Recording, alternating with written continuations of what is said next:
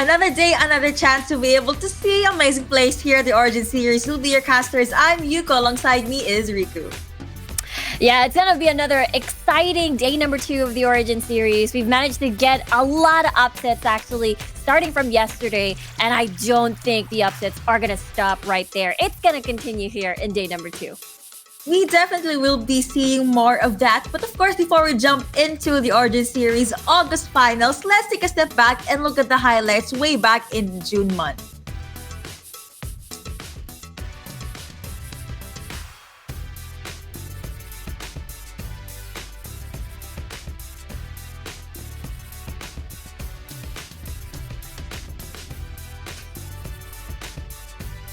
Yeah, this is the part where we saw a lot of exciting stuff, especially when we talk about the fights from yesterday. We've managed to see, Pantheon being such a huge priority because of the semi-global ult. There's also the Gragas being, more open now, being more open for the teams to take. We talked about the semi-global ults. We see Twisted Fate and as well as mentioned earlier, a Pantheon. But I feel like Xin Zhao still hasn't fallen off. It still has been one of the popular junglers in the Origin series. But something to take note of, though, is how Akali, despite the changes here and there in previous patches, depending if used by a mechanically skilled player, they still manage to shine. What nerf, what energy adjustment. They don't care, especially Risk here. We did see him being able to win that 2v1, and a lot more Akali picks happened right after that. And they like to touch up on what you said. Xin Zhao still a very high prioritized champion if ever Gragas got banned, because, well, their ultimates focuses more mostly on this engage. And I'm actually looking forward to seeing more Seraphine picks. I mean, Encore, maybe you're going to be seeing the usual Seraphine plus Nami combo.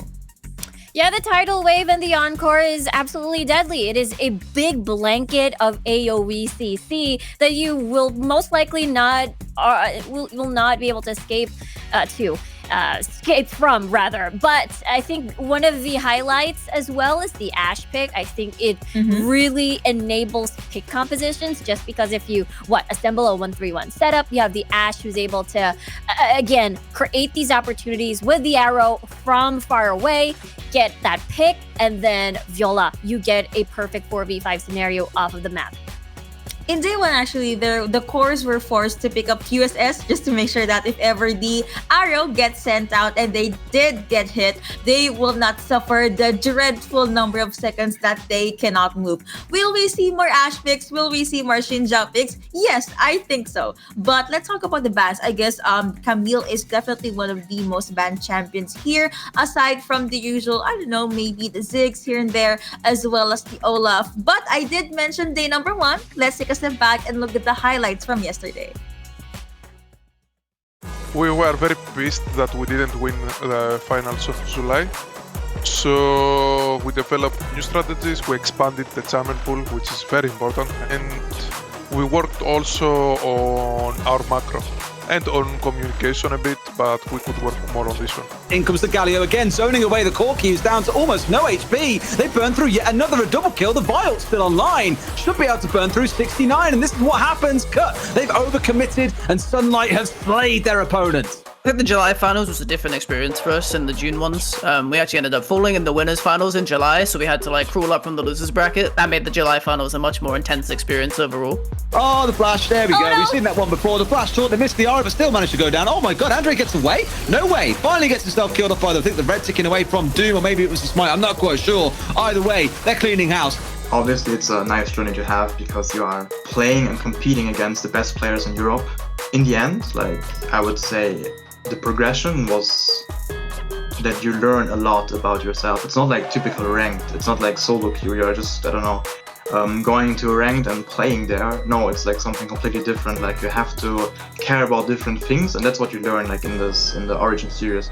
Yeah, we've definitely been showing clear, slow and steady progress. For instance, if I can even go further back into the June qualifiers when we were still LFO white, we finished 12th. In the July, we finished 9th or 8th, and now we're looking to finish in the top 6. So yeah, there's definitely a clear trajectory of progress right now. So we want to keep that going so that we can carry on looking forward to improving and becoming better, and hopefully being signed to OG sooner rather than later.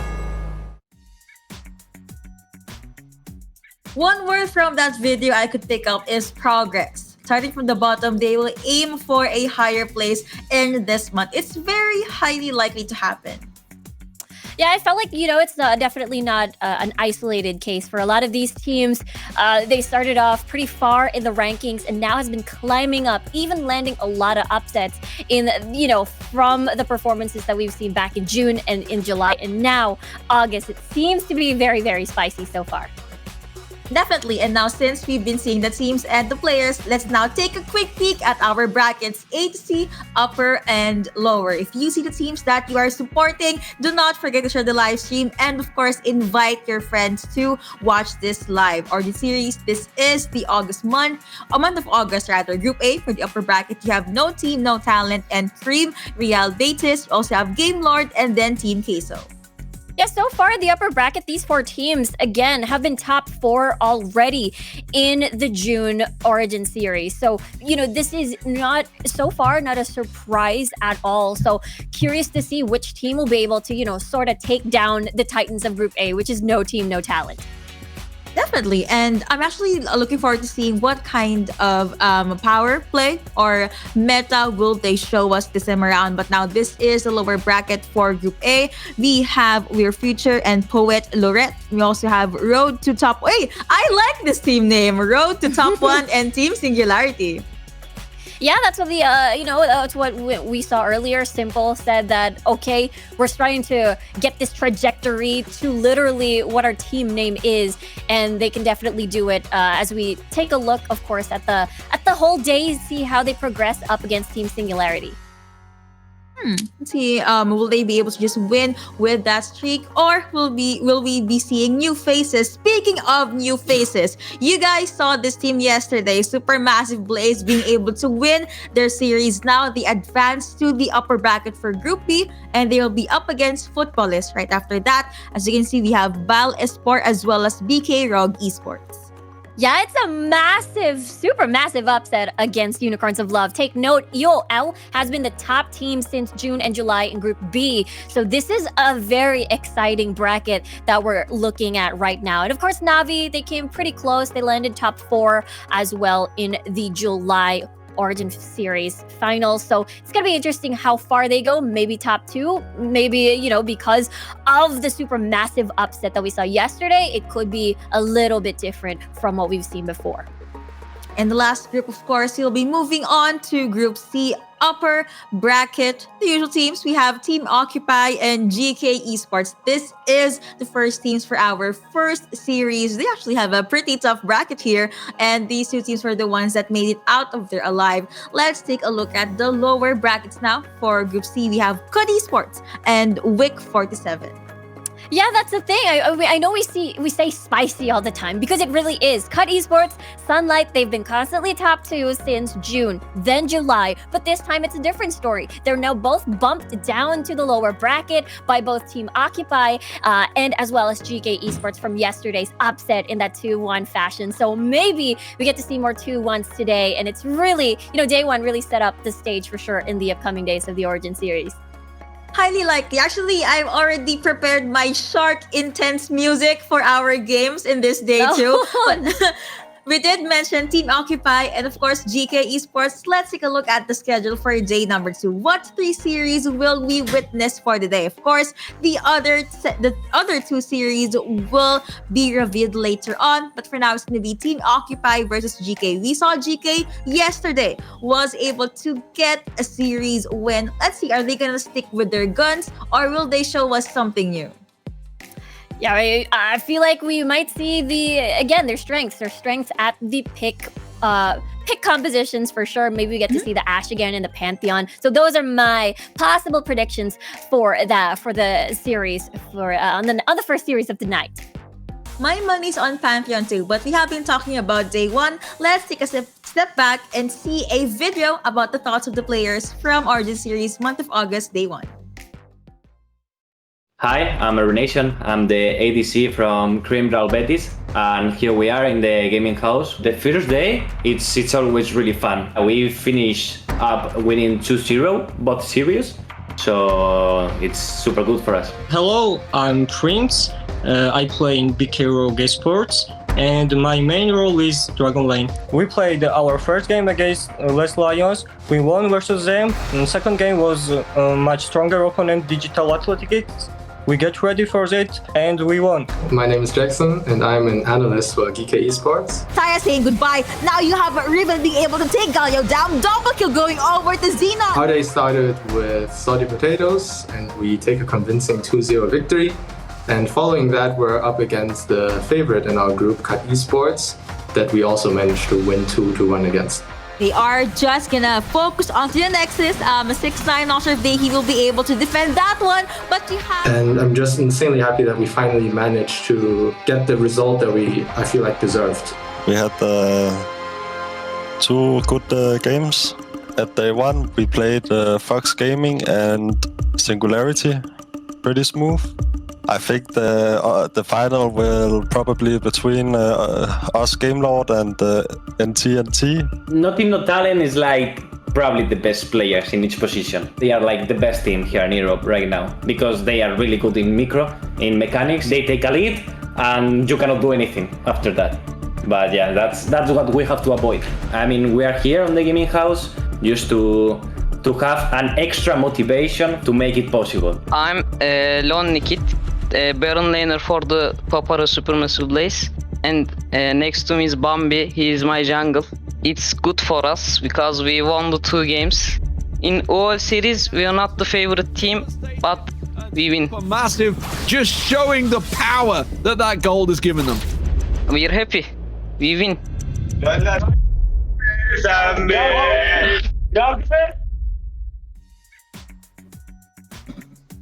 Lonely Kid not looking too lonely because he has his 4 other pals with him in that interview. That was so cute. And that is the team that actually had a lot of eyes on them in day number 1. We'll be seeing more of them as the day progresses. But for now, again, we're going to jump into the first series in a bit. But Riku, what are your predictions for our first series? I've said it before and I'll say it again. Day 1 was the upset stage and it will be the trendsetter. It will be how the following days are going to end. So I feel like more upsets today for sure. And I'm looking forward to what's going to happen for at least day number 2 first.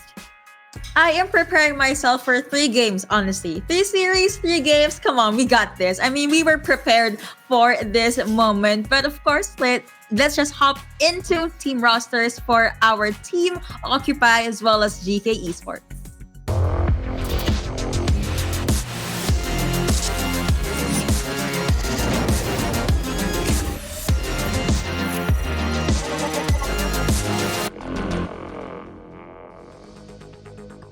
Dun, dun, dun, dun, dun, dun, dun, dun. I told you I'm gonna do the shark intense music there. This is the team rosters for our series number 1. For Team Occupy, you have Pika, I Can't Stop Cry, 2, Woody for the win, and Ahmad. For GK, we saw these guys yesterday. We have Hasty, Moha, Jotrex, Sultanos, and Furax.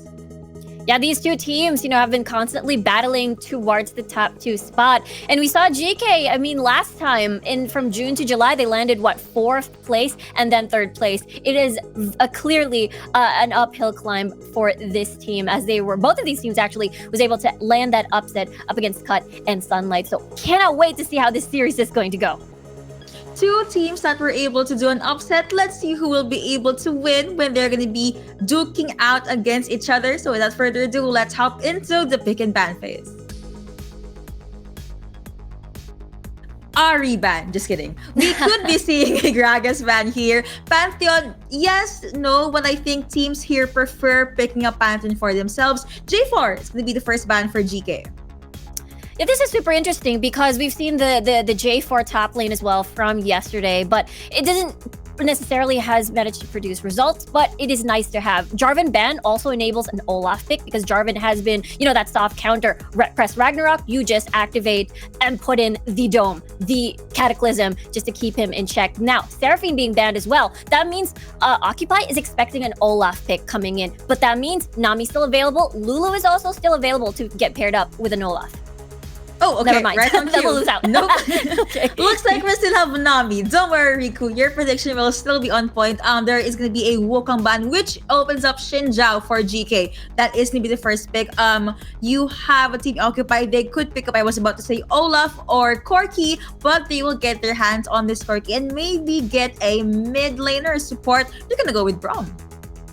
Yeah, they want to secure the support first. They want to secure the disengage because looking at GK's priority pick, which is the Xin Zhao, means that they're going to go with either heavy skirmish and full-on aggression. That is definitely their trajectory. Now, the Nami as well. We talked about this before. It's really good for both disengage and engage because of the tidal wave and a lot of kit on the board. And you add in a disengage tool like the Gragas. This is looking to be a scary skirmish to team fight, depending on what GK decides to dish out, or rather select for their AD carry.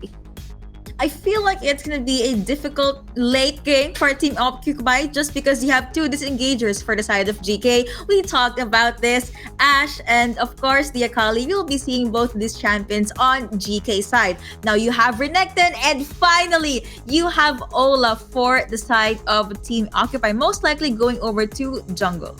Yeah, I totally forgot. You know, you don't have the Lulu, you don't have the Seraphine. Okay, you have the classic Orianna that has been paired constantly as well back in League PC. Just because you have that movement speed, you have the shields as well to enable Olaf to survive a little bit more. The easy shockwave setups as well with Ragnarok and just diving into the backline. So I love this from Team Occupy as well. I have my eyes on that Orianna. Well, most of the times here in the Origin series, when there's an Orianna, you bet that we will be seeing a highlight plays. And I guess for the other side, I am looking forward to seeing how this Xin Zhao will be able to go up against this Olaf. Is he gonna go with the counter jungle? Is he gonna try to gank as much lanes as he can? Questions will be answered because now let's go into game number 1. Game number 1 or the up. Again, this is just its first series. To those who just entered the stream, hello, why are you late? But don't worry, it's okay. We hope you will enjoy the matches that we have in store for you guys. And now this is the classic GK from yesterday, right? They wanted to set this up with the Ashe. That means they're opting for more of this pick composition. We're looking at a 1-3-1 setup. Maybe Xenon pushing the side lanes as well. Maybe Sultanas once he gets ahead. And they were just going to pressure all these lanes into the later stages of the game while relying on the hawk shot for vision. Take note, 2.3, Ashe's hawk shot has been buffed. The easily maneuvering of the arrow has been buffed as well. So this is the formula that has worked, especially against Cut Esports yesterday. Yeah, a lot of arrows will go in favor of Ashe. Now, this is just a pretty standard start. I guess the Gragas versus Renekton is going to be a pretty intense lane. But for the early game, Renekton will have the early lead only if Gragas will not play this one out safely. But for the usual 2v2s here at the Dragon lane side, you have the Unbreakable being popped up by Braum, arrows being kited here and there, but no actual commitments from both teams. This is going to be a little bit tough for Furax, or rather, no, this is going to be a little bit tough for Woody and as well as Amma, just because, again, it is a support range versus melee matchup. The fact that the volleys coming from Furax are going to be painful, and in the mid lane, there's a little bit of a tussle here, and 2 should be a little bit careful. Good news, he does have barrier and that extra shield, but it doesn't change the fact that the ganks possibly coming from Sultanos could enable, but looks like topside will be the potential gank instead, but no, a little bit too far for Sultanos to reach. He got spotted out there, so he just decided to say goodbye. Undertow is going to connect onto the Mermaid, onto Nami, but that is going to be a very low Olaf, so he will not take his chances. Not sure if she's going to rotate over to the mid lane, but you have the Twilight Shroud being sent out by this Akali, by Xenon, and she is just going to focus on getting more gold, more EXP, whereas she is going to leave Orianna to just spend and take the minion waves. It's a little bit difficult for sure. Because again, we've got Tamola just having to manage to roam in the mid lane.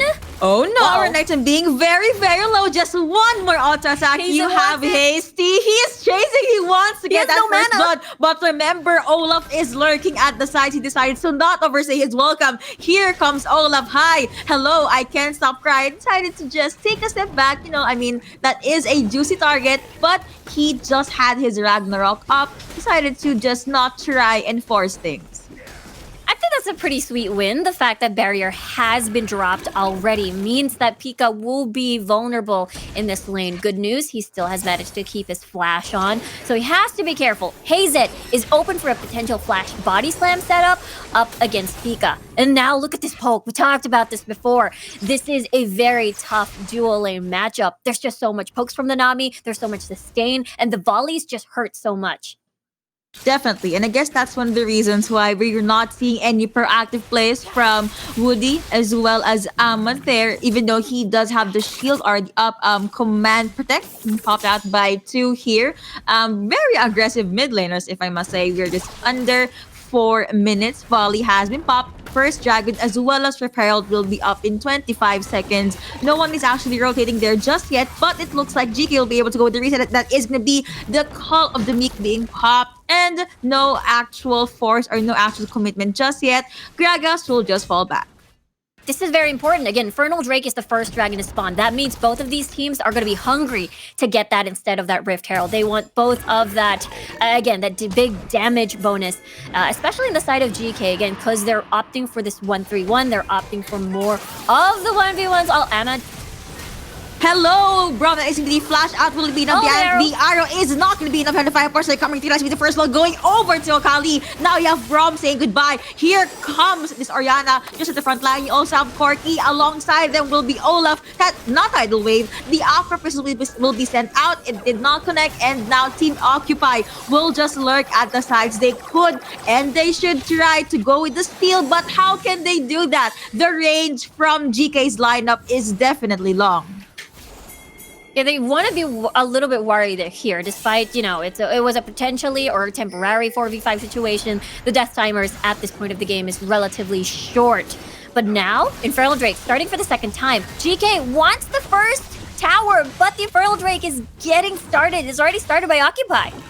Not sure if that is going to be worth it, but at least Dragon is not taken. Now, just as Red Team was able to get the Infernal Drake, now you have these special delivery being popped out by Corki. Looking at the sides, you have Ash just kiting, chasing from the back lines. You have Ragnarok being taken down. Gragas saying goodbye. Ash being able to get one kill. Now you have Renekton just chasing a Xin Zhao. That is a double kill going over to Pika. And now the 1v1s again. Assassin versus the robot, but no one gets bursted down unless Orianna still lurking. The Twilight Shot has been powered, and he does do the flash in and was able to finish off that kill. Killing spree going over to Xenon. Another 1v1. Here comes Renekton. That is gonna be the pierce through Ari onto Akali, but a shutdown. The kill going over to Corki.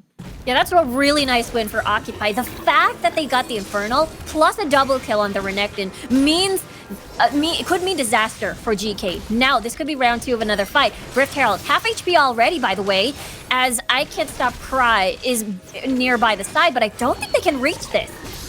I don't think they can. And I mean, you have the volley still coming through for Ash, just making sure they'll be nowhere near the Rift Herald. And Xin Zhao will have their hands on this objective. Gatling gun being sent out by Corki. 3 champions holding the mid lane, making sure that GK will not be able to ascend. Renekton was able to push the waves in. Are they gonna actually answer to the challenge? Xenon saying hi, hello. He does not have the perfect execution, so I don't think he will commit.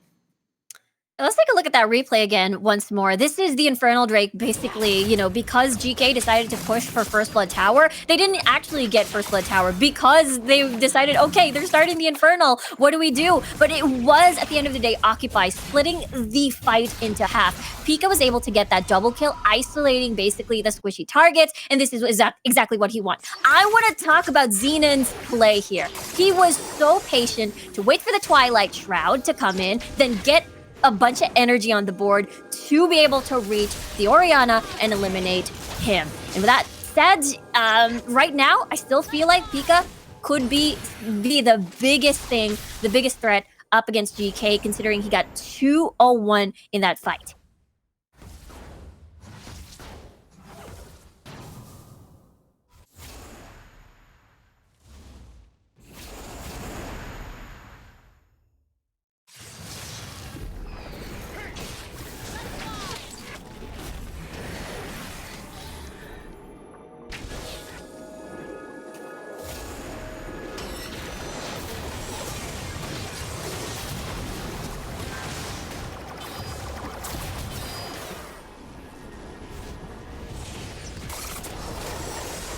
And right now, that is the tower now getting taken down by GK. They're able to at least open up the map even more as the mid lane and the bottom portion of the map is gone. Ahmed will be the casualty over there, as GK will be happy about that one, considering that, again, they lost the Infernal. They want to open the map even more, make up for that that happening from earlier. Take a look at the replay and how it all started. As again, this is the second time Ahmed has been caught out all alone in the jungle, and you know it's the lack of vision that makes things so hard for Ahmed to proceed and put down and plant down these wards. And now there's another fight happening over here as I Can't Stop Cry, unfortunately, will cry from that death as he's unable to save himself. Not even able to, not even the Ragnarok was able to save him there. And GK, they are angry. They want this second dragon. They definitely are angry. I mean, the fact that Xenon can just solo kill an Olaf just like that, that says a lot. Ocean League is going to be up. Now you have a Team GK with their eyes on this juicy dragon. Team Occupy, of course, will try to contest this, but you still have the Olaf with the explosive cast. That is going to be the Aqua connecting onto one. Unbreakable coming through for Braum. Blue team being able to get the dragon. That is going to be a flash in, a jump in. Glacier Fish connecting onto one, but that is an Akali. She can just jump her way out, being able to use Flash. She still has a barrier. A lot of ults already being spent by Team Occupy. Jump in, tidal wave connecting onto the explosive cast. A 4-man shockwave connecting onto GK. What could they do next? You have the damage consistently being dished out by the team in the color blue. Another stun coming through. That is gonna be the damage being too much for them. It was a 3-0 in favor of GK. I gotta say, Tamala's bubbles, 2 heavy-hitting bubbles, have opened up the opportunity to fight back against Occupy's onslaught. Let's take a look at that again. Beautiful overlaying of CCs with the Glacial Fissure and as well as the package, but the bubble coming from the Nami was just so beautiful. It punishes Occupy for being too close. Shockwave comes in, but no follow-up because the rest of the carries from the backline of Occupy were pretty much far away, so it left Pika all alone under tower without any sort of backup. Sadly, even though that was a very good highlight play, there was no follow-up because like what you said, they were quite far away from each other. That's the reason why GK was able to win that very small skirmish. Twilight Shroud being sent out by Akali just to try and hide their location, but I don't think they could go with the pick-off. Baron is already up now. You have the Call of the Meek being thrown out by Renekton, and here of course he still has the Slice and Dice, still has his ultimate if ever Gragas will try to challenge him to a 1v1, but other than that, the other members are just spread evenly all throughout the map. Yeah, it is the start of the 1-3-1 that we're talking about. And the fact that Xenon is able to get, 5-1-3 already 11 minutes into the game. Expect cross-map arrows from Furax to open up an opportunity for a pick, especially around Xenon's lane, whatever he's going to try to split push. The fact that he picks up a third item, Rabadons, and then a teleport means, will it be expecting him forcing fights, GK possibly forcing fights as well, or Occupy has to be wary of, them trying to engage here and there because, again, Xenon is massive. Winter's Bite connecting onto Ashe, but you also have the ebb and flow from this Nami. Now you have Shinji on the front line being able to get that Glacier Fish connecting onto 2. You also have the cast being thrown out by Gragas. Now you have the tidal wave coming through. Heals is right there, but that's to be another 4-man shockwave going over to Orianna. Jump in, flash in. Now GK is forced to just disengage. You have the Hawk Shot being thrown out by Ashe. Vision given, but Team Occupy being able to get the better trade of that bargain. Yeah, no jungler for the side of GK. That means Occupy wants to take this dragon or Baron down. And there's the teleport coming in, of course, coming from Pika. That means that Xenon is just going to keep pushing towards this second tier tower. No, that means they want to fight. There's a teleport coming in. They really do want to, but looks like it was a tad bit too late. But the enchanted crystal arrow connecting onto one. They are too far though. Now Team Occupy will still be able to get away. The sacrifices of I Can't Stop Cry is worth it. He got executed, but they were able to get the Baron. Yeah, I feel like, it's pretty worth it. It all started because of this topside fight. Really nicely done by Hazet on the explosive cast, just scattering pretty much everybody from GK, or rather, coming from Occupy. But that shockwave was just a game changer in that fight. Really nicely done by two, and there's just so many low health targets, and they even got the jungler, Sultanas. And that is what equalized to this Baron take. Now Dragon has spawned. That means Mountain Drake. That means shields that GK would lovingly want because of the pokes coming from Woody here on this Corki. And at this point, we'll see though, as the Baron buff, of course, Occupy wants to maximize this as much as they can. I saw Xin Zhao and Ash trying to make their way down in the Dragon's Pit, so I thought they were gonna commit to taking the objective, but looks like they want to go with the hunt. Olaf still has the Ragnarok and Flo connecting onto one. You have the souls coming through from Nami. Nami trying to most likely just zone Olaf out, but I don't think she is gonna commit with the follow. Gatling on being popped by Corki. Of course, the team Occupy would want to get their hands on an objective. They already have Infernal Drake. Tralishal being popped by Akali at the sides. Red team being able to get Mountain Drake, but at what cost? I was about to say the mid lane, but looks like they were able to respond just the right time. That Lord being sent out. Again, you have the glitch if you're connecting onto the side of Team Occupy. Rampage going over to Corki. Even look at that Olaf chasing down Gragas, chasing down Xin Zhao. You have Renekton lurking at the sides, and Team Occupy, they are moving as a unit, pushing GK back. 5 members at the mid lane just storming, taking down turrets. The sugar flip is not gonna connect, but Team Occupy, they don't care. They want to play the objective game. Tralishal being sent out. That is to be the passive. Assassin's Mark being procced by Akali, but it's not gonna be enough. Gatling being popped again. That is small bombs going here and there, but Team Occupy, they're still going at it. Balisam connecting onto one. They are not going back. That is gonna be a quick disengage coming through from Sultanos. Yeah, Occupy was ready to take another tower down, but they were running out of time. Forax and Tamola was just pretty much close, and the arrow will hit 2. Stun, flash in, jump in, and the assassin making waves and making things happen. Killing spree going over to Akali. Shockwave being popped as well, but Orianna was the one that got bursted down. It was a 2-0 in favor of GK.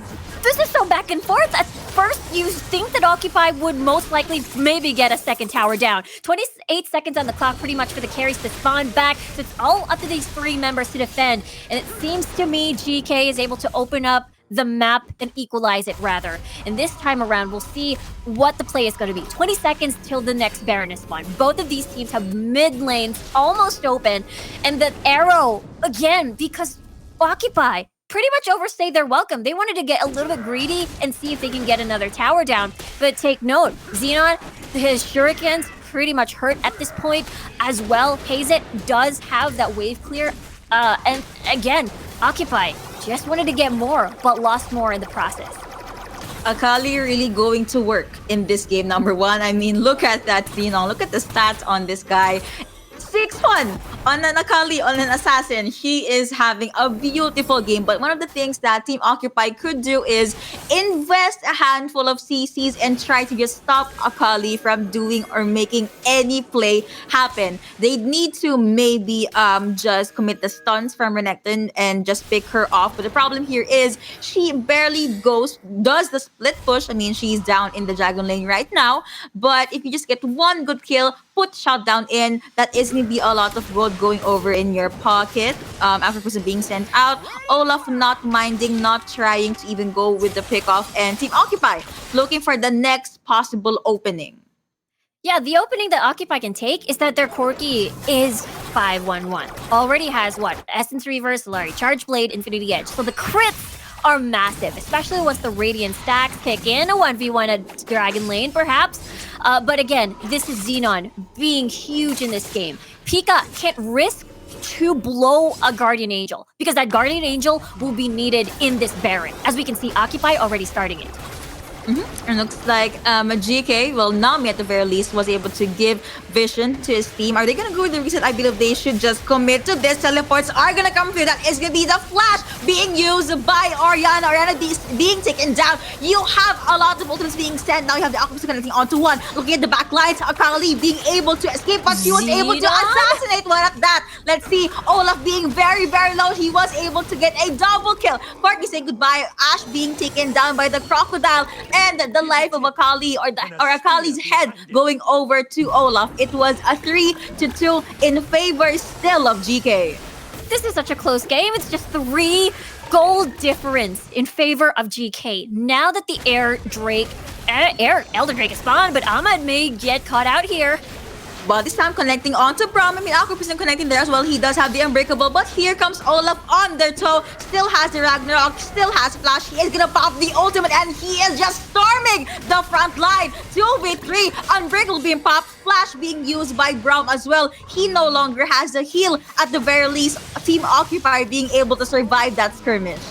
I really think that was worth. Occupy was able to buy some time. That means GK is unable to pursue this Elder Drake as well. Now that, the rest of the squad pretty much already complete as 5s, Occupy still has to see if they can defend this Elder Drake for themselves. Again, constantly, it has been a tug-of-war of these team fights, whether who wins the numbers advantage or not. But the biggest thing is Xenon. Xenon is such a scary player at the moment. Again, he is massive. The fact that no one from Occupy are carrying QSSs, they carry Zhonya's. This is only to prepare against Xenon and not to prepare against any CC like the Bubble, like the Crystal Arrow rather. And now this is the Dragon dance that we're seeing at the moment.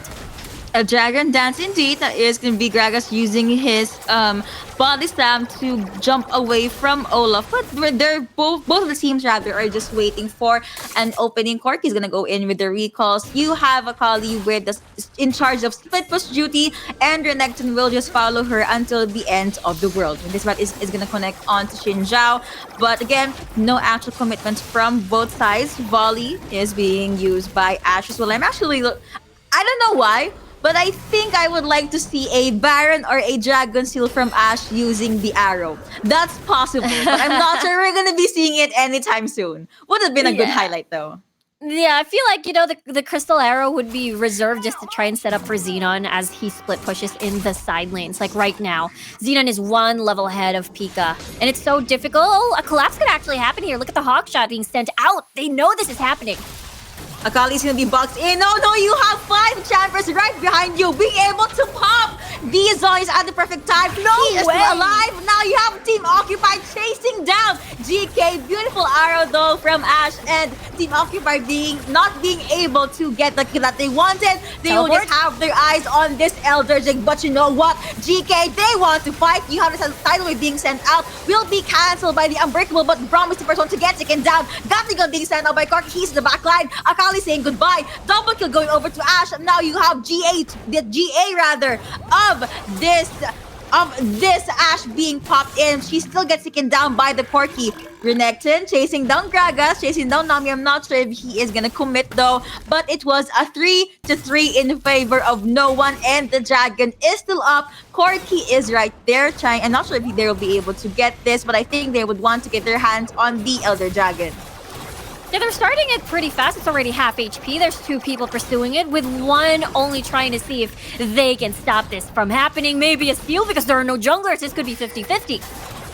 The cask will be up in a few more seconds. But I'm connecting onto one. Shields coming through from Corki. The damage was too much. Even though Nami sent out the tidal wave, it will not be able to secure the kill. At the very least, they were able to reset the Elder Dragon just in time for GK to jump in with the teleports. Now, Akali focusing onto Corki. Corki saying goodbye. 5-point strike. Shuriken flip. And now the arrow is going to come through, connecting onto their enemies. Blue team being able to steal the Elder Dragon. What amazing comms from the man in blue. Now Renekton is forced to get away with just the slither of his health.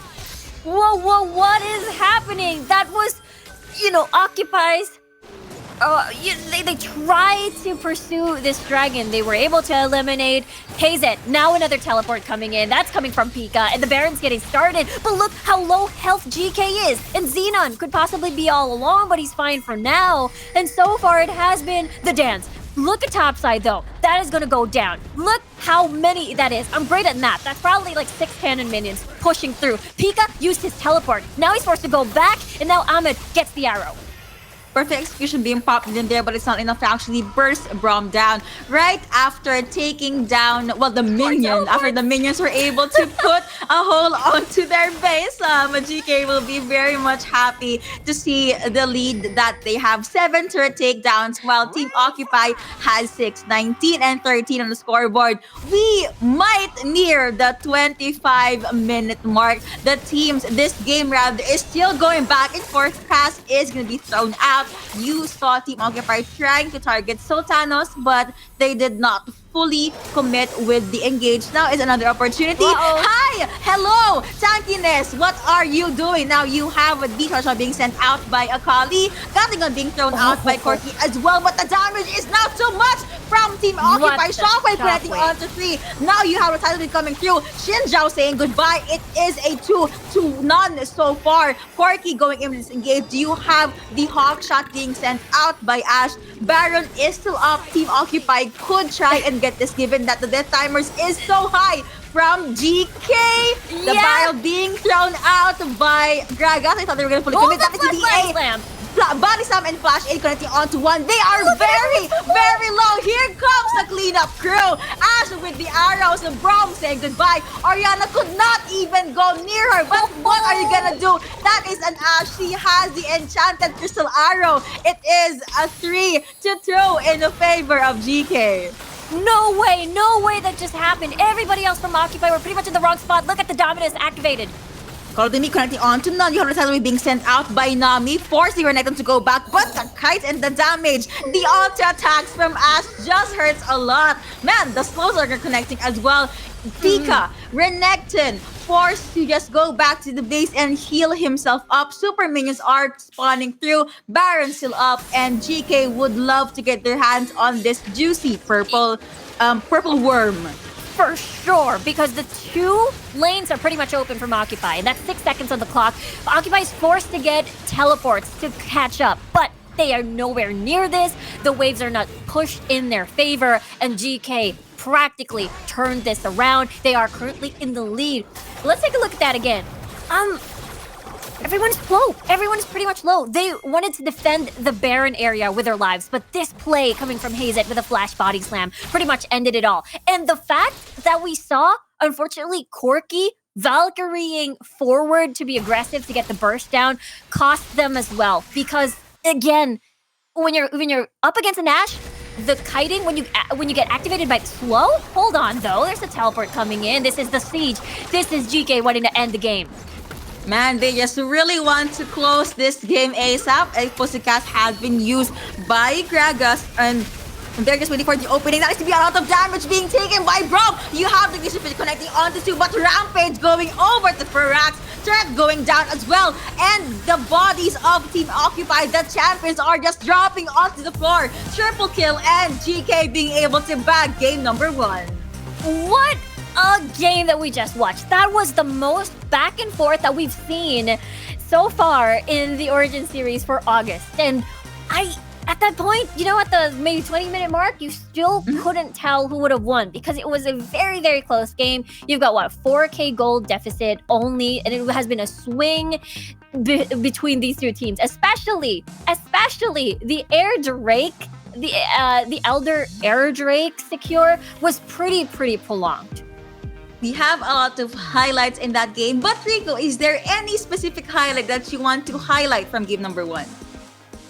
Well, for me, it has to be the first one. One of the first moments here is where we would expect this really beautiful shockwave coming from 2 here. He's primed in position. He's waiting for it. So many low health targets, and the ball is about to get sent just in a few seconds here. We get to see the low health targets. Of course, they're tempted to, GK is pretty much tempted to push forward. There's the ball. There's the 4-man shockwave, and it's just beautiful. And it turned things around. It's set up for the big rocket coming from Woody as well on this Corki. I know it looks a little bit messy here, but you get what I mean. That shockwave was really beautiful. I think 2 had a lot of key shockwaves in this game, but unfortunately the follow-up wasn't there. And again, they were reliant on this Olaf to get the ball delivery system on the board.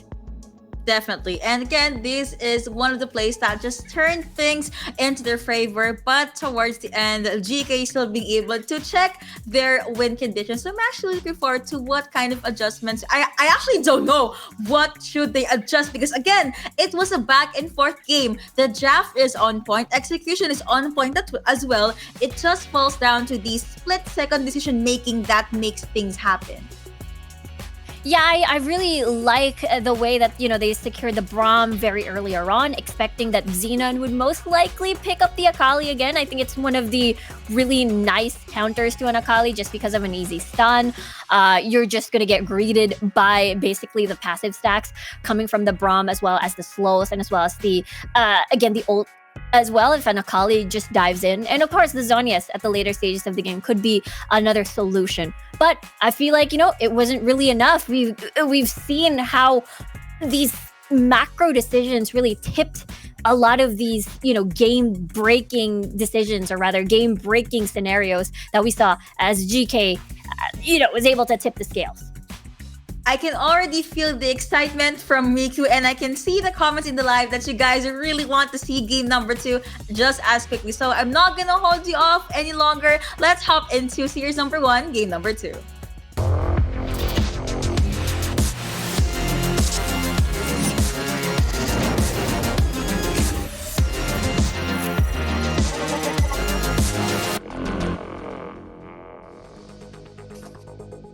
Who will dare to go wild in the Rift? Again, this is Team Occupy versus GK. GK now up on 1 game. These are the names of the players. Do not forget to just comment the favorite player in your respective teams, just, to give them the support. So, before we hop into the pick and ban, I just love the Orianna pick. I won't be surprised if we're going to be seeing another Orianna pick, or maybe an Orianna ban. I mean, Orianna does not get banned, but we could be seeing another Orianna pick up there. Renekton's still going to be pretty much up for grabs, and of course, Akali.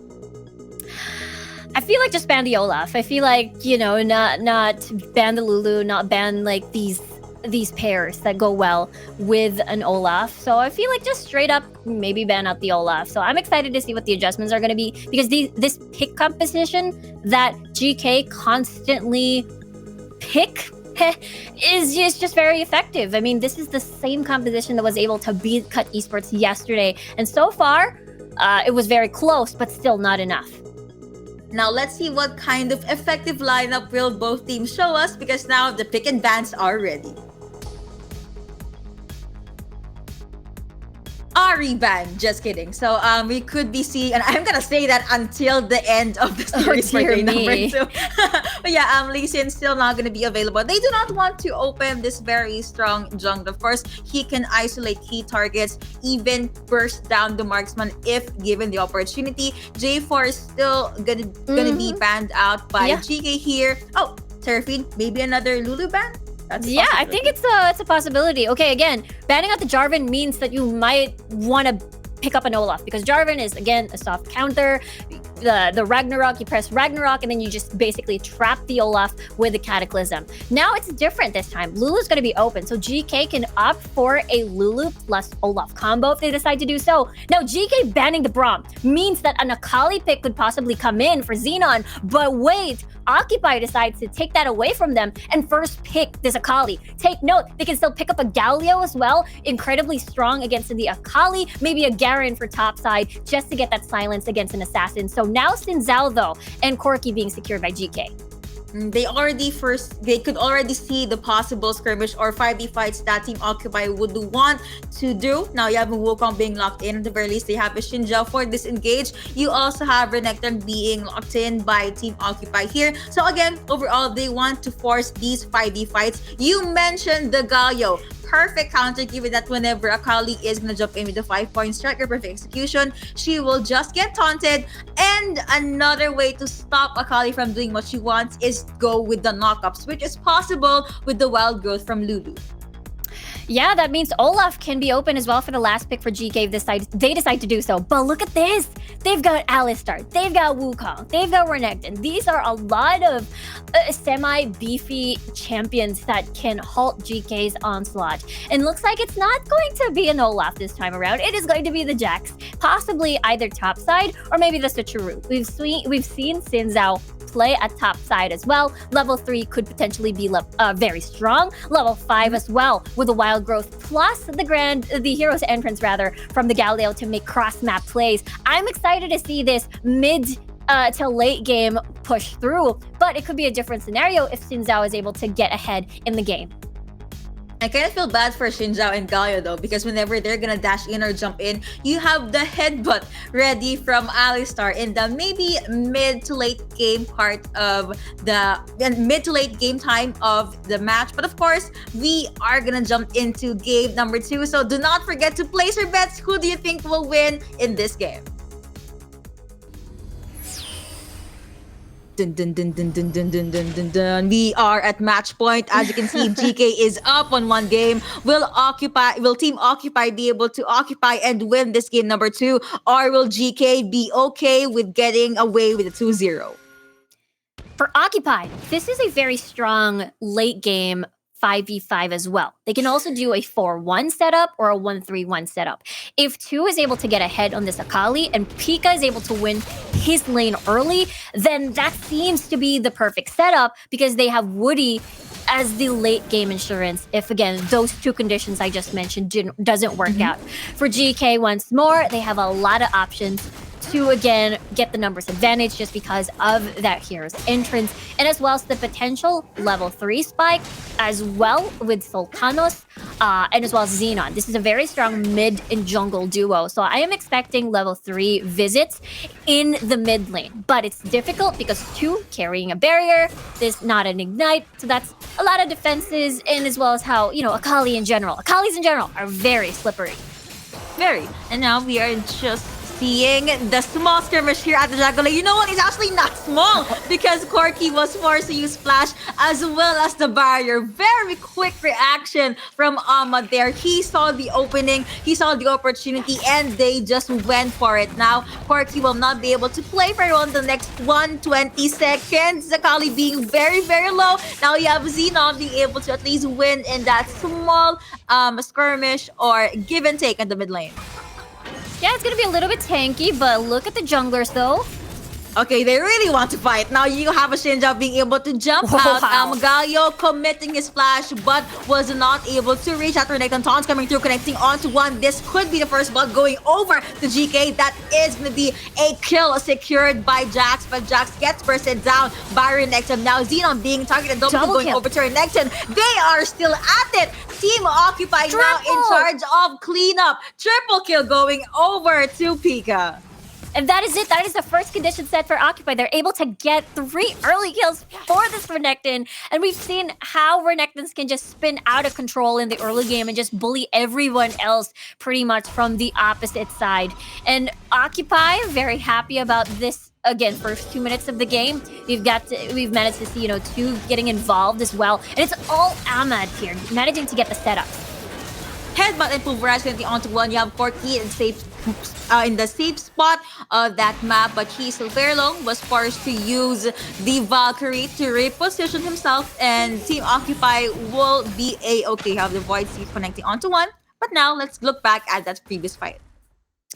We talked about the level 3 being incredibly strong for the side of GK. But unfortunately, things weren't able to hit They already missed the taunt. It's already off cooldown. Xenon didn't have much mana on the board already. And this was Pika basically coming into the fight where everyone else was pretty much low. He's able to even get, Call the Meek with a big heal, I believe, earlier on. And he got that double buff as well. So it was painful. And he got that 3 kills. He is 1 level ahead against Hazet. So he's going to have a fun time here in this matchup. That was actually a very good pulverize from Ama, just stopping GK from going in with the re-engage. But now it is going to be a huge lead, specifically for Team Occupy. The 2 very important objectives will be up in 23 seconds. Shinja will not be visiting the Baron anytime soon. Pika is just going to be very comfortable, will be A-okay to jump in with the recall. 95% coming through. You have the taunt, but Galio will not send that out just yet. GK, they could most likely be prepping for the Infernal Dragon take. Yeah, it is very important. This is the first dragon so far that we've seen in this series, and this is going to be extremely important. Now, GK, their mission is to make sure that Pika will not do anything with that lead in the 5v5s later on. They do have solutions. They do have the taunt from Xenon. They do have the wild growth as well for the disengage, but Sultanas might get caught out here. Shinja being caught out there. Indeed, now you have the Valkyrie coming through from Corki. They are being boxed in. Knockup after knockup. And you have Renekton just penetrating the back line. Shield will not be enough. That is going to be a win going over to the side of Team Occupy. Kaisa does jump in. Was not able to get any kills, though at the very least, Team Occupy being able to push GK back. They already have first dibs on the Infernal Drake. Lulu jumping in with her first. GK not jumping in. Shinja will just have his eyes fixed on the Rip Herald. Yeah, that could have been disastrous actually for Woody too, because he flashed forward to get an Acadian Rain kill. There was too many targets. There's the flash. Flash in and then pulverize. Corki saying goodbye. He does get annihilated, but now will they be able to go with the steal? Blue team being able to get the Infernal will be able to get that repair. Double kill going over to Akali. Lulu being bursted down by Wukong. Now you have Jax alone under turret. A rampage for Pika. Just 5 minutes in, and it's now 7-1 in favor of Team Occupy. This is a massive start for Occupy here. All the conditions are set. You got Pika, 401, Black Cleaver already completed. 2 is able to get a big piece of that pie in the fight from earlier. As we take a look at that again. Forex was pretty much low, no mana at all, and he was basically in a vulnerable spot for a setup coming from Ama there. So the positioning from GK here was pretty much a little bit lost, and it's basically cleanup squad for what? The Akali, for 2, for Pika to get more kills on the board. Rabadon's is coming up soon, and that steal is massive because they're gonna increase more of their gold lead because of First Blood Tower. Then we'll get more objectives onto the side, and they will most probably summon that in the mid or the Baron later on. Shinja being seen by Renekton. He's being boxed in, and now Pika. Just no other ways to describe it. He is insane. The 6 minutes in, the power that this champion has, already popping dominoes just to get out of the alive, but he is gonna be A-okay. So it was a 2-for-none in favor of Team Occupy. Even Galio could not do anything there. Yeah, Pika. The Occupy is pretty much just walking all over GK at this point. They don't care about towers. They will save the Rift Herald for the first charge at the second tier tower, most likely. Meanwhile, we've got Xenon just trying to pick up the pieces, seeing if they can, equalize the map, just open up the mid lane instead. Now, Pika picking up a teleport means we're going to be expecting him just joining in the fight. The hero's entrance just to try and escape this collapse from Occupy to make sure he's safe. But actually, 2 decided to keep the Rift Herald and drop it down another day, possibly towards mid lane, as again, his own mid lane is about to fall. Because at the very least, at the Dragon lane, you have the Kaisa and Alistar combo being able to put a significant amount of damage onto GK's Dragon lane turret. Lulu and Corki is there though, so they will just have to fall back. Honeyfruit being taken by Pika. And, Jax has a lot of win conditions, has a lot of conditions to meet. And the fact that he's up against a 5-0 Renekton, Hasty will not be comfortable with this matchup. Maybe he could just play it a little bit more conservatively. Just get in with the farm. He already has Borg at the very least, and just get more the defensive items in, and just join in with the team fight. Pika already had his eyes on Galio, but Galio just flashed away. And definitely a very important flash for sure. I mean, we've seen how, wanting to set up the fights or wanting to escape using the flash after a hero's entrance has been used. So at least the mini good news is that there are no important objectives so far that you will require flash anytime soon. So I believe maybe the Ocean Drake, but this collapse towards Hazet though, as we see a 1v1 being initiated. They could try and force this. They would try and just do have a shutdown on this Renekton, but as you can see, Rip Herald has been summoned into the Baron lane. Hasty will not cancel that recall. The Ocean Drake will be up in 12 more seconds. The men in blue, Team Occupy, will just position themselves at the mid lane, get the pick off, and then rotate over to the Dragon Pit. Yeah, that's 2 seconds already till the Ocean Drake has spawned. There's no vision on GK's side, except that measly ward over that brush. Looks like GK just wants to push down the mid lane at least to get more breathing room. But Ahmed is there. He is going to set up for the squad, as Chu will join him as well. He has flash, but Akali, the first one to jump in. No actual commitment. You have the heals coming through. Now, again, GK, they need to be very, very wary of the possible engage that Ahmad would give. Now, you have a jump in. You have Renekton penetrating in the back line. Voice is going to connect onto one. Taunts coming through. He's being boxed in. Will he die? The answer is going to be yes, because he got taken down by Jax. The moment he jumped in, a shot on Renekton. Wildcraft being popped. Corki safe with the back line. You have the Twilight shot being used by Akali. Kingsby going over to his assassin. Make that a double kill. Hazet being boxed in. Sinjo saying goodbye. Now Jax saying goodbye as well. It was a 1-3 in favor of Team Occupy. Voice, you're not gonna connect. That was too close. He could have canceled the recall, but Team GK left the Rip Herald to fend for itself, and this could be the turret saying goodbye. No, but still has not yet though.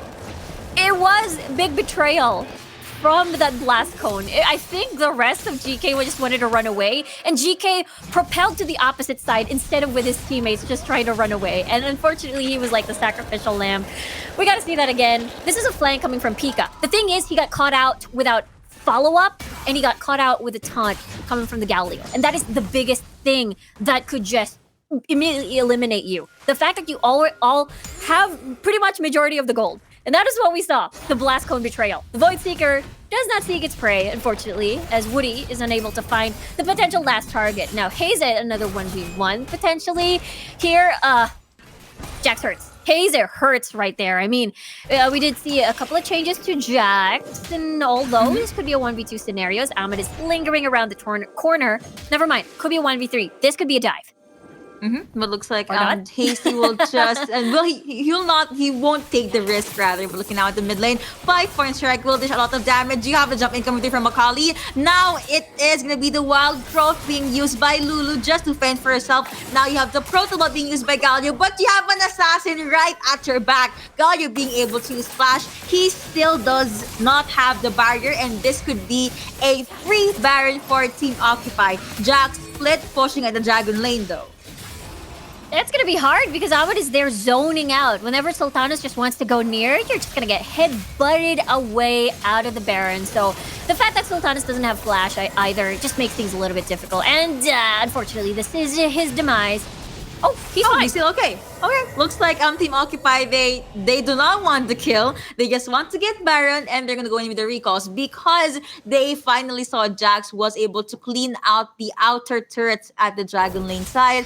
Now you have 3 members from GK storming at the mid lane. They will most likely be able to get this mid lane turret. Gatling is being sent out by Corki, throwing out a few missiles here and there, but they're actually not gonna pick a fight just yet because Ahmad is right there. He does not have flash. No heals as well. This could be the opening for GK. And no flash, pulverized, I suppose, and all the knockups in the world. But Baron, now for Occupy, they're just trying to maximize this full potential. Good news for GK. They do have a decent amount of wave clear coming from the Winds of War from Xenon, and as well as Sperex here on this Corki. But is a little bit low on the mana side of things, and they're not able to reach the third dragon spawning in the next 20 seconds. And, this 4-1 setup has been working, but at the same time, they do have an answer to Pika. But, 2 is also massive. Look at this Death Rush. They are waiting. They are wanting to get a pick before this dragon. Teleport?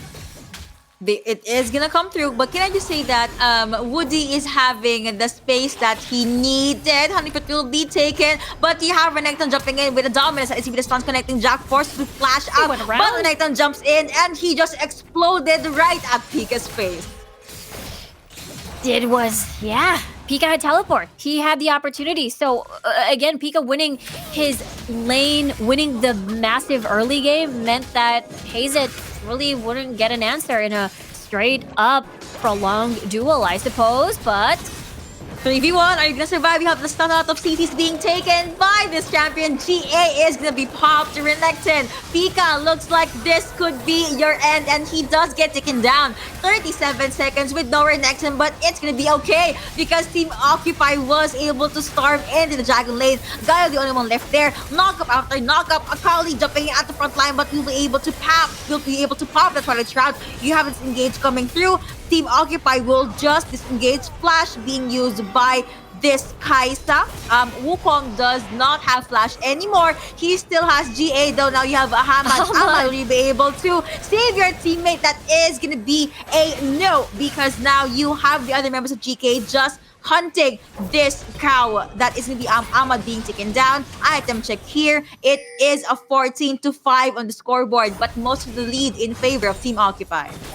Yeah, 3 dragons in their favor, all 3. And of course, Pika, 625, also a 2. 405 at the moment. Now is a Morelos on the board. Already has Zhonya's as well. So this makes 2 very confident going into the fight, activating Zhonya's, trying to buy some time, waiting for cooldowns, waiting for especially the Twilight Shroud. Let's take a look at that again. This is 2. Look at him. He's just going in. No care. He got stunned, actually, but is hidden in the Twilight Shroud. He's able to escape everything. But this is mission accomplished because they're able to take that tower down. And basically, Dragon Lane is open. That means the minions are just going to... Big minions are just going to passively march through there. That means, GK doesn't have much space to work with. There's pressure on that lane for them to pursue and try Baron.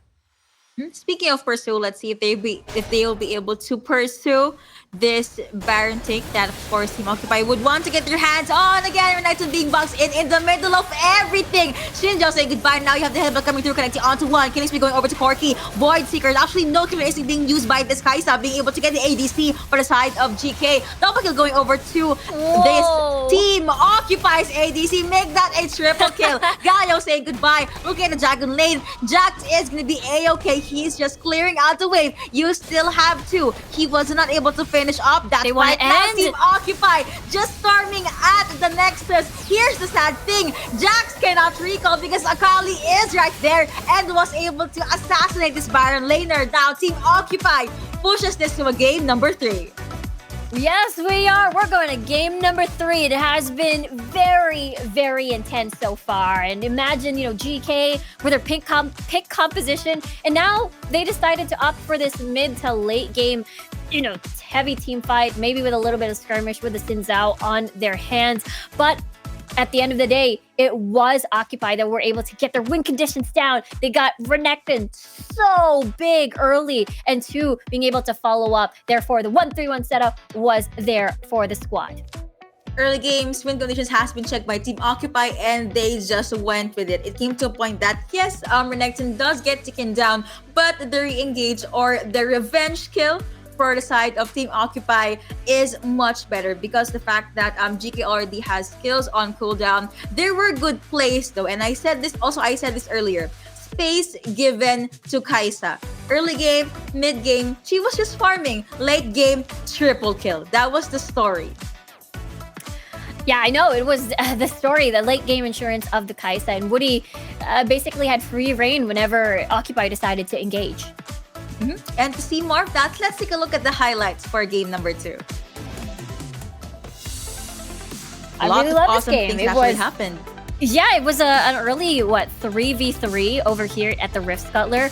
And again, it was the way that Occupy maneuvered around this fight. There were a lot of flashes off cooldown already on the side of GK. And Pika came in with the double buff. He was able to kill Hazet. Getting, again, the buff on the board, getting a lot of heals as well, is able to survive, and then getting that triple kill early. And after that, it was GK. What was their answer? They didn't have an answer at that point up against Pika. And I guess this is just one of the moments when you see Aaron Knighton having a triple kill. Oh no. Just pray and hope for the best. On top of that, they left Akali unguarded too. And I can't stress this enough. Ahmad on this Alistar made a lot of openings, did a lot of really good initiate for Team Occupy to win the game.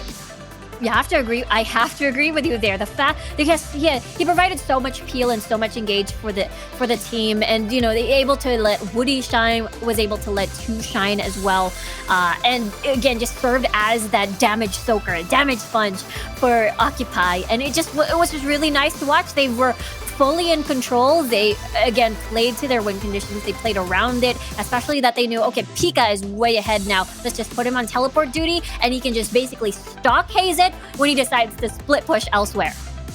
I was actually waiting for a very good hero's entrance from Xenon. They were sufficient entrances and initiates, but there's actually no ground-breaking initiate. So I guess that was an ultimate that ultimately got wasted. And this was the late gameplay I was talking about. The moment Kai'Sa realized it was late game, it was almost 6 minutes in, she just jumped in and got those 3Ks.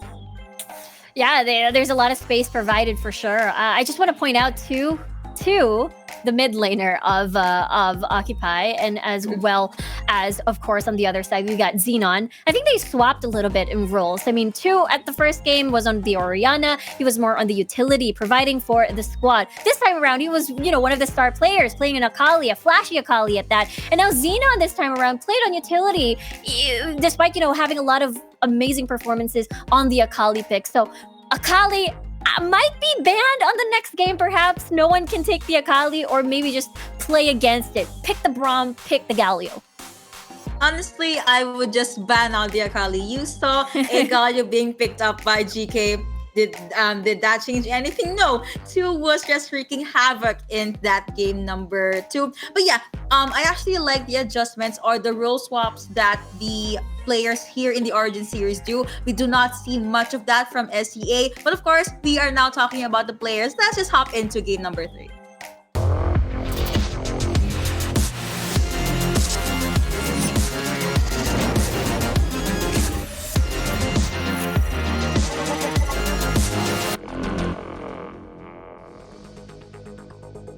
This is the last match for game number 1. The Team Occupy supporters or GK supporters, do not forget to send energy, send love, send good internet connection to the team that you are rooting for. So Ricky and I talked about the possibility that Akali could be banned. Will that happen? I don't know. But aside from that, I'm beginning to see the importance of the support role. Again, Ahmad on this Alistar, as well as the other utility supports that GK has. It just babies their ADC in the early game, just to make sure that by the late game, they're these very scary monsters that you do not want to be up against. Yeah, I absolutely agree with you there. There's a lot of crazy support plays we've seen, a lot of killer Nami plays, a lot of killer Alistar setups as well. So I'm looking forward to that in game number 3. Alistar, Nami, Akali, maybe an Olaf, I don't know. Let's just hop into the pick and ban. All right, so huge possibility that they could ban out Akali unless Team Occupy has an answer to this. But I did not see that in game number 1. J4 is still not going to be available, so we could be seeing another Lee Sin Seraphine ban. There it is, Akali. Yeah, Akali ban. Just don't let it be unleashed. Again, GK banning out the J4 means they want to play an Olaf. Means that Occupy can opt for banning out a Seraphine or a Lulu, but there's just too much open. So let's see what Occupy decides to ban. Maybe a Seraphine would be one of the safest. But GK could just opt for an Orianna as that backup to supply the team fight, the ball delivery system with the Olaf, and as well as the additional movement speed. Now, Occupy, I wonder if they want to say, okay, GK, we're ready for your Olaf pick. We're ready for your Olaf Seraphine coming in. But now GK picking this Xin Zhao first, it still could be flex at top side. So we'll see what the plan is in mind. This is going to be the first Ziggs of the series. And there's a lot of wave clear. There's a lot of mid to late game. Imagine 3-item power spike for this Ziggs. And most likely, as long as he's safe and given space, he's going to be unstoppable. They picked up the Wukong too for the Cyclone, and for knockup after knockup, Lulu being secured by GK, plus the Ashe. Finally, we're gonna be seeing more of those arrows in game number 3. Diana will be making her debut in day number 2, so let's see how Team Occupy will be able to utilize this champion. Yeah, we mentioned this before. Okay, GK first, though. This is the pick composition that they have found success on, especially when they went up against Cut Esports. This is, again, with the arrows just, swerving in towards the side lanes with a 1-3-1 setup. You get the Xin Zhao, you get the Riven, either for your top, split pushing on the solo lanes, and then the arrow will just find its prey. Seraphine just for the additional utility, shields and movement speed just to secure the kill, and there's a lot of chase. Movement speed plus volley slows can be deadly if Occupy doesn't have disengage. And you know what they don't have? They don't have disengage. This is pretty much all in. They will most likely heavily rely on this Alistar for possibly maybe headbutt peel, is soft disengage, I suppose. But at the end of the day, this team comp looks like they're ready to rumble with a lot of big AoEs like the Moonfall, like the Cyclone. I was actually expecting a Gragas just to push the members of GK back, like what you said, given that they do not have any form of disengage. But Garrett is okay too. I mean, you have a beefy frontliner, but I would be very worried for Wukong, Diana, and Alistar. The possible combo for Team Occupy here is one of these 3 champions will jump in, the rest will follow. That makes sense. But again, you have the Encore. On top of that, not only do you have charms, you also have the stuns coming through from Riven, and Wild Growth, knockups from Lulu. So a lot of layers of CC that GK has in store for Team Occupy. Yeah, for sure. There's a lot of sustain. There's disengage as well with the Wild Growth. So again, you put the Wild Growth either towards the Riven or towards the Xin Zhao just to, again, make them survive a lot more in the fights. Really high sustain. For Occupy, this is a big wombo combo. If they manage to land the Moonfall, the Cyclone, and as well as the Headbutt Pulverize, then it is beautiful. But only if they're able to layer down the CCs that they can maximize this 3-man scary jungle support and mid lane comp. It's all gonna come down to, will they be able to just time their skills, their ultimates perfectly? I'm very much excited to see this game number 3. Can I just say that before we jump into the last game of Series 1? Yesterday, GK also lost their game number 2, but they won game number 3. Will we see a repeat or will we see a rewrite, given that they are up against Team Occupy, which is relatively a very, very strong team? So game 3 is ready. Let's hop onto that. Back into the game again. Game number 3. Champions going to their respective lanes rather. And I was honestly expecting a surprise 3 or 5 champion gank, but looks like they will not opt to that. We do have 3 champions in the Rift Herald area though, but Riven will not fall into that fate. Instead, she will just try to see if there's anyone hiding at the bush and then go back to the lane. Yeah, they just wanted to plant down vision, make sure that they're able to escort the wards safely without getting collapsed upon, because while GK doesn't have a strong level 1, it's still pretty risky to keep to just go alone and solo that planning of the ward. Anyways, though, this is going to be, again, we've got the Garen there to be the silencer. Hazet will go in, will dash in, but Pika will basically greet them with a silence, therefore no combos gonna come in. Sultanos will pretty much receive the same treatment, and that is the role of Pika, basically. Having the Devast Injustice just to finish off targets, but more importantly, the sustain, that damage soaker, additional damage soaker for the squad, and as well as more importantly, this silencer. Now I want to take a look at the bottom lane. Dual lane though, it is a non-traditional dual lane comp. They have the Ziggs, though. They don't have a problem with sieging because that's why you have the Ziggs. While you have an AP champion over there, his sieging power because of the wave clear. Oh dear. You have, of course, Wukong lurking at the side. That is going to be a flash in. Will they be able to reach Ash? That is going to be the shields coming through. Good timing from Tamola. No one still dies. There is no casualty. You have the satchel charge being dished out by Ziggs as well. And it looks like that's going to be the Wukong just going over to the Rift Stutter after not being able to have a successful gang. That's a pretty huge win. 4x with no flash is a vulnerable Ash. Ash, again, is a very low mobility champion, not having to just rely basically on summoner spells for safety and as well as the support. So pre-level 5 could be dicey, and that is most likely the reason why Ahmed wouldn't want to stop the pressure, just trying to linger around with the jungler like I Can Stop Cry, but looks like they're going to concede. Mid lane, though. Whoa! That was so close. I held my breath. I thought the Encore was gonna connect, but still being able to sidestep his way into safety. The Hawkshot has been sent out. Yes, Diana is still alive. So both of the mid laners will just go in with the recall. But you still have the ultimate, the Moonfall available for 2. That is the scary part, because 2 doesn't have flash, doesn't have barrier anymore. So he's going to be very vulnerable. And we know how early game Sultanos on the Xin Zhao is going to be relentless in the, I believe, the first 10 minutes of the game, where they want to keep finding opportunities, finding these skirmishes. Level 3 is incredibly strong. Now we're at the level 5 mark, at least, where you get that challenge on the board. But now we'll see if they are able to get this lane gank, because Woody has the satchel for safety. He still has complete summoner spells, so it's a little bit difficult unless you land the arrow right straight to the face, and Woody is going to be in too deep, like now. Right on cue, 2v3, arrow connecting onto that is going to be first blood going over to Xin Zhao. Ziggs saying goodbye, and Ahmed could not do anything there, but looking at the Baron lane, you have Riven trying to go up against Garen. A jump in, the ultimate is not going to connect. Instead, Hasty will be able to survive and get the smile from that win. Nicely done 1v1 by Hazet over here. Again, Pika is there to be the great neutralizer. He's there to be the grand wall. Not make sure that Hazet doesn't get kills. Just stay safe and basically be the guardian of the top lane. But Hazet is able to win that 1v1.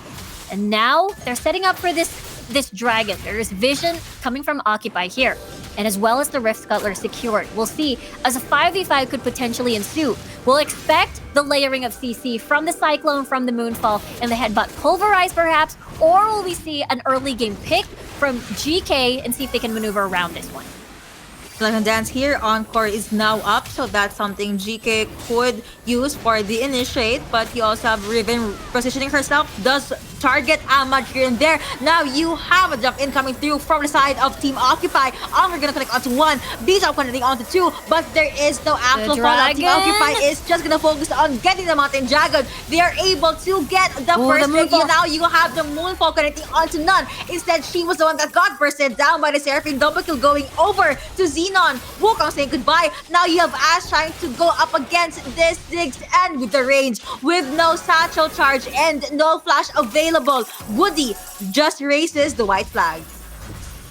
Yeah, that is the problem. You know, you try to get that 1v1 versus a consistent AD damage dealer versus, again, this AP mage, Woody on a Ziggs. And, you know, Forax will definitely win that end as long as, again, he's able to get that auto attacks down for sure. And the bombs not being able to pre-set up. Rift Herald now being started by GK, or rather by Occupy, but the rest of GK is actually nearby, so they should be a little bit careful. We've managed to see no Cyclone still available for I Can Stop Cry, so that's 1 minus ult. That's incredibly important in a team fight. Ziggs still making his way into the Rift Herald pit. That is the headbutt from Ahmed, but the R is gonna connect onto this cow, but he was able to jump out, flush out, heals are gonna connect, and now Team Occupy, they could wait for this engage. You have the explosive minefield being laid out by Ziggs, but no one still actually dies from there. You have the wards being placed, Rift Herald going over to the side of GK. I really love this 3-man here.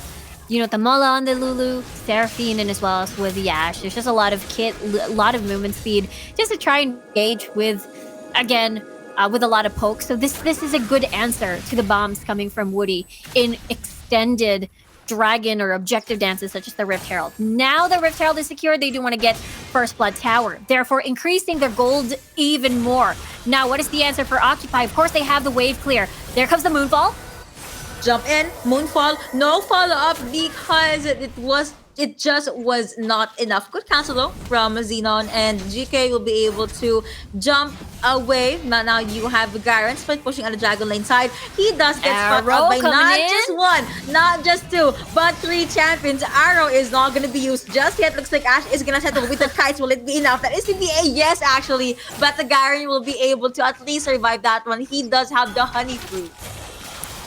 I guess we'll take a step back on this dragon fight first. I mean, there was a potential steal. We saw that Sultanas flashed in, but didn't get the smite. And as we saw that, Occupy was able to secure that one. Look at Forax. He's 1v1ing Woody over here, and you don't have the mines anymore basically to slow down Forax to make it easier for you to land the bouncing bomb. So at that point, it was just free reign for Forax for the auto attack. Looking at the itemization, we've already seen double black cleavers as well as the board completed in Luden. So really nicely done wave clear coming from Xenon for sure. And for Occupy, for Ziggs to be incredibly relevant with the bouncing bombs, at least having that second item, Rabadons, is extremely important. Guardian's Angel being the first item for I Can Stop Cry for more of the survivability in the setups, just to make sure he's alive longer. But so far, GK has been extremely painful, and now they're searching for the picks. Again, this is their strength. They're 1-3-1, and the Crystal Arrow finding their prey. Xenon just there at the back line. Satchel charge is going to be used by Xenon. That's going to be the headbutt connecting onto 1, but the turret is going to fall down, making for the bomb connecting onto 3. Now here comes Team Occupy. Jump in, knock up, but the cores are still pretty much alive. Now you have the Anchor coming through. Seraphine saying goodbye at the front line. You could see Diana just wreaking havoc. You have Ash being left behind. Doppelkill going over to Ziggs. He's very much happy with that trade. Cloud Drake is now up, and Team Occupy, they would get the lead here. Riven showing herself up. Will you be able to survive that team fight? It will be a 1v3. Garen jumping in with a judgment. Does have his eyes on Lulu. Jump in. Flash in. Demash and Justice. Oh no. The Justice will not be served. But now Team Occupy, they're just focus on the Dragon. I thought Riven could go with the steal, but you have the bombs being thrown out by Ziggs, and Team Occupy being very much comfortable winning that. Yeah, it was a shield clutch rather, not the, what do you call this? Not the barrier. Tamola doesn't have barrier, but yeah, it was such a fight where Hazet just trying to see if he can save Tamola there because Pico is just focusing hard on the Lulu. First Blood Tower will go in favor of GK though because of this Rift Herald. Even gets a second charge in the mid lane, but it doesn't change the fact that Occupy has their second dragon on the board for themselves. And still, let's take a look at what happened in that fight once more. Pretty much advanced. There were no vision actually in the Riverside for GK to see this coming. And they were pretty much caught off guard. Gotta love the cancel of the dash in against 2. But I feel like it's still not enough because the carries, Forax was pretty much down for the count, and Hazet just pretty much came from far away. Look at the clutch shield from the Damascene Justice over there. That's really nicely done, and basically saved Tamola's life. But I actually thought Ziggs was gonna get taken out there. Now you have the headbutt pulverize, but here comes the arrow, not gonna connect onto anyone. Seraphine being chased by Diana. The Wild Growth has been popped. Mega Inferno Bomb being thrown out, but Shinja was able to evade that very, very nicely. Diana though, she does have the Moonfall, but GK, this is where their game sense kicks in. They did not want to face check that, but the Blast Cone has been popped by Diana, sending Alistar back into the Baron Pit. Yeah, luckily, GK wasn't around to greet Ahmad, I suppose. But so far, it has been a very, maybe less air-quote chaotic game from what we see in game number 1 and game number 2. It has been a little bit more tempered. 11 minutes in, there's only 8 kills and just a 4k gold difference. For Occupy, again, they're still waiting for Woody to have that second item and third item for himself. Polymorph head, This but they one. don't have the beach up connecting. Here comes the Onger connecting onto 2. Now you have the heals coming through as well. You have the ADC safe at the back line, but here comes Garen penetrating the back line. That is going to be the Polymorph coming through. Josh's beam pop, a jump in, the mash and justice, but now it has been served, but that is going to be the price for his own life. It will be a 1-1 in the favor of no one. Sultanos down to the last bar of his health. Seraphine jumping in with the heals and the movement speed boost. Team Occupy, they saw this opening. They would just opt to getting the Baron. Yeah, it's a 4v5 situation. Hazet should buy teleport if they do decide to pursue this. The arrow hits. There was no follow-up. That was so close. I thought they could get the kill onto Xenon, but that is going to be a no. Here comes the cleanup crew for GK. They're going to jump in. That is going to be the kill going over to Wukong. Knock-up or knock-up. I like how Diana was able to just isolate this Seraphine. Alistar saying goodbye as well. That is going to be Ashe being safe at the back line. Jump in. Josh and beam pop it again. The bombs are too much for them to bear. Now Lulu forced to jump away. She does not have any more teammates near her. Overall, it was a 1-3 now in the favor of Team Occupy. Jump in, Moonfall, Polymorph, while growth has been used, but it's still okay. Diana's still jumping in. She is gonna commit rampage going over to this champion. Riven jumping in with the stuns though and being able to secure that revenge kill. Now they want more. This is the second time the Baron has been canceled, basically. This is part 2 of the movie that we just watched, for 50 seconds ago. But I gotta say, I gotta hand it to Furax there. Really, really brave plays. He basically walked into 4 people from Occupy with no care in the world because they had the Mola nearby. Oh, he flashed so close and didn't get the port. Cancel. I'm sorry. I don't know about you, but that's a highlight. Yeah, that was sweaty. Oh dear. But yeah, this replay here, this is a very staggered domino effect. You know, it was Sultanas going in, but all alone. Furax going in, walking into 3 people, just passing through them, and just focusing on another target. But look at this, there's another fight. Fight after fight, you have the knockup and Alma connecting onto 2, make that actually connecting onto 3. Now Diana jumping in with that Moonfall. You have the kills coming through for the side of GK. Diana being able to get 1 kill. Now you have Riven in the back lines. Ashe being able to get 1. Diana saying goodbye. Silence, jump in, damage, volley. That is going to be Garen being boxed in. 1v3. Sustain will not be enough, and it was a 1-3 now in favor of GK. Oh, what? As Sultanas, yeah, that is the only casualty so far. Infernal Elder Drake still not going to be on the board, but GK is able to get a lot of kills, meaning they managed to get more space to get the reset, and as well as most likely plant vision. Let's take a look at that again on what happened. The fight started around the Dragon Pit. There is that teleport flank coming from Hazet there. He's able to just basically have, again, because of that massive encore coming from Xenon, it basically enabled Hazet to just keep pursuing the backline carry, which is basically just Woody. And Hazet still close to death, but Riven, you know, especially with, you know, ability haste with a lot of cooldowns, just able to dash, get the shields in, and just bait out. Rabadon still not found in Woody's inventory, so this is Occupy still wanting to buy time, and he hits an arrow to the face.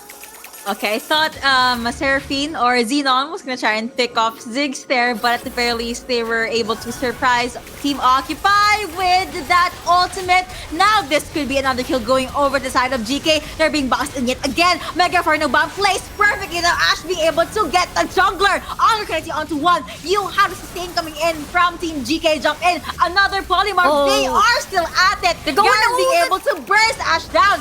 Beat drop connecting onto 1. Killing spree going over to Xenon, and it will be a 2-1 now in the favor of GK. They could opt with the Baron or they could pick up Ziggs. Just pick your poison here. I mean, Woody still has enough mana, I suppose, to keep raining bombs over this Dragon Pit for GK to get scared, just retreat instead. I think that is the smart call. The fact that 2 is still pretty much alive, pretty much semi-healthy, and the rest of GK were pretty much low. So this is a good call to just retreat, back away, and look at this. 16 minutes on the clock already. Just a 3k gold difference with GK in the lead. Let's take a look at that again.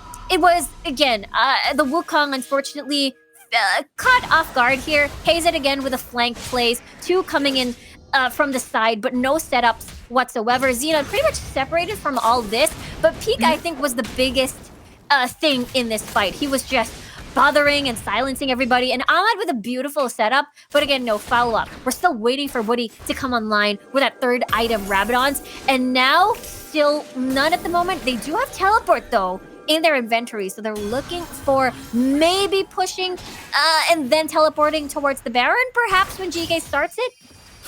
Wukong being spotted out here by Seraphine. GA is available, so he will have a bit of a leeway just to go in with the initiate. Enchanted Crystal Arrow being sent out, but it is too far, was not able to catch anyone. Baron is still up, but the Elder Infernal Drake will be up in 23 seconds. Recalls coming through from Team Occupy. They would want to get more items in and then maybe prep for the next possible team fight. Whoever wins this will have first dibs on the Dragon. So, GK? Some is going to go with the recall, but Ash as well as Lulu just scouting the Dragon Pit.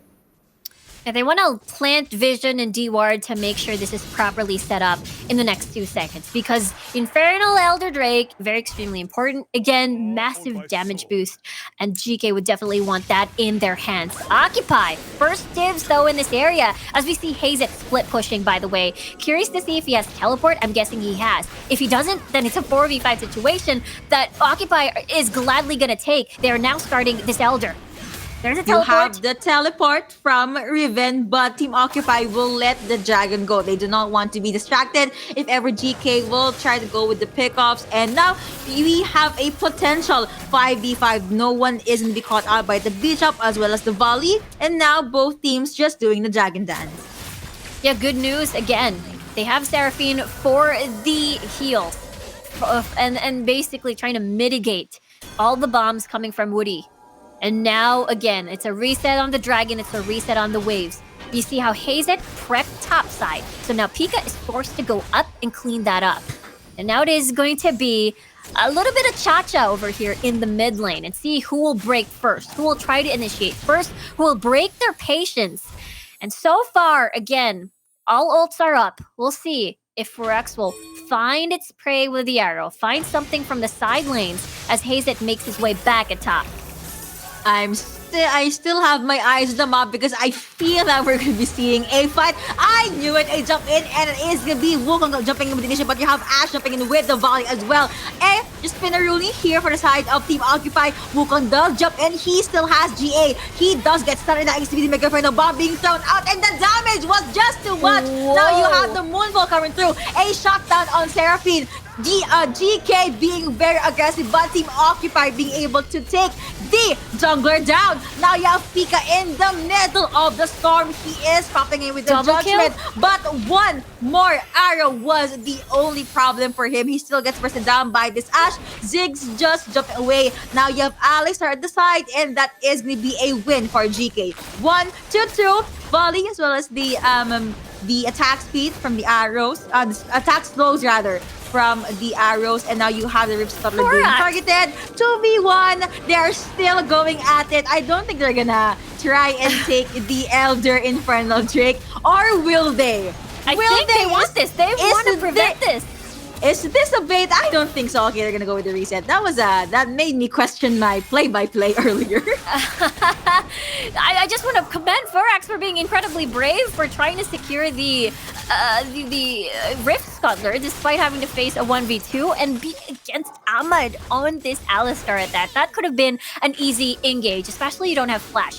Let's take a look at the prolonged fight once more. It was, again, Sultanas just trying to dive in. It was, again, getting shredded out. I Can Stop Cry was shredded out. The Guardian Angel was pretty much popped. But at the end of the day, it was Woody who was practically safe at the back line. But another fight in the mid lane. Back into the action, we have a teleport that is the bait jump in. 2 champions does get knocked off. Ash is the first one to get taken down. You have a 4 champion on court that is the BA jump in from this Riven. He is still pretty much healthy. Now, both teams are actually down on 1 champion. They do not want to press their chances. They do not want to take the risk. Elder Dragon is still up. Heals coming through. GK has a bit of an advantage when it comes to the sustain just because they have that Seraphine. But now, Wukong could try and look for a next prey, maybe. I mean, Lulu is there at the sides. Still waiting for another good play from Pika. Just one good Dimash and Justice could turn the tides around. Baron is still being untouched by these two teams. Yeah, Infernal Drake is the thing. Infernal Drake and Felner. I'm combining words. Infernal Elder is the way to go. They do want, again, that massive damage boost. And now, GK lingering around this corner. They've got Hazed again, split pushing at top side. That wave's gonna slowly build and teleport kicking in. Half HP already to the Elder Drake. And now it's gonna possibly reset?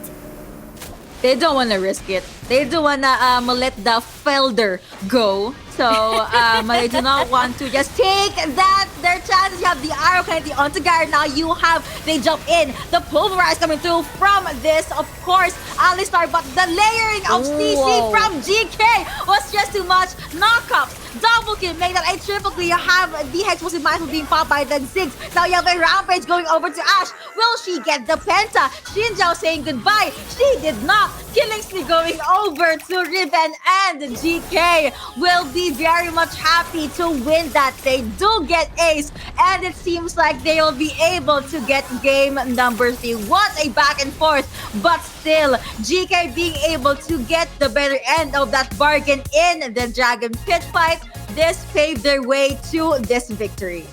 Yeah, what an incredible series that we just witnessed right there. And GK comes up on top in this 2-1 finish. And this pick composition that they keep picking with the Ashe and the Seraphine and the Lulu being that 3-man, and the solo lane split with Hazed over there, and as well as Sultanos on that Xin Zhao. I love this combination. It has defeated Cut Esports yesterday, and now it took down Occupy as well in day number 2. Man, we're seeing a lot of good combinations from this team so far. We're looking forward to seeing more from them. But yeah, still game 3 very, very close. Could have gone rather either way. But I guess you not being able to reach Seraphine, that was the problem. I still have to commend the Alistar, of course. But you know, we definitely love that game number 3. Let's take a step back and look at the highlights. There were a lot of exciting stuff there. I mean, the early game ganks again, the sidestep from 2 off of that Encore, and it basically saved his life. And of course, it was pretty much the pick comp game that GK wanted to execute. When it comes to the 5v5s, there were a lot of successful attempts by Occupy there with a Cyclone. But early game, again, they will lack the damage. They will definitely lack the damage because Woody, they were heavily relying on consistent range damage on his side. And there is a huge influx of AP damage on the board, so it was a little bit easy to maneuver around itemization to be tankier, to survive a little bit more, just build more magic resistance, I suppose. And with that, GK just played around that and stuck with their strength, which is this pick comp. This was actually a very good cycle coming from Wukong, but sadly, there was no follow-up. But now this is another very good highlight. So another thing I want to highlight is Ziggs, Woody. His positioning is very on point. You usually would see him in the back line just throwing out bombs here and there. You have Alistar, you have Pika at the front line. They're the ones soaking up on the damage, but towards the latter parts of the matches, the damage from Furax, from Xenon, as well as Hasty was just too much for them. Yeah, it was a lot. I feel like, Furax from time to time would be really massive at one point, but in some instances he would push forward, be a little bit too forward, that Occupy was able to reach him. But this is one of those instances where he's able to get the perfect setup. Perfect Encore, perfect Wild Growth as well, and perfect stuns coming from Hazed as well. And Furax just basically safe and ready, just hitting from the backline. And I feel like that's the perfect setup in, these 5v5 scenarios. And I think, GK did really, really well in this series. In that last highlight, though, I have to say that the kill secured wink by Riven was the cherry on top for GK. And yeah, what an amazing series to start off the Origin series day number 2. That was very intense. You have been your casters. I'm Yuko alongside Ms. Riku. We are gonna hop into a very short break, but when we come back, you will witness series number 2.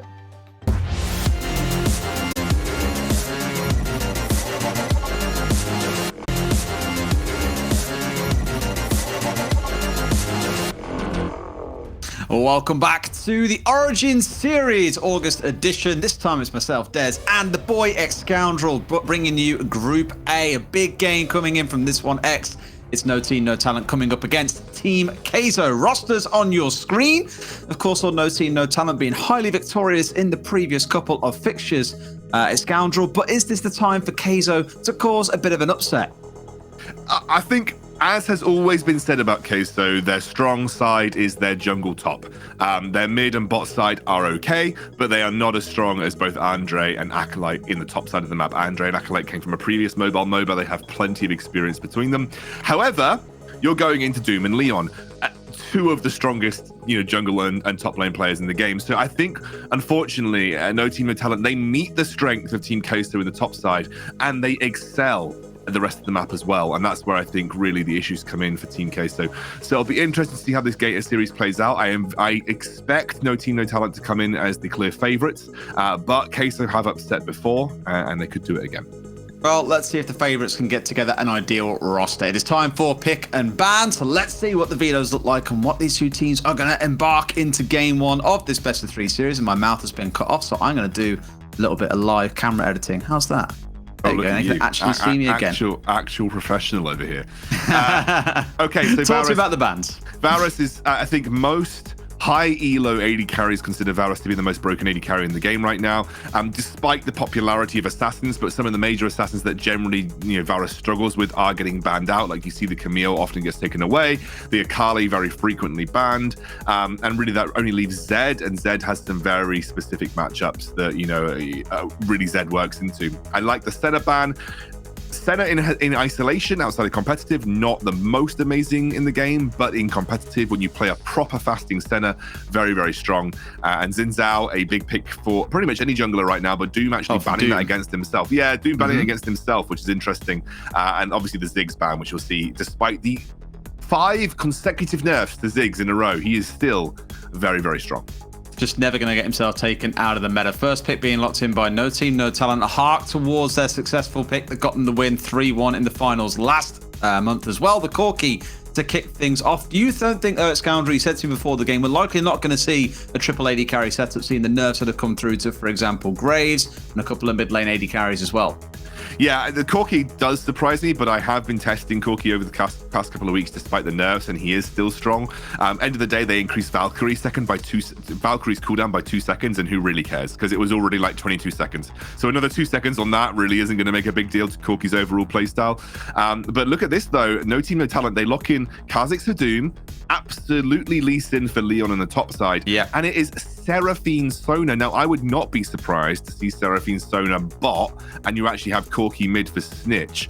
That's often something that gets overlooked here for a lot of teams, that Seraphine gets taken away again because she shines much more heavily in competitive than she does in a solo queue environment. That looks like a nasty team fight comp for No Team, No Talent.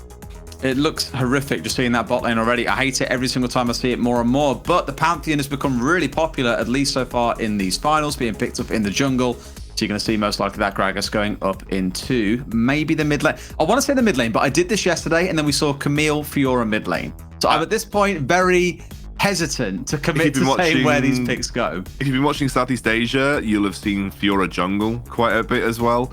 So don't get me wrong, Fiora jungle is kind of bad. However, if you're an aggressive jungler that likes to look for dueling and skirmishes, she kind of out skirmishes most other junglers in the game. But as you're right, I think Team Kayzo, there's quite a lot of flexibility with that team comp. However, I think the core crux of it is that you need to land an absolutely huge wombo combo with Galio to come out on top of these team fights. The one thing that I think they have going over No Team, No Talent is if No Team, No Talent make a mistake and this goes even, there are much beefier frontliners. There's much more damage absorption there for Team Kayzo, and everyone on No Team, No Talent will go down in an instant. They are like paper. I just love how it's like, you get a flex pick, we get a flex pick, everyone gets a flex pick. I'd love to see if there is something spicy coming in this game like we saw yesterday, because it did make things really interesting, seeing the Camille in the mid lane followed up by the Fiora in the following game. Now, not sure we're going to see that here. Group A maybe a little bit more on the line, should we say, what you might see on League PC. Time will remain on that front. We'll be jumping into game in just a moment. This series, one I think many are excited for, because Kaizo are in a position where if No Team, No Talent lose their first 2 games, they're done. They're not going to be the ones finishing in first place. Kaizo would take that spot, and then No Team, No Talent will find themselves slightly lower down the seeding, down into second or third. Very interesting. Yeah, I think this is an important series all the way through. And I think also it's worth noting that I've played against Memorize quite a lot in solo queue. He's been spamming Gragas support, so would not be surprised to see a heavy engage Gragas support in the bot lane. You can flash body slam, engage onto a Sona Seraphine combo, or even, you know, a Corki plus one of those two. Well, it'll be Sona, it won't be Seraphine. Seraphine support sucks. But, you know, it will be, you know, a flash engage maybe from Gragas there. Memorized has been putting hours into that champion. And so I think maybe that's where we see the Gragas gets flexed down to. It's the combo pick as well, right? Looking at the Pantheon, the Gragas together, the isolation capabilities like we saw out of a couple of teams yesterday, just bringing along all the stuns, piling in onto the key target, normally a Varus on the other side, and just completely melting them from the field. It does give them that single target lockdown, but the issue I've got, you focus on someone like the Seraphine, guess what? There's a Sona right there. The shields coming through, the stuns being laid on top, and when she's done being stunned, the Seraphine in the front line, there's an ult to follow immediately on top of that, and more shields, more everything, just to frustrate the living hell out of you. So maybe it's quite a smart play by the side of No Team, No Talent to deal with that potential engage and catch. Well, you have unbelievable sustain and, as you said, shielding in this comp, right? And that's the point of the scaling of this comp. So even though you have squishies, you should be able to at least kind of create this kind of faux health, like in terms of effective HP that you get through healing, and that's probably what we're going to see. But it does take quite a few items to get there. However, Staff of Flowing Water combination between Sona and Seraphine is quite disgusting right now, and I would not be surprised to see that double item picked up as first, straight into Harmonic Echoes. If you get a heal, I get a heal, everybody gets a heal. Everyone gets healed. Legit. That could be the way that we see those two builds going. Going to be very interesting to see. But as I said before, any mistakes are made with this comp, the effective HP pool of your entire team is probably less than a full tank Gragas. So at the end of the day, you really don't have a huge amount of leeway with getting things wrong on the No Team, No Talent side. If you let them get ahead early game, if they're able to consistently force fights versus you, you are going to struggle. Absolutely. Well, the game is ready. No more struggling looking at our ugly mugs on the screen. Let's look at some real fiestas in the game itself. Game number 1 is ready. No Team, No Talent. Team Kaizo showing down in the August version of the Origin series. You got Leon, as we've already mentioned, going across onto playing that Lee Sin, something that he did play in the best of 5 grand finals of last month. Well, that's just a lie. In the prior month we saw it. Last month it was Graves the whole way through. Yeah, and I did think we wouldn't see as much Graves this time round. He did get a couple of nerfs on the last patch, as well as some of his itemization nerfs have dropped too. I still think Graves is fine, by the way, but he's maybe just not at that level where he's able to take over matchups very early on anymore. Those early base stat nerfs to Graves were designed to kind of limit his early game power and allow him to scale a little bit more effectively into the game. And I think Graves was too strong at every stage in the game. And as we said, it is Memorized playing that Gragas support. You know, the current lineup of the champions on your screen for Team Kaizo does not quite accurately reflect where they are. Memorized is down in the bot side of the map. We have that Pantheon jungle, as you said, has been relatively popular. Ruiz in the mid lane, so you can have that roaming capabilities on the Galio to help influence either side lane matchups, and of course that Fiora in the top for Acolyte. Makes entire sense. And this bot lane was the one that we were paying attention to. Now, sure, Gragas has got a little bit of range on him with that Q and the ability to go for a hard engage, but this early game is going to be brutal. Friend and Clue able to poke down a hell of a lot, and with no real sustain coming out from the Gragas on towards, say, the Kai'Sa, this could get pretty rough as the levels start building up.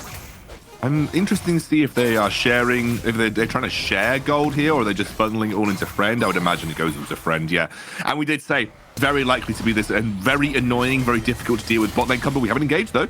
Oh, yeah, and the Ignite coming out as well, but in comes Doom from the side as well. Andre bringing out the E to try and block the damage coming through, but this should be the burst down they're looking for. The flash away. No one's going to try and go too hard for that one, but Friend hanging off to the side. The question is, does Andre know? He does, I think. Doesn't get close enough. Will back away, but that's a couple of summoners burnt in the mid lane. And they're trying to get this bot lane scuttle control here. Should be able to pick that one off. Doom might actually be able to sneak a little sneaky double scuttle if he goes for it, but there's also a ward in that blue buff. Think it would be a little too rash to go for the blue buff here for Doom, though. The ability to get off the platform back into the jungle is far too quick at this stage in the game. And also got to consider that Snitch is on low HP, no mana as well. He wants to get himself back, so trying to look for a fight at this kind of time Terrible idea. So as you called out, going to go instead for that double scuttle, get the one in the top side of the river. That kind of early recall point coming through a little bit earlier than maybe you'd see for most, but I imagine on the bot side of the map, you're looking for that back around the 3-minute 20, 3-minute 30 mark as we start seeing that Drake come online, of course, at the 4-minute mark alongside the Herald after 2.4. Yeah, and this is the Infernal Drake 2. It's one of the few Drakes that you really do want to kind of get down and dirty for and fight for as soon as it comes up. Talking about, like, relative power at this stage in the game, it will be important to note that those ultimates, if available for Clue and Friend, could be game-changing. In terms of relative power of the champions, none of them are massively spiking at that first Dragon fight, but as I said before, it really comes down to execution in the team fight, and it really comes down to if you're able to land those ultimates for No Team, No Talent. Otherwise, I would say the slight advantage, especially with the fact that you've got a Galio and a Pantheon, maybe lies with Team Queso, just with that ability to brawl a little bit more effectively at this stage of the game. Yeah, those globals are the ones that I'm keeping a super close eye on, just knowing they can appear pretty much anywhere at any given notice, as deep into the enemy backline as they choose. You could see the Pantheon engage come through with the Galio laid immediately on top for that CC smackdown into a taunt. At least for now, it's about playing things cautious. I think that's kind of been the theme so far of this month's finals, or at least it's felt like it, Scoundrel, is everyone is so cautious before that Drake comes online. Definitely when it's a Drake like the Infernal, some teams have been more willing to just go for a cross-map trade, especially when you've got a split-pushing top laner and you want to pick up that Herald to kind of accelerate gold. I think one of the things that teams are still figuring out, and these teams are still making these decisions in their mind, is like, what is more worth it for us? Is getting Herald and using that to pick up a big gold advantage through pushing a first tower of the game important to us? We can maybe even get top lane tier 1. Or is it, you know, this dragon? What is this dragon going to offer our team overall? Now, it looks like the positional advantage lies with Team Queso right now, but you can see that the rest of No Team, No Talent are just gearing up to make the play around this Infernal. The vision is what makes me nervous. There's so much on the backside. The instant engage into the battle. Leon's being absolutely burst down by this CC. The question is, can they stand in for the contest? Great ult comes across from the Seraphine, but nothing off the back. Andre's in. Steal not successful. They find one. They burn through him as well. Memorize might be next up on the chopping block. Indeed, he is. Down goes Gragas into 3 remaining, and the chase is on for the side of No Team, No Talent. Imagine you'll just see Acolyte walk away here. Really good fight coming out for the side of No Team, No Talent. 2 kills and the Drake. I think the decision-making from Team Queso was fine, but they were just not aware of how close that dragon was to dropping down. And No Team, No Talent, yeah, okay, a lot of resources burnt to take down Leon, but they just went for the dragon. That was what they were there for. That's what they wanted. You can take a look here. Leon has bought so much time and a lot of resources like flashes and taunts. They're all locked up. They used that Seraphine ultimate to buy some time to stop the advance from Team Queso, not really used to set up the team fight, and then it's just an overcommit from Team Queso. You already lose the dragon at this point, and you can see Memorized and Ruiz just a little bit overextended. Sorry, and Memorized and Andre a little bit overextended, but we're straight into another fight. Yeah, and oh my god, they're going right in deep. Leon straight into the black line. Memorized with the stone plate coming out, keeps him going, but down goes the Kaiser in the back. Should be Andre's going down as well. Off he goes. Doom looking pretty low. Memorized, he's out of dodge. Ruiz is not. Another set of kills coming through for the side of No Team, No Talent. This time 3 for nothing. That is a huge win for them. We talked about in Champion Select that this team needed time to scale, and they weren't exactly going to be looking to brawl over and over again, but they are doing exact opposite. They are just outclassing Team Queso when it comes to mechanical execution around these team fights, and even with I don't even think they had an ultimate. They might have had the Lee Sin kick there, but I don't think they had a big game-changing ultimate. Let's take a look here again. Leon looking for an angle, clearly looking for an angle for the kick. He kicks away Andre, but they're not able to get the Rift Herald. That's what they were trying to go for at that initial play. But the split comes out. You can see Team Queso completely split up. Kaiser on the front line, whilst both Acolyte and Andre are completely preoccupied with another area of the team fight. And that's where Snitch is able to pounce with Leon and take down some of the easier members to kill. Unfortunately, just poor focus from Team Queso, but they do come away with the Rift Herald, which is a little bit of a silver lining. That's the hard part there, right, Scoundrel? Looking at this comp on the side of No Team, No Talent right now and saying, realistically, who do you focus? You ignore that backline, they're going to heal, they're going to shield, they're going to do all they can. You engage onto them, you got a Lee, you got a Car in your backline, the Corki's pretty safe. There's so much mobility in those top 3 side members, and then the security of the backline of the 2 supports in the bot lane. It's so difficult to deal with. Who do you focus, in your opinion? I think there's a good answer to that question, if I'm honest. Right? I think realistically there's just not a good answer. Even Doom now, 2-shotting people almost. And you can see Leon. Good kick coming through, but ultimately just walked off. Oh, goodness gracious, that's pretty insane. And you can see, as we said, no team, no talent, just in a super strong spot. And as we said, I don't think there's a good answer for who you focus, because as I said before, it's a double-edged sword. Everybody is focusable because they're all such low HP, but you also want to focus everybody. Here's the engage coming through. And immediately Doom's out of there. They burn the ult through as well from the Panther. Goes a little bit deep, does of course have the protection, but that's 2 global ults burnt there at Scoundrel for what was essentially a nullified trade. As soon as Doom was out, that should have been the end of it, but no. 2 ults burnt down. They do get the top lane tower and should here be able to get the one in bot in exchange. So it's not the end of the world, at least for the side of KZO. They have found something, and no team, no talent, not getting this bot lane tower. That's going to sting, but again, 2 global ults down. You do trade those global ultimates for the top lane tier 1, though, which is a relatively nice, as we said, a bonus for them. However, I think you need to put it in context of where we are in the game right now. We have a dragon spawning in 20 seconds. Those are 2 big engage ultimates, 2 big teamfight ultimates that you probably want to keep in your back pocket. Andre overstepping once more. Yeah, Doom going range low as well. Charge comes through from the Herald. A little bit of a tickle onto his side, but not enough to bring him down. It's clipping them wings of the Void Monster himself. Now, looking at the square up, it's going to be getting rooted on the top side here. Stun comes in immediately after. Acolyte should be able to walk this one off, but again, the pressure, the shields, the poke, everything coming out of the side of no team, no talent, just a little bit much. Memorize unable to respond and losing half a health bar. It is not looking pretty. This is where there's a golden chance for a bit of a counter engage. Dive comes in from Andre, ult coming across, layered on top the 2 support ultra. Not really looking for that, but it does what it needs to. Amazing package straight across the middle. They've divided this team. They've divided and conquered through Team KZO. That's going to be an ace coming through, a clean one at that at Scoundrel. And they're going for inhibitor turrets. They are sinking their teeth in Team KZO. This is 9 minutes into the game, and it is a clean ace, and it didn't even look close. You can see how easy it is to activate this Seraphine Sona composition, and my god, it looks insane. If you do not have the burst damage to absolutely take at least one of the key members out from No Team, No Talent, I don't think you've got a real chance of winning in these team fights. And I think from this point onwards, it's going to be very difficult for Team KZO to find their way back in. Let's take a look at this again. Again, Doom stunned up. It looked like exactly the layering of those ultimates, the Seraphine Sun ultimate, and that right there, that's the killer. 2 low HP bar members absolutely isolated with that package. Everybody else forced to retreat. And as you're retreating, you're getting the heals, you're getting that sustain from both the Sona and the Seraphine. And honestly, right now, No Team, No Talent looking complete control. Yeah, really, it's a messy start to the fight, but even without it, it didn't matter because they had so many members locked down by either the Sona ult or, of course, the Echoing ult, the Seraphine that goes all the way through to the back line. And off there, you've got those 3 high-damage frontliners in the Lee, the Car, the Corki. I guess a little bit less so the Lee, but enough damage to make it scary. And Rui's even forced to flash away. They've got the ults online, so there are tools here for KZO to use. But like you say earlier on, they're down 6,500 gold. That's 2 items worth, if not potentially almost 3, that they're currently finding themselves behind.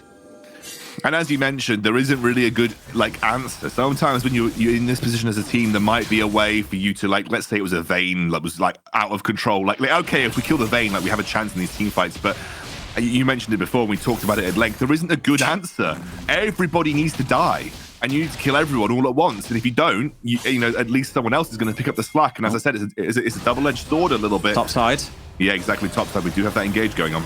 Oh, great ult. Oh, the layering. They're CC for so long. It's Scoundrel. Memorize melted down. This is a 4 versus 3. Yet the health bars are falling for KZO. They've tried to find what they can. Fat Man dashes into the bug. Doesn't get a squash. Instead, gets slapped down by him himself. Ult's coming out from Andre and Galio. They want out of dodge, but only one makes it out alive. A great example, once again, of the damage this Sona Seraphine can do.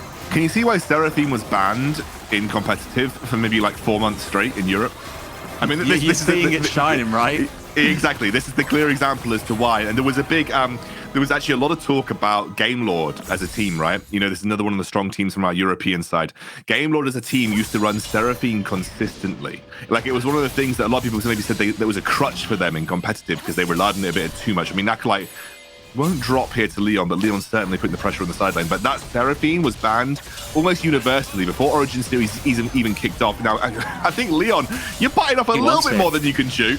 I mean, he wants it. Oh, he finds the Fiora as well. Since when have you ever heard about a split pushing Lee Sin? Well, apparently Leon says, how did you he have get now. Out? Oh, and my even God. in a 1 versus 2 that becomes a 1 versus 3, finds the kill and gets away with his life. That's disgusting, Leon. That's absolutely disgusting. Yeah, Leon just, I think, rubbing salt in the wounds at this point. I can see what Ebu's trying to achieve, and I could see what Ebu has been trying to achieve with these team fights. You know, Kai'Sa is one of the few AD carries that can dive that heavily, but at this point, I think unfortunately you're just too far behind to have any kind of impact, and we are knocking on inhibitor towers now, Derry, in this first game in the series.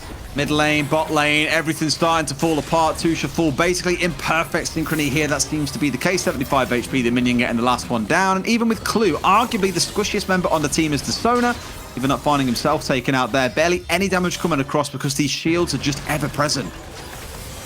And they are pretty much done setting up this game. Oh, the chain, the kick straight into the back line. Ibu's down to half HP without doing so much as using an ability. Ult from the Gragas comes through, but at this point, it's too late. It's everyone on the side of No Team, No Talent burning through the back line of Team Kai'Sa. Front line, back line, Nexus, everything gonna fall by the wayside. No Team, No Talent showing why they deserve that top spot. Kai'Sa without getting a single look in. Yeah, absolutely clinical from No Team, No Talent right there. I actually do think in that last team fight, you saw a glimpse of what Kai'Sa needed to do to potentially achieve success. One of the most perfect Gragas barrels I've seen to kind of break up and isolate key members of the team there from No Team, No Talent. But alas, it was about 7 minutes too late. If you needed to do that around the Dragon fight, you needed to do that around the Rift Herald fight. Those were the sort of the areas where Memorize needed to have the impact, and he didn't, unfortunately. And even though there was a great ultimate there to isolate the Sona, potentially take out one of those members in the last team fight, it was just way too late. No Team, No Talent showing why they are the best team in Europe right now. Now, you buzzed on about that Seraphine for the whole game, so I want to take a look at one of the replays from that game, the one that we saw around the blue buff when the invade came through from the aggressing side. Now, watch Andre here, because he flashes forward immediately and tries to get onto the Seraphine, does as much, but one ult comes out, another one gets laid on top just a couple of seconds later. Look at Friend's HP bar, filled with shields, goes into the Zhonya's. This is essentially 3 or 4 seconds of total downtime. Memorize in a panic because you've got the Corki coming from the side. Again, a 4 versus 3, and the only health bar that looks low for a brief second was Clue's.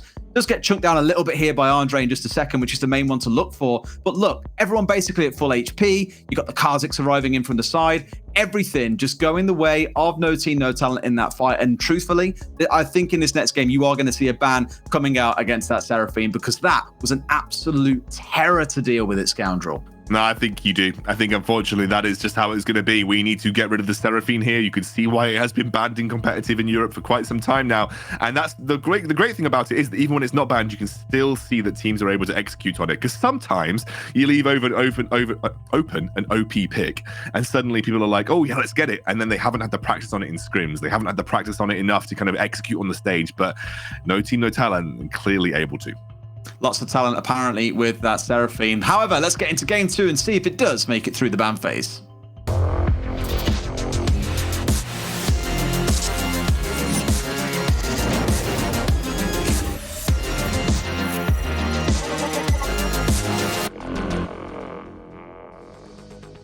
Game number 2, X-Scoundrel, some changes needed in the draft, and for Team Kai'Sa, there needs to be a momentous fight back, because No Team, No Talent, 18-2 on kills. They gave nothing to Kai'Sa in that game.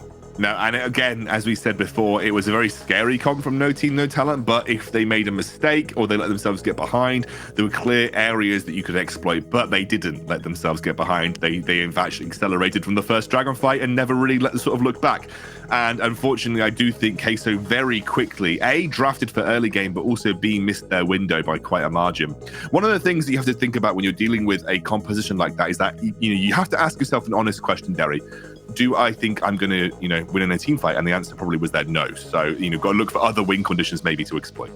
Absolutely. Pick a ban is ready. Let's jump straight into it then. Again, bans this time round. I'm looking for that Seraphine ban to come out. That's the one that did so much damage in the last game. Needs to be a big change here. The question is she alone a ban enough? Do you think? I don't really see a Sona come through without her, for example. Is one enough?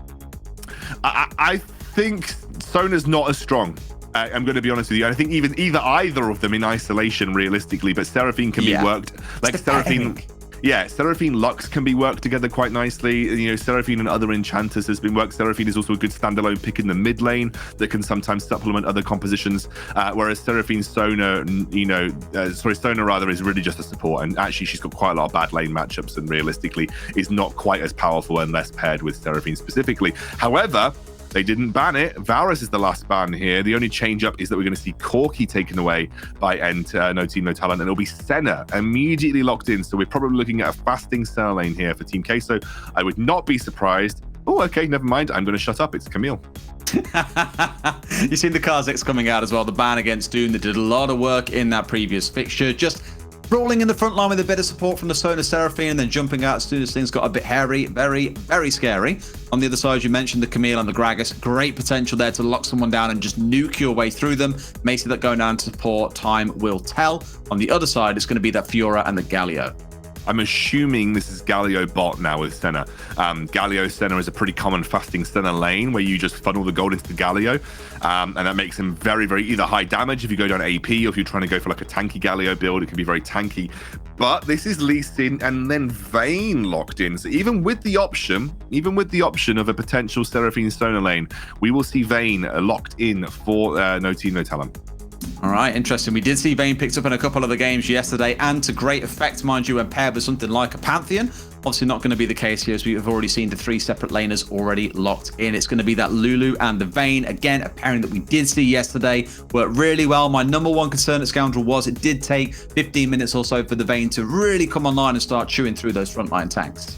Yeah, but I think most good Vayne players don't take that long now. The thing about Vayne is that her true damage got buffed recently on her Silver Bolts, which actually has made her an absolute menace, even in the early game. And most top tier AD carries that you sort of play with around the challenger level will say, I think Vayne's like a busted AD carry. And I think with Lulu specifically, it's absolutely nutty. So I think, you know, there's a lot of, I mean, you do put a lot of eggs in your basket when you're playing a Vayne comp, and especially versus the type of wombo combo comp that we can see the Team Queso have drafted, you do have to be a little careful. But overall, you know, I think Vayne's in a strong spot, stronger than she's ever been in Wild Rift, especially from a bot lane perspective. So not surprised to see her pop up in competitive right now. Absolutely. Game is ready, though. Let's get into it. Game 2 of this potential best of 3. I'm sure there's plenty more to come yet, though, at Scoundrel. Excited to see how that bot lane does. A bit of a change up for both sides here. I'm hoping it pays off for Queso, because between these two teams, you really do want to be seeing all 3 maps. I really want to see the whole distance. I think, you know, these are two teams that technically, you know, have gone blow for blow over the course of the last few months. I mean, there were points at which Team Queso were kind of comfortably taking wins off the former Tribe Gaming EU. So I think realistically, these guys should be relatively evenly matched. But like I said, I actually think that we've seen an evolution of this No Team No Talent roster over the course of like the last 2 to 3 months, where they've really gone from strength to strength. And I don't think many other teams have kind of kept up with them apart from Gamelord. I think those are our 2 really top 2 teams in Europe, and everybody else is just a little further behind. Team Gamelord in the last final, struggling to keep up with that triple AD carry comp that we mentioned coming up before. However, maybe there's something in the water and Queso can do some damage in this game, and see, of course, what Gamelord can do in the future. On that top side, it's that repeat matchup. Once again, it's worth mentioning Leon, a real terror as we saw coming up against the Fiora, even putting her down to half HP whilst he sat there very merrily on about full HP. And I think Leon in general is just... He's a very interesting Baron laner, actually. I think Leon has clear strengths and weaknesses. I think he's the strongest like carry Baron laner that we have in the entire of Europe. But I think the problem is that he's a carry Baron laner and doesn't really have tanks in his arsenal, and he's a lot weaker on tanks than some of the other top laners who are a little bit more serviceable. Like Acolyte is a better tank player than Leon, right? But Leon's just, I think, the better carry player, better than any other carry player in Europe. We have an early gank though coming through. There should be an easy stun as well, because he's already used out the W, dashes away, but not to come through. The immediate support gank coming in. Leon should be the one going down. The red buff ticking away. One more hit from the Wukong, dashes away. The flash forward should find it. The shield came out, but no, it's first blood coming through for Andre. And that is a really good counter gank for Andre. He's ahead in experience, ahead in pretty much every metric right now over Doom, and he is pushing the envelope. Doom definitely a bit slow in terms of his jungle clear right now, and if you get level 5 very quickly as Andre, which he will do after this scuttle, he can potentially even double scuttle here and have that ultimate available, which will suddenly make him much more impactful on the map. Oh, he's going in for it as well, because he knows what he can get away with. Has the flash on side. Oh, but the body slam. It's enough to keep himself alive from the Monkey King who came charging in. As you mentioned, you're looking towards his bot side for the double scuttle, but Doom has now arrived. The problem is he's got support of 3 members of his team. It's a risky one. Doom might find himself burnt out here if not careful. The charge comes through, but dashes over the wall. It will secure that crab, but not without a bit of a fight. Yeah, really, really good presence of mind and map awareness here from Team Queso. They had complete priority in the bot lane, as you would expect versus a Vayne relatively early on, and that has allowed them to rotate up proactively to help Andre secure the double scuttle in this scenario. So Doom just a little further behind than he'd like to be at this stage in the game, and this is a great resurgence from Team Queso. Honestly, I think this is a really big heads-up play from them. It's going to come back out swinging in this game. They're definitely on the right foot when this starts out. Let's take a look back here.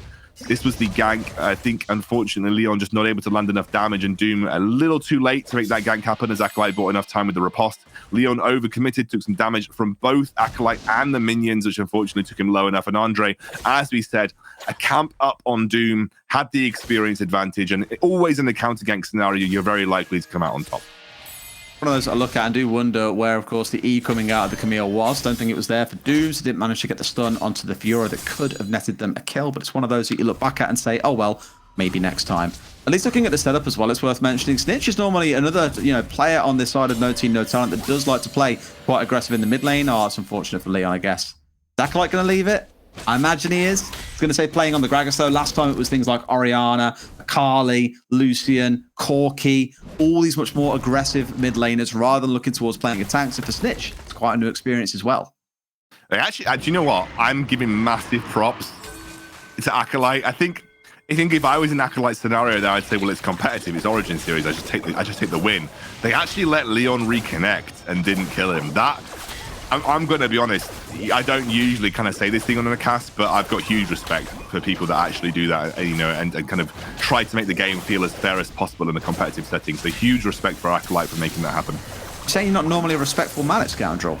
No, he absolutely is, but I'm just thinking he's earned my what respect. about you? You're saying I don't normally say this. I respect a player.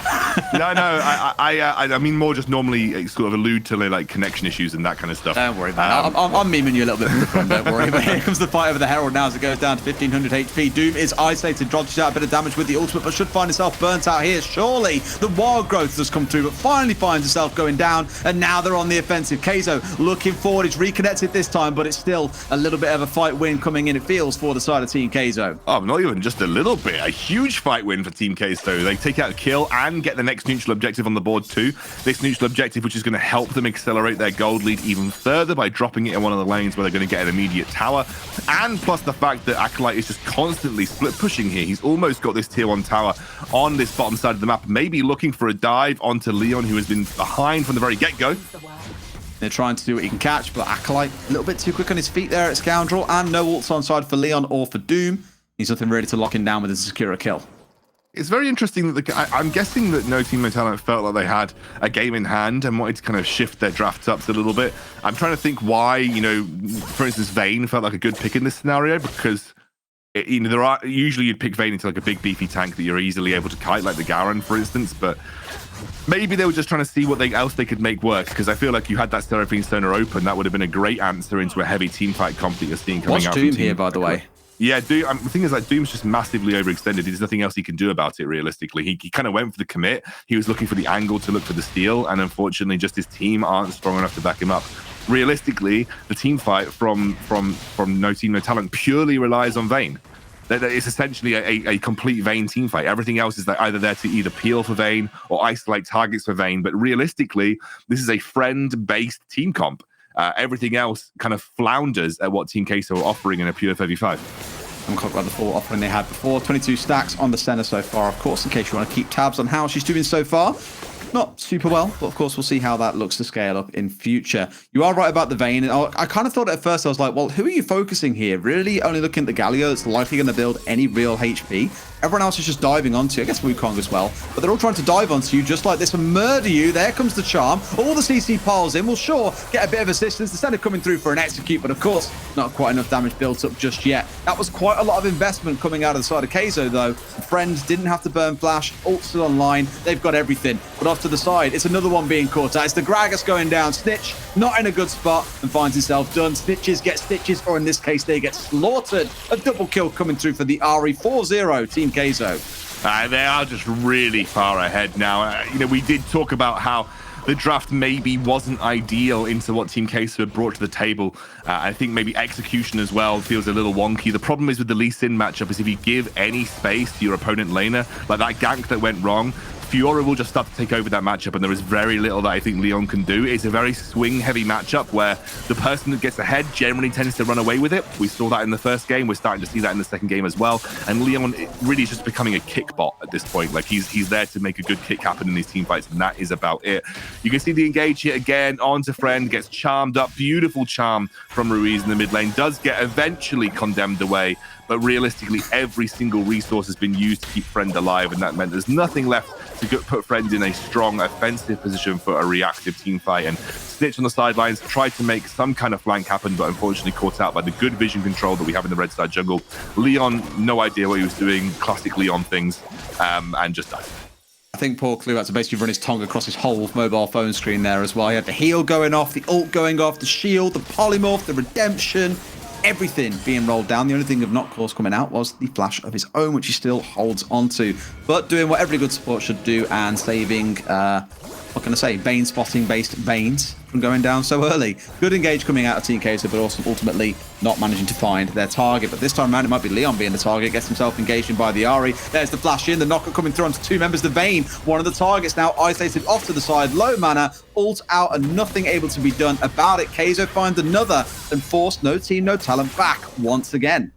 The very short laning phase in this game has meant that you've given very little time for Friend to get free farm and free experience, and now you are just desperately trying to absorb any wave that crashes into you as possible as the Vayne at this point in time, where all of these neutral objectives are just slowly falling in favor of Team K. So the one thing that we have got is that it's not going to be an Infernal Dragon until the Soul, so maybe we can see, or rather the Elder, so maybe we can see an Elder Infernal swing the game. Baron is not yet on the cards. There are still options and areas where No Team, No Talent can potentially look for a comeback, but if you're going and opting for a pure 5v5 until Friend is maybe at 3 items, I don't think you're winning these. I think the 5v5 is infinitely better for Team K-Sto, and you can also see why Wukong used to be a pretty consistent ban in competitive as well. It's just too easy for him to push a button and engage a fight, and we're seeing that deadly combo between the Wukong and the Galio being pulled off several times in this game already.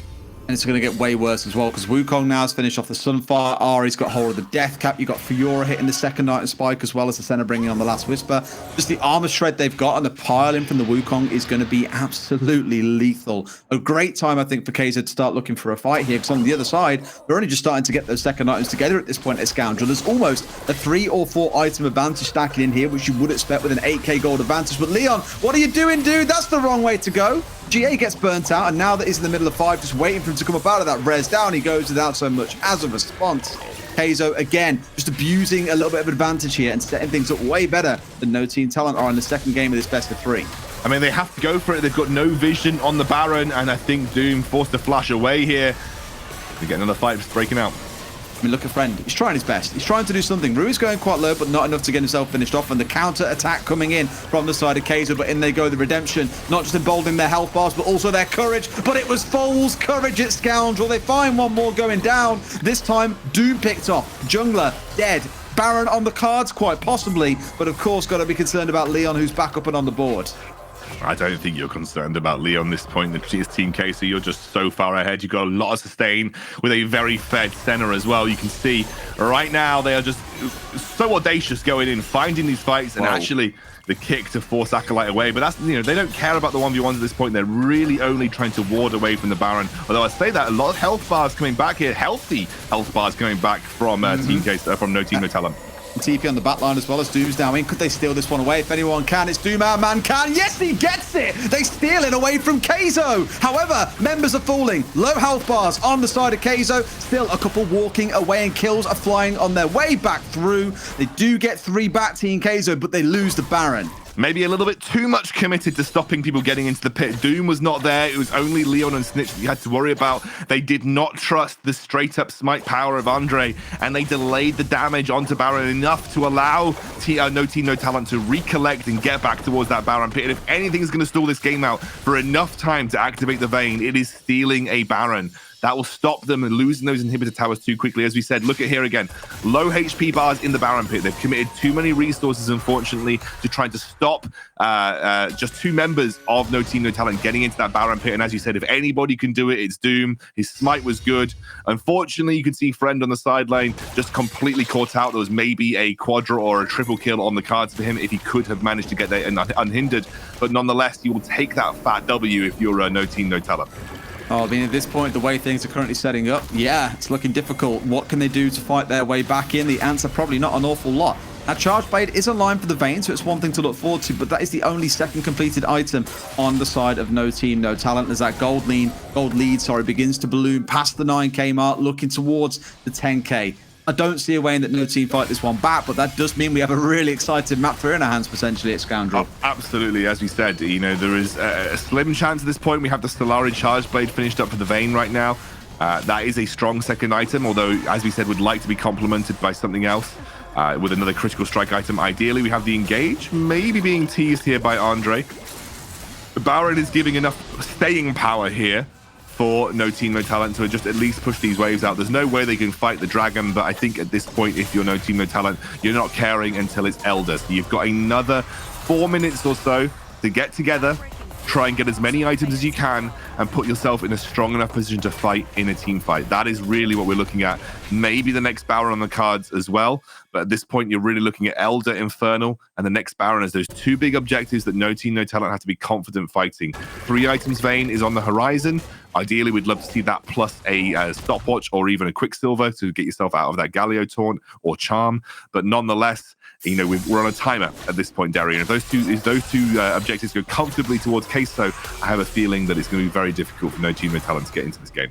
You missed it a second ago as well. Ibu now currently on 61 stacks. So about 7 minutes ago or so, he was only at 22, and we said, oh, quite slow so far, probably in part due to that short laning phase that you alluded to, whereas now, somehow managed to double, well, not even double, triple that amount in the last 7 minutes or so. So good scaling up, but ultimately with how the fights are playing out, all the poke coming through as these team fights develop, it's no massive surprise that is starting to layer up. You've got Acolyte looking to play on a split push by himself, no big surprise there, while the rest of the team groups towards the top side. But as you can see from the Galio and the Wukong both going back because they know that in 20 seconds time, hell is going to break loose. Deathcut coming in on the Galio, GA coming out for the Wukong. They're gearing up for a win here at Scoundrel.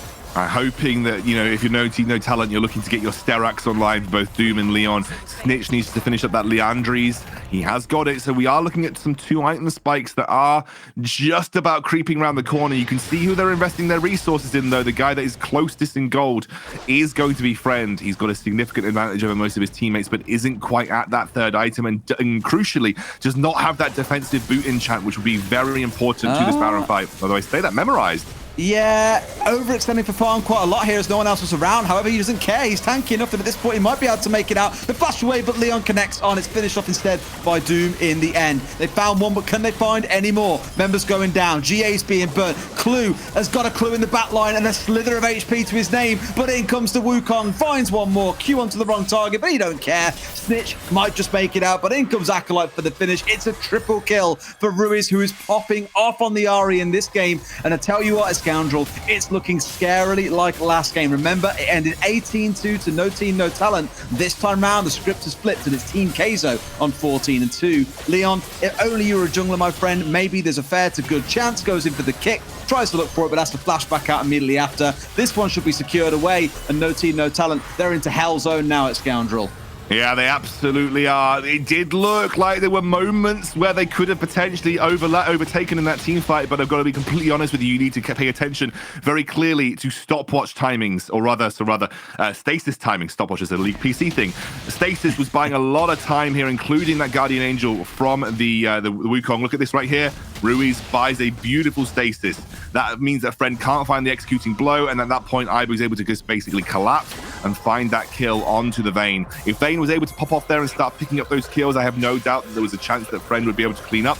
But as you said, it is a huge win for Team Queso here to pick up that Baron, and now with just over 40 seconds to go until the Elder Infernal spawns, it is another do-or-die team fight on the horizon for No Team No Talent. Both Ruiz and Andre are so fed at this point as well. It's hard to see how you ever stop them. In goes the Galio to catch one. Doom ulting on top to try and dodge away some damage, but still gets burnt down by the Senna, who's building up that range now with those stacks starting to assemble. Great engage coming in from the Wukong. Knocks up 2 health bars eviscerated before their very eyes. Another couple of kills do fall back over. One for Andre, one onto Doom. It's looking okay, but still the driving seat on the side here for the side of Team Kaizo as they pick up the Senna as well. Important to know, though, it's 2 for 2 overall, and we still have that Vayne going at this point in time, too. So we're not out of the woods yet for either team as that Elder Infernal spawns up. No junglers on the map means it's likely going to be at least sidelined for the time being, but it is a clutch defense from a massive overextension from Team Kaizo. If Kaizo had just played that slow and played for the towers, we might have been looking at a game over already, but they went deep into the enemy base. And I think at this point, if you're no team, no talent, you will gladly take anything like that. Doom over the wall there was very interesting. I'm not entirely sure what he was trying to achieve. In the meantime, though, they do exit through that gate into their own base, and you can see Andre massively overextending. Great kick from Leon to prevent Friend from dying. Another fight going on. Another one this time round around the Drake, the one that you are looking for. But I think, again, it's a bit of an overextension from no team, no talent. They're the ones who stayed a bit too long. This time round, health bars melted. Members deleted. Everything falling by the wayside. Clue and Snitch, they're all that stands in the way. Apparently, no clue on how to fight their way back into the game. Should be able to force this one up. We should see at least a couple of these inhibitor towers falling after they've got hold of this Drake. Because knowing those respawn timers are at that 30-second mark at Scoundrel, you're in a 5 versus 2. Surely you're saying towers need to fall. I think at this point, you're just way too far behind in anything, really. We're looking at a 16k gold lead. That is a ludicrous number of item spikes. Ruiz, by the way, who has been memed in the past as being a bit of an Ahri1 trick. You can kind of see why Ahri has been one of those clutch champions for him. 908 on that. He's got a huge amount of gold. He's the highest gold value on the entire Team Kaizo team. And at this point, we're looking at 84 souls for Senna. That is a ridiculous amount of range. You're outranging turrets at this point in time. I don't really think that's... Yeah, I think it doesn't matter, though. Honestly, it just doesn't matter, Derry. I mean, caught out, Newt.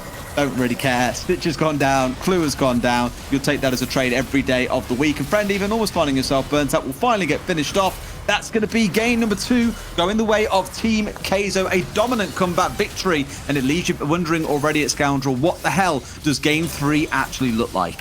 I think it looks like a different draft for one, if I'm honest with you, Derry. That's my main thinking when it comes to this third game. Great performance, though, from Team Kaizo. I think they really, really played their strategy well. I mean, they did exactly what happened to them in the previous game. They found good team fight windows, and they just executed on them. And unfortunately, NTNT opted into team fight windows that they just weren't strong enough to kind of react to.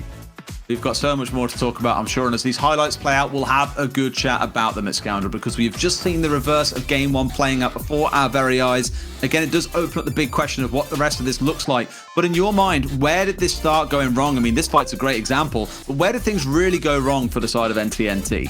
It was just a really bad setup. Like, Doom was clearly flanking for a potential option to go for the Smite Steal or maybe a flank onto a key target, but it just wasn't quite synced up with this team, unfortunately. And at this point forwards, that was a great charm by Ruiz. Again, lots of defensive things burnt just to keep the Vayne alive. And at this point, you don't care if you're a Team Kaizo. You're just, okay, fine, you've burnt all your resources just to keep them alive. We're going to take the tower in the mid lane for free and start to push that vision into the red side jungle, pick off people like this. Leon is just happy gaming at this point in this team fight.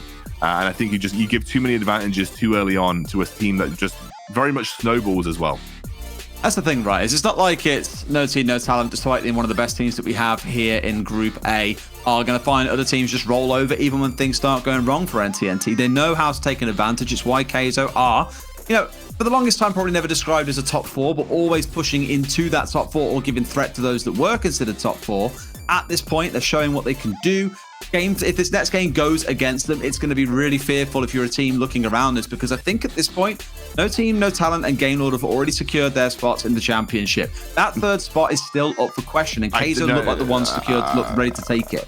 I don't know if Game Lord have I think they have. I think as far as I can see. Sorry, from no. Kaizo have taken it. No Team No Talent have taken it. Sorry. Yeah. Kaizo are already qualified. I mean, it looks like I don't think Singularity can catch Gamelord realistically easily. There's a chance right now, which is why Gamelord have not absolutely qualified. But it looks as if our top teams are going to be No Team No Talent, Kaizo, and Gamelord, like locked in 100% here for the Group A standings.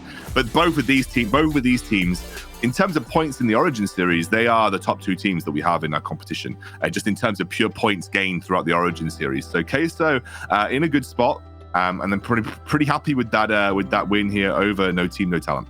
And still another map to go. Let's get into it. Game 3 is ready.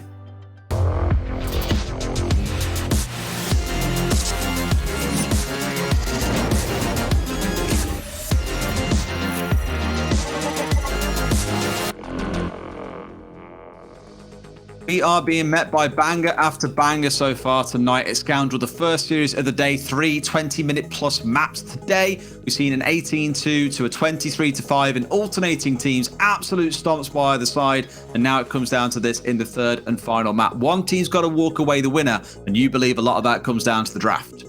Absolutely. I think it's been draft dependent on both games. I had in my mind felt like No Team No Talent were basically trying out a comp, just trying to see what works. I think the idea behind a Vayne comp is similar to a Jinx comp in the sense that Senna scales really well with the fasting Senna comp, so you want something that can maybe match that scaling. But when it comes to actual mechanics of a team fight, like it's very difficult to Vayne to play into that team comp. It's very difficult to play into a Wukong, a Galio, all that close range CC, and Vayne being a relatively close range aggressive AD carry in team fight situations, especially when you see Iceborne Gauntlet picked up on the Senna. It is a very difficult comp to play into as a Vayne, so I think there was definitely some issues when it came to draft there. Senna does get banned away here, so we won't see a Senna comp. I wonder if we'll see a Seraphine ban. I wonder if No Team No Talent may just end up reverting back to what worked for them. I mean, why fix what ain't broken? The only real fear you got now is that Kaizo know that's likely up their sleeve here, something they can deploy if they choose to. They did leave it for their last 2 picks in that first game fixture, so I'm thinking here, if you're going to save it until the late point, fair enough. But does that mean Kaizo now start to think about potential counters or ways to draft around it? Maybe. I mean, the Xin Zhao is up here, which is a really great engage tool, actually something that's quite good at dealing with Seraphine Sona style compositions for the same reason that Gragas is, because you can kind of split things up. So I like the Xin Zhao here. I think it's really nice. And look at this though, No Team No Talent immediately pivoting away from that, and they're going to go for a Ezreal Janna, a super safe bot lane that scales really nicely. Maybe looking towards exploiting Leon as a bit more of a split push threat in this game. Ruiz is, with the chips down, mate. Ruiz just locks it in. He goes for the Ahri again, and Kai'Sa, who is considered another high tier AD carry on this patch, or has been for the last several thousand patches, gets logged in for Team Kai'Sa. A couple of big changes coming out there as well. Doom back onto the Kha'Zix. That clearly is his favourite of the month. He says, Xin, no longer my best friend. Kha'Zix, my best friend now. I do like the Ezreal Janna in the bot lane, because the Ezreal we saw coming out in their best of 5 finals last month, where they picked it up in 2 of their 4 games that they walked away with the 3-1 winning. On the other side, it's not a massive change. That's what makes me a little bit nervous. As you know, Kai'Sa are confident given what they've just done with this comp. You know, do you think there are enough changes here on the side of No Team No Talent to make this a success in game 3? I think the Gragas Xin was definitely a predictor pick into something like the Seraphine Sona, because you have strong mid-game engage and you can split team fights up, especially at the first dragon. The fact that we then saw an immediate pivot from No Team No Talent means I have a little bit more faith, especially Ezreal into Xin is quite a difficult matchup for Xin to play into as the game goes on. I think the one thing that I'm looking at and thinking is really scary though is Xin Lulu in the mid-game. Xin Lulu is nutty good in the mid-game. It's very strong around the first and second dragons, and I think there's a lot of scaling elements to the pretty much entire scaling to the side of No Team No Talent. So again, early game can be a bit treacherous here for No Team No Talent. They're gonna have to be a bit careful the way they choose to play it out. You got me excited about that early to mid game, and it's a good thing because the game is ready. Let's jump into the third match between these 2 teams to see who walks away the winner. In case you're only just joining us, 2 maps have already passed. The first one very dominant to No Team No Talent with the Seraphine Sona bot lane. Kai'Sa fought back in game 2 to bring us here, but we have seen a couple of new picks coming through, namely the Twisted Fate, the Ezreal, and the Janna. I think the Ezreal is a nice pickup into a comp like Team Kai'Sa. You have lots of maneuverability, lots of mobility to deal with. Gragas, Ahri, Xin Zhao, all these things that are looking to just, point point their engage at you and try and make it happen. That's why Ezreal's often picked into heavy engage comps, because he has a lot of flexibility with where he wants to go in team fights. There's the Twisted Fate, able to kind of influence those side lane matchups, maybe go into a 1-3-1. I talk a lot about these tactics that you do often see in LoL PC, but you don't usually see them in Wild Rift because people haven't quite figured out how to make them work effectively. But I love this from Ruiz. He knows exactly where he's strong, just stepping up in this minion wave, trying to stop Snitch from getting the last hits, because he knows that, as a Twisted Fate, he's in a scenario where he's in a strong lane matchup. Versus the Twisted Fate, which is where he's able to just keep exploiting. That's the thing, right? The potential shove in the lane is a big one. I mean, look towards the top side, though. Leon, as you mentioned, not really the kind of guy to play on those more tanky champions. In fact, we saw it, I think, back in June, you and I cast him play, and we interviewed him afterwards, and he said, I think he played Gragas with a bunch of ults. He was just like, yeah, I just walk around and my team just win. And I was like, I mean, fair play. That's maybe what you're seeing him playing things like this, and so far it has started out well for them. But of course, we'll keep a close eye on how that lane develops into the mid game. Something that is really in favor of No Team, No Talent here is that this Gragas Fiora matchup. It's a very strong matchup for the Fiora, and especially if Gragas is going down the tank route, which having started Ruby Crystal, I imagine that he is. This is a very strong lane that Leon can look to exploit. It's very difficult to trade effectively. You kind of have to rely on the inbuilt sustain that Gragas has in his kit to give you any kind of edge over this matchup. So I'm really hoping that that's where No Team, No Talent are looking to put a couple of resources, maybe through the likes of the Twisted Fate ultimate, or maybe through, ganks from Doom. I don't think you're going to get a huge amount of love on the bot side. You're not a super aggressive lane, especially until you pick up that first item. Ezreal with a mana crystal start ain't exactly killing people. So I think if you're going to invest resources anywhere, Leon is a good place to put resources, because you have such a strong matchup into that tank lane. You saw the mid lane, aggression coming out of Snitch for a couple of seconds onto the Ahri, who didn't have a full rotation to trade back. So good timing is coming out of Snitch. Speaking of which, goes back, picks himself up the Catalyst and the Blasting One. Not quite the full rubber just yet, but it's got time to get that online before that Drake comes up in about 90 seconds or so. I think he was looking maybe towards making something happen on the bot side as well, because again, using that global in the early game, making appearances in the side lanes is the play. You want to try and get one of them scaling ahead.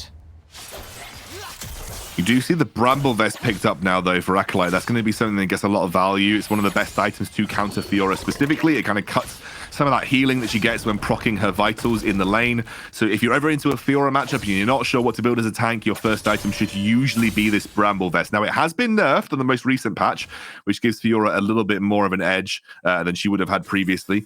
But just to be aware that it is one of the best items that you can get into Fiora in a 1v1 matchup in that lane. It's also a pretty good option. Ooh. I mean, no stun on side, so not going to finish them off. Surely flashes away. Yep. I mean, fortunately, there was no gold card on hand. Otherwise, that would have been one dead fox. All coming through onto the back as well, but I think just managing to dodge away from it. Ruiz keeping himself safe away from the Ezreal ultimate. One thing that I would say that also may be something to consider here for Acolyte is that realistically the main threats that are going to be dealing damage to you on a consistent basis are all AD.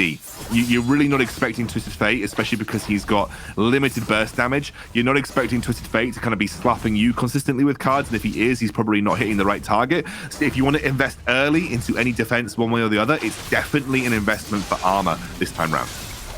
Alrighty, here we go. Potentially getting caught out here as well. Andre, I mean, the ult online does help, of course, with the range damage. It doesn't help when a Kha'Zix is right up in your grill, slicing away at you with those claws. And that's the kind of man that you want to fight. It's Kaizo who find the jungler going down first, and hopefully a Drake being secured by NTNT. The side of Kaizo not even willing to try and contest this one. I mean, they weren't even in position for it, Derry. That's what made me very sort of worried about why they decided to step into the river. No one was there to support Andre. They would not set up to care about that Ocean Dragon, although they have set up more effectively around this Rift Herald. And there's been a redemption burn early on just to check if any Rift Herald antics have been going on. So maybe Team Queso looking to get more of an edge in a Rift Herald fight here and use that to accelerate the game through taking one of the first tier 2 turrets, potentially mid, and get that gold advantage. He steals it away. Yeah, I mean, it's not the end of the world, right? But still not the ideal one you want to be given to Ruiz after all that he did in the previous game. Clue, almost finding yourself dying on the Janna, will be no part of this fight. The ultimate from the TF coming out, looking to join the fight here before the Gragas can. Comes in towards the friendly side. Stun coming in, but Ruiz immediate dash away. Very smart. Engaged from Andre. Wolf keep himself alive at least for now. Being chased down, but not enough to get the finish off. Friend flashing forward. Still can't do even that. But now they've caught out Ebu. This should be a massive fight for them as they run through the tower. A double kill coming through. There is, of course, one in response onto Doom, but still a very valuable fight coming out for NTNT, and they aren't done. Acolyte was next, and finally we're going to find Leon being forced away. In fact, no, wants to go hyper-aggressive. Memorize, surely not. He's kind of dragged towards it. The flash, not enough. Can he get the double? Goes in, sees the next proc, comes out for it. The heal not quite there as both members flash away at the last second. That one could have been an absolute steamroll from Leon, but Acolyte scaring him away at the last second. Mate, I told you, I rate this guy as the best carry top laner in Europe and shows it in these clutch situations over and over. No way any other Baron laner would have got out of that situation alive. Otherwise, he's gonna get him. He's gonna get him. It's the extended 2v1 for. I mean, it just proves my point, mate. This is the best Baron laner in Europe. If you stick him on a carry champion, he's gonna do just that. And that now means that it is No Team, No Talent who have got the edge over this Rift Herald take. And once again, the name of the game these last two games have been whoever controls those early neutral objectives generally tends to control the game. And that is the way it is looking here for No Team, No Talent. Looks like one of those, it's Scoundrel. You're right, I think, with the 3.5k now blossoming into a 4.5k gold lead. It feels like they are starting to form that gap that's going to have them running away with it. And the overextension from Friend, in a way, stepping in so aggressively there to try and get onto Andre. I thought for a second they might turn it back around, but was looked after by his support. And unfortunately, with a couple of members of Kaizo running through a tower, we all know how that one is going to end. And then Leon, just the magic that we saw. Yeah, he got helped out a little bit by the barrel, actually, from Acolyte there. And I think on the point of the overextension from Team Queso, they saw the opportunity to take out the jungler. You know, that's what I think we need to remember. They saw the opportunity to take out the jungler, which is a key objective when trying to go for a Rift Herald fight. But unfortunately, they didn't have that tier 1 down in the top. They had nowhere to go once they'd boxed themselves into the blue side jungle. And Team Queso, No Team, No Talent were there to pounce. As you said, with the Ezreal able to just arcane shift over the wall and get straight into the fight. It was a good response from No Team, No Talent to pick up that Rift Herald as well. Bot lane, Leon going in so aggressive as Thorin trying to interrupt the back, and he did just that, but now he's getting himself caught out, overextended, tried to bite off a bit more than he can chew. Surely can't get the finish off. No. Oh, Friend's ultimate coming across. Goes in for the Q! The arcane shift forward, landing into a Mystic shot. Beautiful. Elsewhere, you've got Ibu going down. Doom finishing that one off, and now he's on the wrong side of danger. Manages to get himself away. The stun coming through. A double kill for the Twisted Fate. They're just rolling through them at this point, it feels like, it's Scoundrel. Another 3 kills picked up for the side of No Team, No Talent. It's disaster for Queso. That'll be the Hextech belt into the stun, but no one to follow up on it, unfortunately, for Snitch. But they are looking to just drop that Herald mid and pick up the mid lane tier 1. Little early. The dragon hasn't spawned yet, but you take mid lane tier 1 whenever you can get it. And that'll be an easy pickup now for No Team, No Talent as they reset and look to get back on the map to potentially fight this dragon. Oh, what a scrap it's been. I mean, Kaizo, that's them. Almost just trying to hold on against the over-aggression coming out of No Team, No Talent. Look at this. Leon trying to get in here when one was recalling in the bush. Don't think he knew, but he was hell-bent on bringing the Ahri down, so much so that he went back in for the second attempt. But it's what follows next that was really beautiful at Scoundrel. Yeah, look, I mean, we're going to miss it. It was a really nicely placed Mystic shot. We have a fight. I mean, Doom's just like, yeah, tower, what's that? Stepping under, killing 1, killing 2. Finds himself going down eventually, and sure, a little bit of poke damage coming through. No Team, No Talent walking away, slightly bruised and battered. But again, another 2 kills, another favorable fight, and yet another blossoming of that gold lead now, sitting at 6,500 gold. Yeah, they can't take the dragon, though, because unfortunately Andre's still alive. Can't risk a smite war on that, but you take these 2-for-1 little punches every single time if you're No Team, No Talent. And as I said before, they have that scaling element on their squad. Of course, you have the Lulu Kai'Sa, very strong scaling bot lane, but realistically, you have a Fiora, you have a Twisted Fate, and an Ezreal, all of whom are going to love this accelerated early game. And some big item spikes have been picked up now as well. The Rod of Ages into Lich Bane, and we have the Triforce finished up. It's Rod of Ages Janna as well. I don't usually see this outside of solo queue, but Janna does get a lot of utility from pure AP, especially if you're going Font of Life, where every single one of those... Leon, are you trying to 1v5, mate? I think he really wants to. I mean, Fiora's the one maybe in the late game that can do it at the 10-minute mark. Not so much. Great all coming across from Friend, catches onto a couple. Ruiz almost being burnt out by Doom, but will dash away at the last second. Leon just loves getting himself stuck in the thick of things at Scoundrel. That's as simple as it is. He absolutely does. And you can see the confidence on this guy. I think that's one of the things that makes him such a good Baron laner. It's that pure confidence of just going for a play that absolutely no one else would and backing yourself. I think that is a really important part of being a pro player, just backing yourself in a situation. You're good. You guys are the best in Europe. Back yourself in these situations, and Leon always does. Always does. And that's yeah, sometimes it goes wrong, but from what we've seen in the Origin series, 80% of the time it goes right. And that's where that confidence is coming from and just gives him that edge versus a lot of other people in that side of the map. Here we go. Troll being set up all across this top side of the map by No Team, No Talent. A couple of deep wards placed in, as the focus undoubtedly is going to be towards this Baron. But Team Kaizo ain't quite no pushovers. You can see a good few wards of their own scattered throughout. One in the pit, one in the tri-bush, one out towards red single dot bush as well.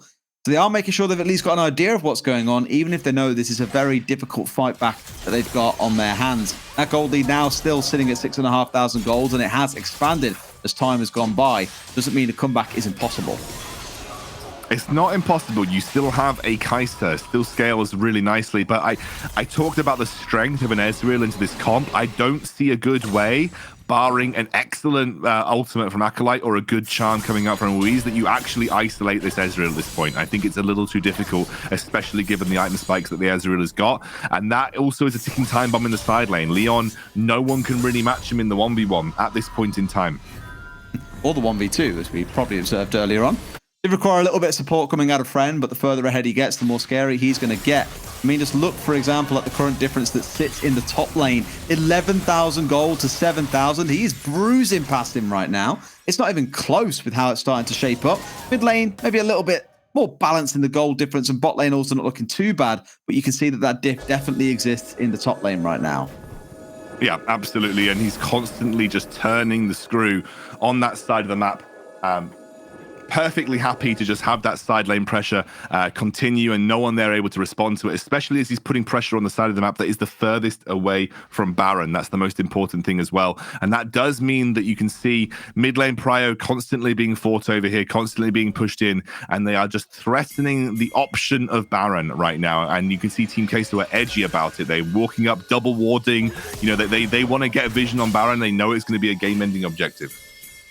And look who's going off to the bot lane. None other than Leon to go for a split push yet again. But the TP's coming in from the Gragas. They really want to commit to this fight. 5 versus 4. They still lose the first man. This Ruiz going down. One of the worst ones that you can lose. They jump through. They clean. They cleave. They decimate the side of Team Kai'Sa. Even in a 5 versus 4. That could be the game ender because you've still got this bot lane push going on. They'll get a top push on the go or could turn towards Baron. A wonderful 4 versus 5 coming out for No Team, No Talent, who ironically seem to have a lot of it. Yeah, as you said, the 4 versus 5 is the writing on the wall here for Team Kai'Sa. If you can't take a huge man advantage and win a team fight with it, I don't think you've got a hope in hell and getting yourself into this game. You can see here now that the Baron should drop down. The inhibitor tower is being knocked on by the Fiora. Leon taking at least a bit of damage down on that side of the map, and with Infernal spawning soon as well, it's going to be a rough one. You can see Ruiz way too aggressive, was looking for a charm that immediately caught out and burst by Doom, who was then able to immediately use that stasis to keep himself irrelevant in this team fight beyond that initial piece of damage. And as you can see, resets galore at this point in time. It was just a big overcommit from Ruiz, in my opinion. He was aggressive. He wanted to make the charm happen to try and set something up for his team fight, but he did not have the support behind him. Although I say that, he's a one, I think just an understaffed Infernal Dragon here. Just a little bit, but you know who's not understaffed? The man in the back line. 1 versus 5, because why the hell not? And it's a Twisted Fate going down. I think he was looking for a timing with the team that just didn't quite come off. Andre stepping forward, but the burst onto the side. Friend is the one plugging away, chasing after the team. Those cooldowns being reset seemingly continually, but they're bolting their way through the front line. Down goes the Gragas. Andre is next, and surely Ibi will follow just after. Burst through. Nothing left on this one. That's going to be an ace coming through for the side of No Team, No Talent, and surely this is the game end.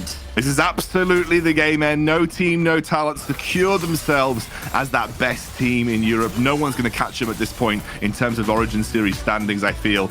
And honestly, you're just seeing a team that has a real shot at making a mark on the world.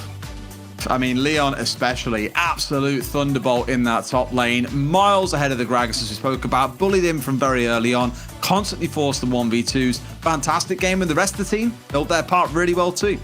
Yeah, well, to be honest with you, Leon does soak highlights quite a lot because of the nature of his player, his play style. But everybody on that team is incredibly talented, and you can see why. And I think realistically, the parts we talked about it right at the start of the series, the parts that were supposed to shine for Team Queso, the top jungle especially, that you're going up into equal, if not better, counterparts on the side of No Team, No Talent. This was the attempt at catching out Doom in the own side jungle, but you could see a great collapse and not much of a response, unfortunately, for Team Queso in that blue side jungle now.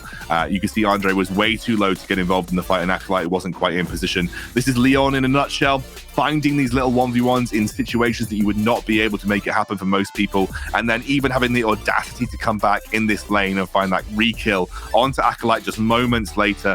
Really great stuff. Actually, and I think Acolyte made a mistake there, unfortunately. He basic attacked with Drunken Rage whilst Riposte was going on.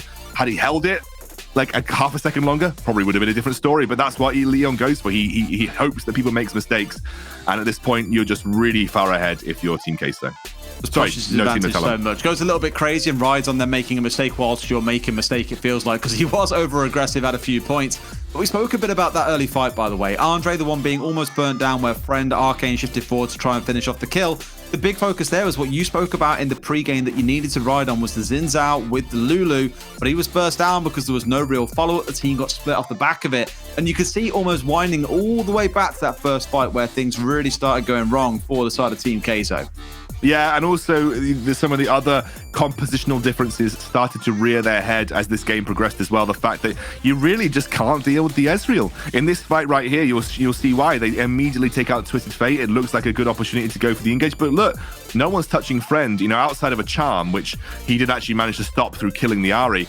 Who can actually get onto this Ezreal? He's so safe versus this composition. And Friend, more than happy to Arcane shift aggressively in any given moment to just set up and continue this fight. I mean, admittedly, they were miles ahead at this point in time, but it's just a compositional difference. And I think a lot of these games were actually won in the draft phase, both Team Queso and No Team, No Talent, especially Blue Side. Blue Side seemed to have the net advantage here. It was 100% Blue Side win ratio in this series. It absolutely was. I mean, a really good fixture overall, and sadly didn't see that quite come to light for Queso in the way that we were hoping for in that final game. That's one of those ones that you look at and just say, better luck next time, kids. Either way, as you say, No Team, No Talent establishing themselves as one of the top teams in Group A. We're going to go to a quick break, and when we come back, we've got Group B waiting for you with Riku and Yuko. See you guys soon.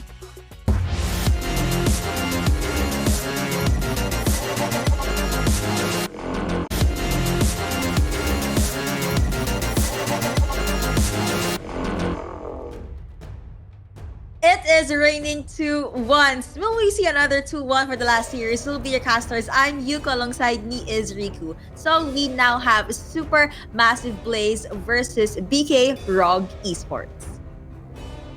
Yeah, it's gonna be an exciting series for sure. You mentioned Yuko. It has been 2-1s so far. Again, it was day one setting the upsets. We're looking at one of the causes of the upsets, actually, as again, Supermassive Blaze was able to take that win up against Unicorns of Love in day number one. They also defeated Footballists to get to this current stage in the bracket. And now they have to face BK Rogue Esports. Now, curious to see if it's going to be a continuous uphill climb for this team. You know what? One of the things that could answer your question is the draft. So let's hop into the pick and ban phase for game number one. Will Akali be banned? Will Olaf be open? Will Xin Zhao be prioritized? We also saw a Camille prio pick from NT in game number two. Did not pan out well, but I was right. Gragas will be banned out by the blue team. Yeah, right now, Supermassive Blaze, banning out that Gragas, potentially. We may see a bunch of assassins come up. You mentioned Yuko. Possibly the Akali could sprout in. Now, the Fiora, a lot of these, top laner picks, two jungler picks as well. The Pantheon being one of the most, the common factor in so far in the Origin series because of the semi-global presence that a Pantheon provides. And the Xin Zhao, I think it's one of the first times we're not going to be seeing a Xin Zhao in a game. So I'm excited what the fallback is going to be. First blue priority pick will be Ziggs. Again, incredibly strong, can punish you if you overcommit to a different side of the lane. Ziggs can just continually push and get first blood tower without the assistance of a Rift Herald. And it looks like the red side will prioritize their Dragon Lane duo, locking in that Kai'Sa and that Lulu. I was expecting a Lee Sin pick, but apparently both teams are not gonna prioritize that jungle. You were right. Now we'll be seeing an Akali and a J4 for the blue side.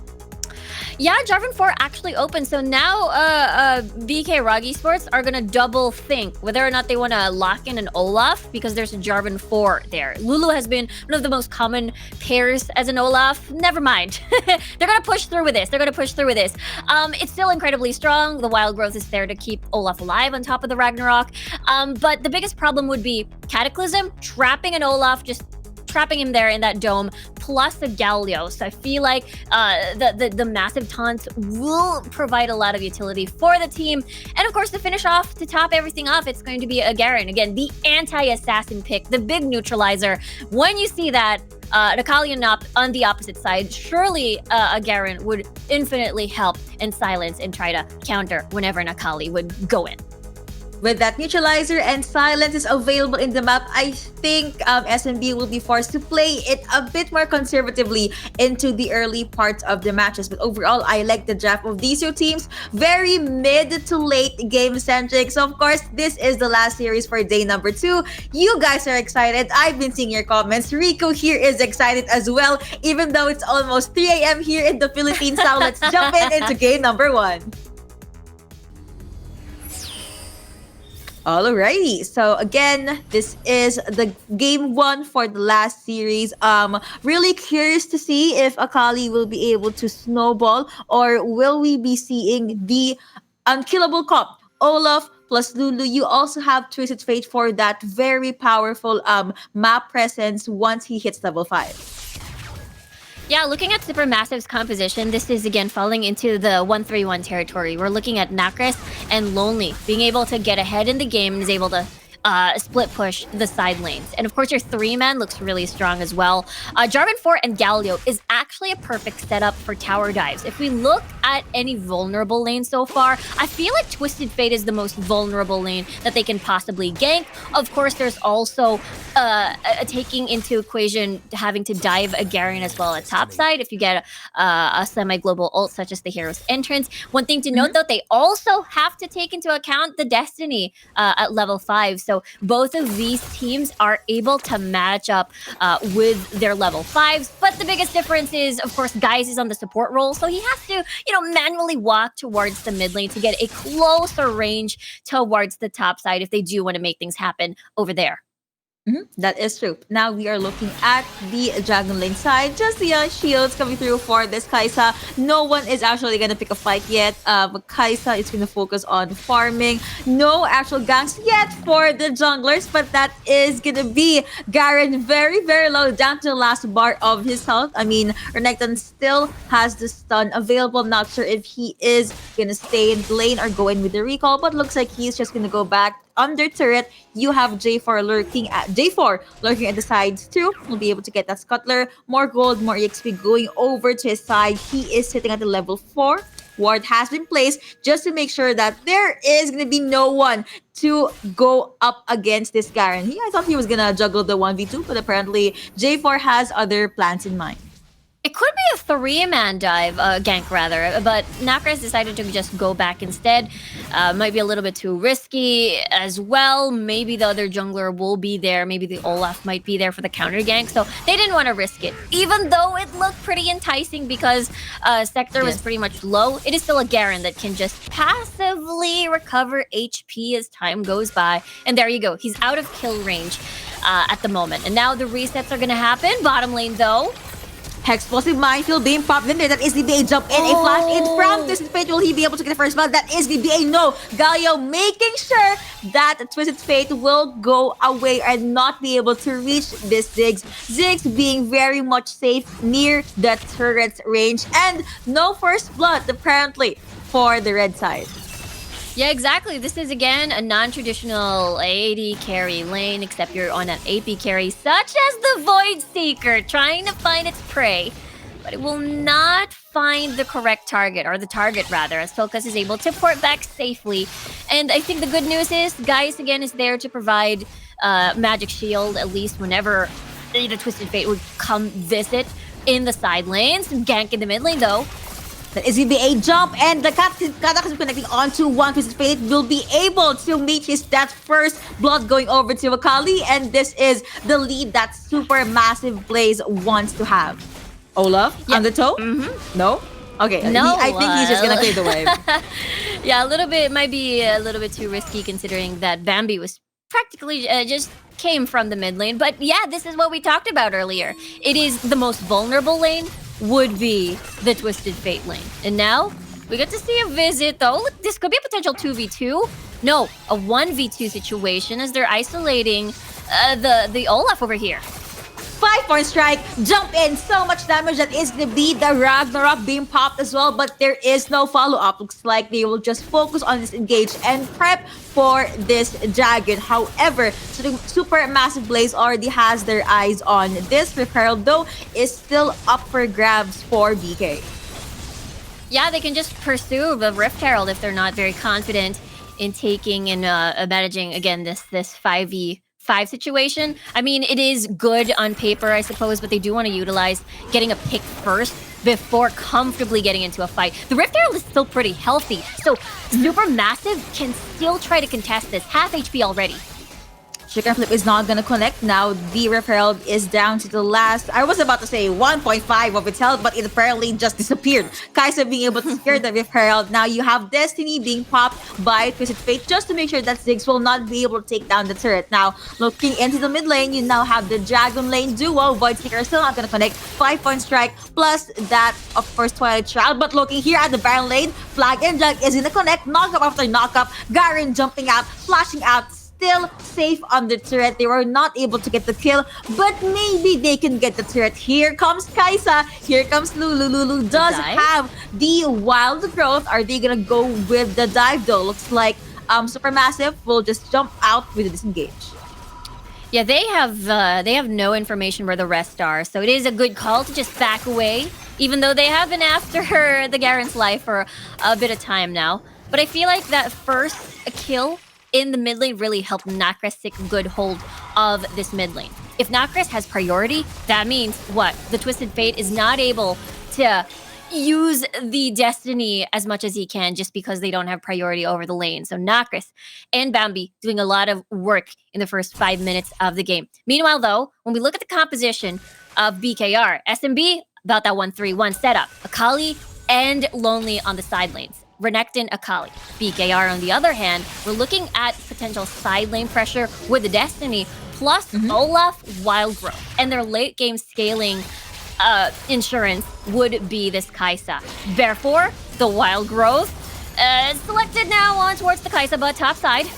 Therefore, there is going to be another gank, another fight, but you have the 5% connecting onto Garen. Garen meeting his end, and BKR, they're going to try to jump in with the revenge kill. That is in between Fate lurking in the sides, but I don't think he will be able to get the revenge kill. At the very least, he can try to clear the wave, and looking at Dragon Lane side, the crowd has been someone knocking for the knock. We have the killer instinct being popped by Kai'Sa, making sure that they'll be able to get some kills here and there. Heroes Engines being popped, Satchel being used as well. The crowd still focusing on the third. Bouncing bombs are going to be used. That is going to be box in. Kai'Sa being able to get one down. The tops are gonna connect onto two, but Galio being able to flash out. He does not have enough damage. I don't think he'll be able to juggle that 1v3. Destiny being popped, though. You have Renekton lurking aside, but Galio still being bursted down by Twisted Fate. I believe the first tower went down on towards SMB side at top after they did eliminate Garen. And now, though, they are able to get another tower in exchange, be able to open that map up and equalize. Let's take a look at the replay once more. They started with his 3-man dive up against Sector. He's all alone here. There's no escape. Even though he's a pretty tanky Garen, there's just a lot of damage on the board to try and deter. Maybe get an outplay and kill Bambi, perhaps. But First Blood Tower, I believe, went in favor of the Supermassive Blaze over here as the Rift Herald was... there's a lot of wave clear happening here just because there's a Ziggs coming around. They did manage to buy a lot of time just to make sure to get the First Blood Tower.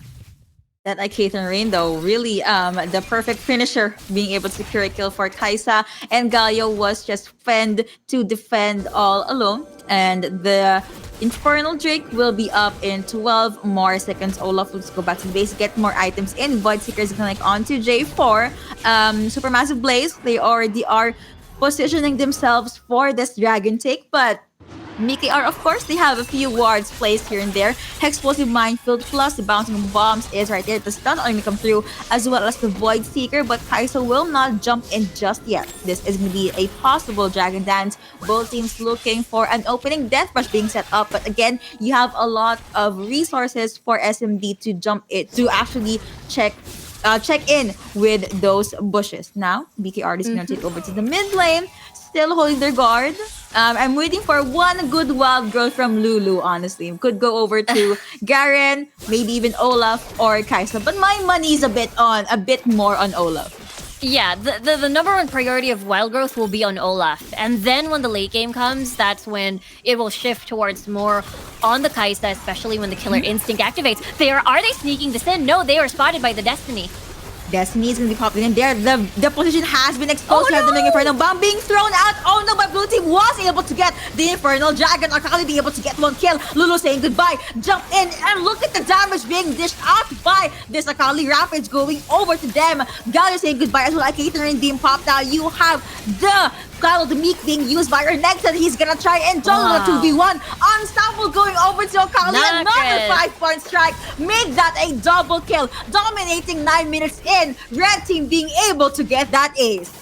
Yeah, beautifully done by Supermassive Blaze here. They were able to get, more kills for Lonely and Nacris, who is just going to be a huge problem up against BKR. And on top of that, the finishing blow to get the tower down. No AD carry, no problem. They have a Ziggs. Let's take a look at that replay. Even though the Mega Inferno Bomb didn't get to hit anyone, the way that Tulkas was still pretty much very safe and sound. The Hero's Entrance was really used perfectly. And unfortunately, again, the Olaf couldn't find these opportunities. Once you're all clumped up together, that means you're in range of Geis' taunt. And I feel like that's what happened. You're in range of, again, Lonely just sapping a lot of health back after that, and Nacris just reigning supreme in the back line of BKR. But there comes another potential fight, but SMB just wants none of it. They're fine. They got 2 dragons on the board already, and they even have the gold lead.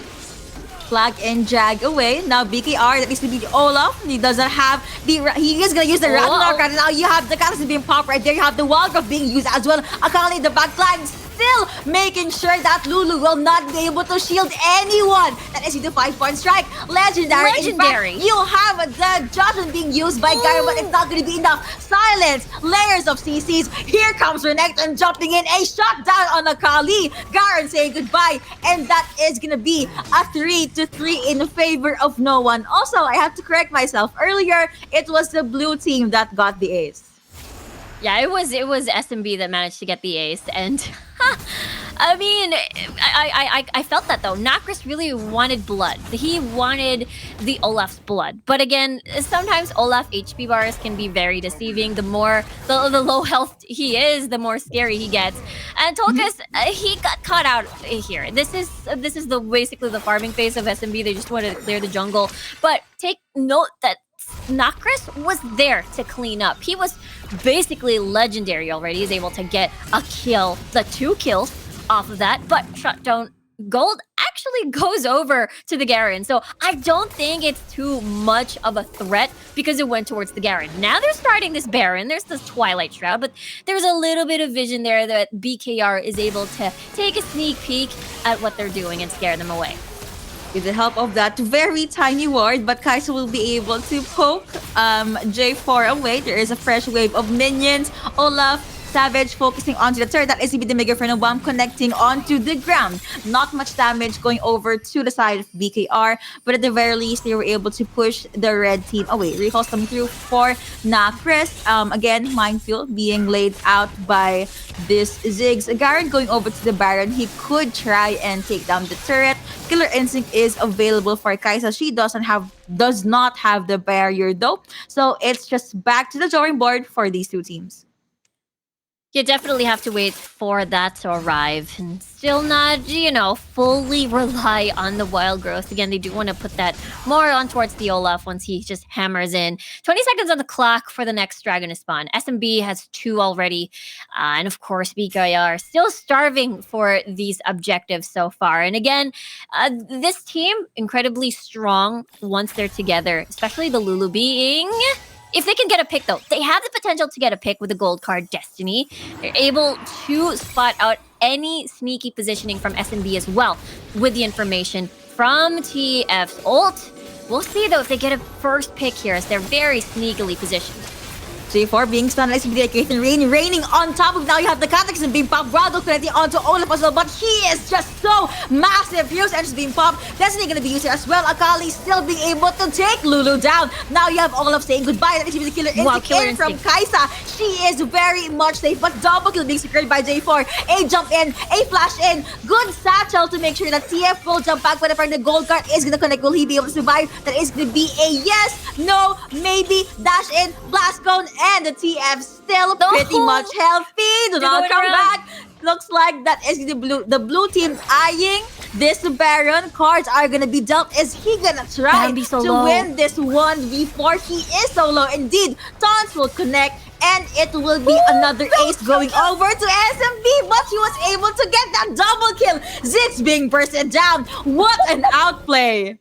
Oh dear, oh me. Yeah, they were so low there. And that card was basically enough to tag Lonely and Tulkas for the credit kill. Not going to the Baron, but going to the Twisted Fate. And this not only stalls the Baron take, but it also, again, adds in a little bit more cash on the pocket of this Twisted Fate and gives more space for BKR to get this Dragon, no problem. Dragon Jag, you're gonna have to go to steal, but apparently it was just too late. A quick Dragon take for that team. It all started from here. It seemed like this was a fight that, BKR was ready to take. This is, again, with the Destiny pop. But again, the biggest problem was Nokris. He was bothering the backline so much that the backline of BKR just couldn't reposition. So the Kai'Sa was forced to Killer Instinct forward, but no one was there with them. And that is basically it. You get greeted by a taunt, you get greeted by the Renekton. Now let's take a look at this again. Look at Lonely Kid. He's soloing the Baron. He's soloing everything. They were tagged by the cards earlier on. The credit goes to the Twisted Fate. That is quite unfortunate.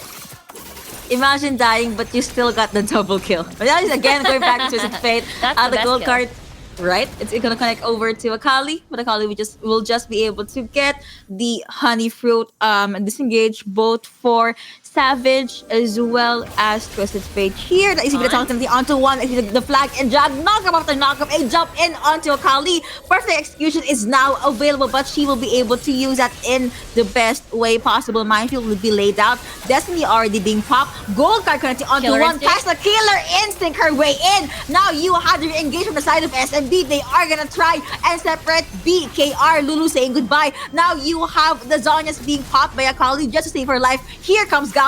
Hero's entrance in. Still though, they will be able to get that kill. Kai'Sa saying goodbye. You have the Damascene Justice coming through for Garen. Bursting Akali down. Mega Inferno bomb coming in. And the double kill going over to Renekton. It was a 4-1 in the favor of Super Massive Blaze. Yeah, look at Shikimori though. He's still alive. He is still alive. So SMB, okay, we're not going to start the Baron. We've learned our lesson from the previous encounter. So we're just going to opt for taking this tower down. Very easy. We have the Ziggs, and that creates more space, more gap between the base of BKR and towards the Baron, and they can try another day, even also creating space for the next dragon, which is Infernal, the Air Infernal Drake. And wait, did I just say that? Air Infernal Drake? Air Elder Drake. But at this point, let's take a look at the replay. It's just the Death Brush. It's a Death Brush coming from SMB. They were able to basically scatter BKR in such an awkward position. The Lulu is gone, therefore the peel, the kit, the shields, the wild growth is basically gone. AD carry also isolated pretty much by both of these, Renekton and the Jarvan as well. So scattering BKR is the goal of SMB, and they do it so well with the Renekton and Akali being way ahead. Golden Guard connecting onto one. He does get stunned. Let's see if he will be able to survive. Here comes the other member of SMB. That SMB Dominus being popped by Renekton. And he is still alive. Mega Inferno Bomb being thrown out. Will it take anyone? Apparently no, but GA from J4 already popped. Destiny is going to be used as well. Now BKR, they invested a lot of time, a lot of ultimates for that skirmish, but sadly the trades were not there. Now they have to play this one out safely because anytime soon SMB could try and go with the re-engage. We're gonna secure that buff. Baron's still pretty much alive, but no one is getting it just yet. Also, can I just say that I kind of feel bad for Lulu in this game because she is always the targeted champion. Akali, Ziggs, they just want to take down this shielder from BKR. Yeah, I feel like it's the best target because it's a two birds in one stone kind of thing. You kill Victor, you're forcing the wild growth you're basically forcing the Lulu to self wild growth. Therefore, that key ult will not be available for the Olaf and as well as the Kai'Sa, most especially as the game is starting to go long. Ooh, Galio will be forced to flash out 5 points against the Mega Inferno Bomb. Apparently now that does dish out damage. J4 is waiting for a possible opening. He does have Cataclysm. You know what? Looks like SMB will just focus on getting the Elder Drake, whereas the other 3 champions will just try to take a peek onto the Baron side, see if they can go with the steal, or can they at least pick 2-3 champions of Destiny will be used. Void Seeker will connect. Here they come. They're gonna jump in now. You have Dominus being used by this Renekton. He's gonna jump in. Will they be able to get the kill? Let's see who will get the dragon. Olaf saying goodbye. You have Kai'Sa jumping in. Double-kill going over to Ziggs. Kirisby going over to this Ziggs. Even make that a triple kill. The damage was too much. A jump in. Sugar Flip not connected. You have the Cataclysm being committed by J4. Then and there you have the Joshua being popped by, of course, Garen. But he still gets disseminated by this J4. What was that fight? That was, again, a Baron that BKR wanted to get.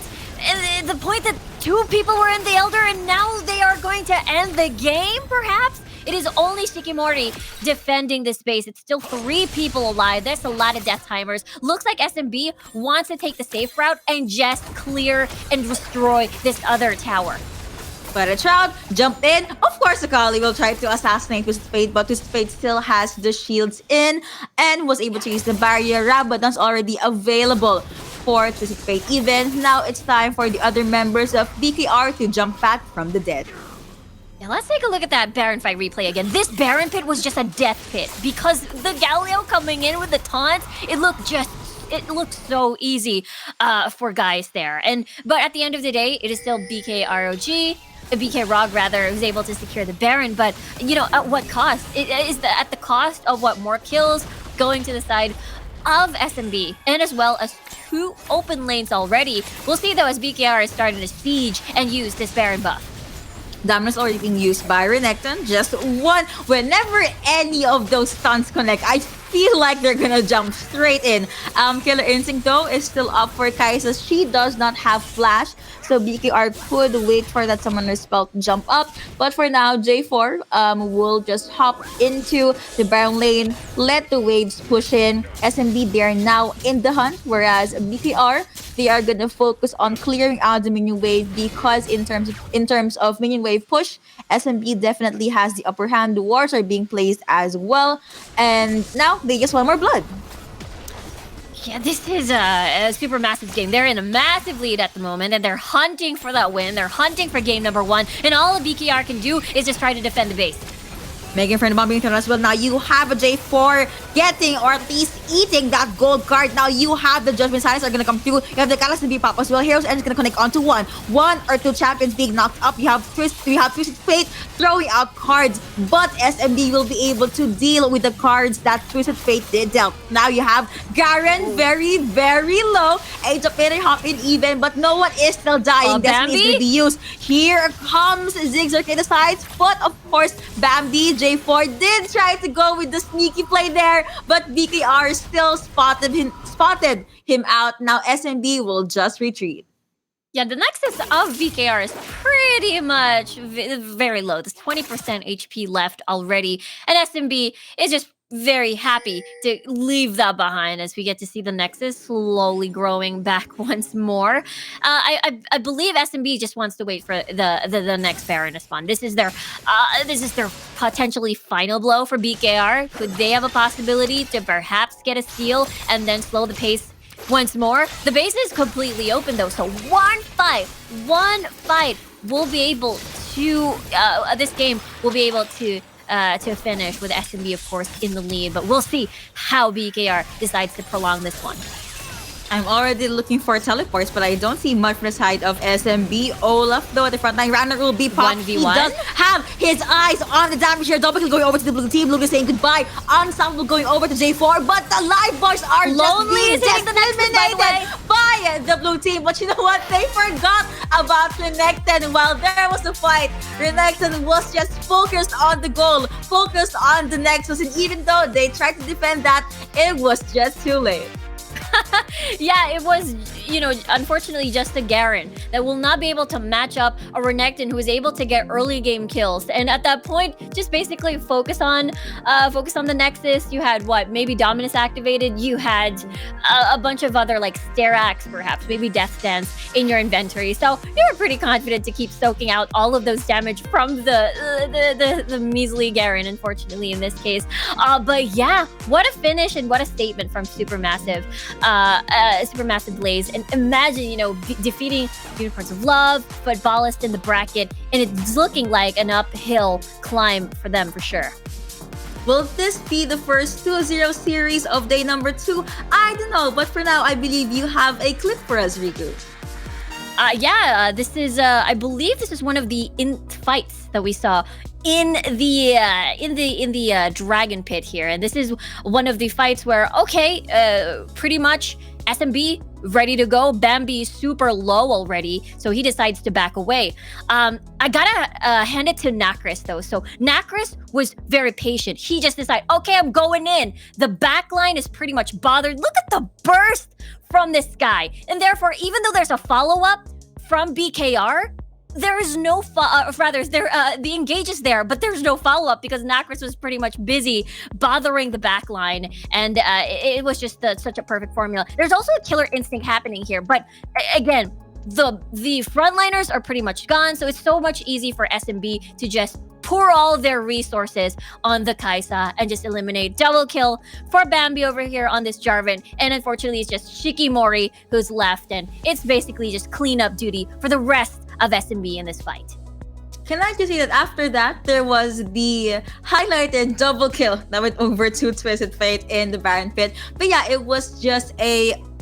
Yes, I see what you did there. The cute smiley in the side. That was adorable. I always have to do that. I feel like, it's like me greeting, like, have a nice day. After a kill, right? I guess. Right after you put in the analysis, everyone basically dying in the skirmish. But yes, yeah. Jumping back into that, it was definitely just Supermassive Blaze's game to play. So now I'm looking forward to seeing what kind of adjustments will BK do. So without further ado, let's hop into game number 2.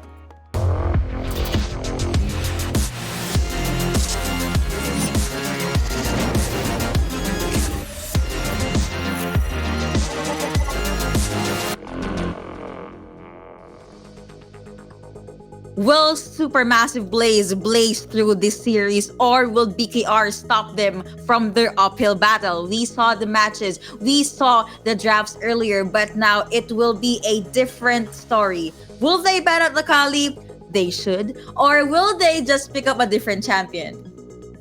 Yeah, you're right. I think the biggest takeaway from day 1 and day number 2, it has been a lot of amazingly talented Akali players in the Origin series. And, even though there has been a couple of answers pick-wise, I feel like it's still a little bit difficult, even though you want to just CC lock, you got the Polymorph, you got the Galio taunt perhaps in some of these cases. But these players from, the Origin series region are just too good.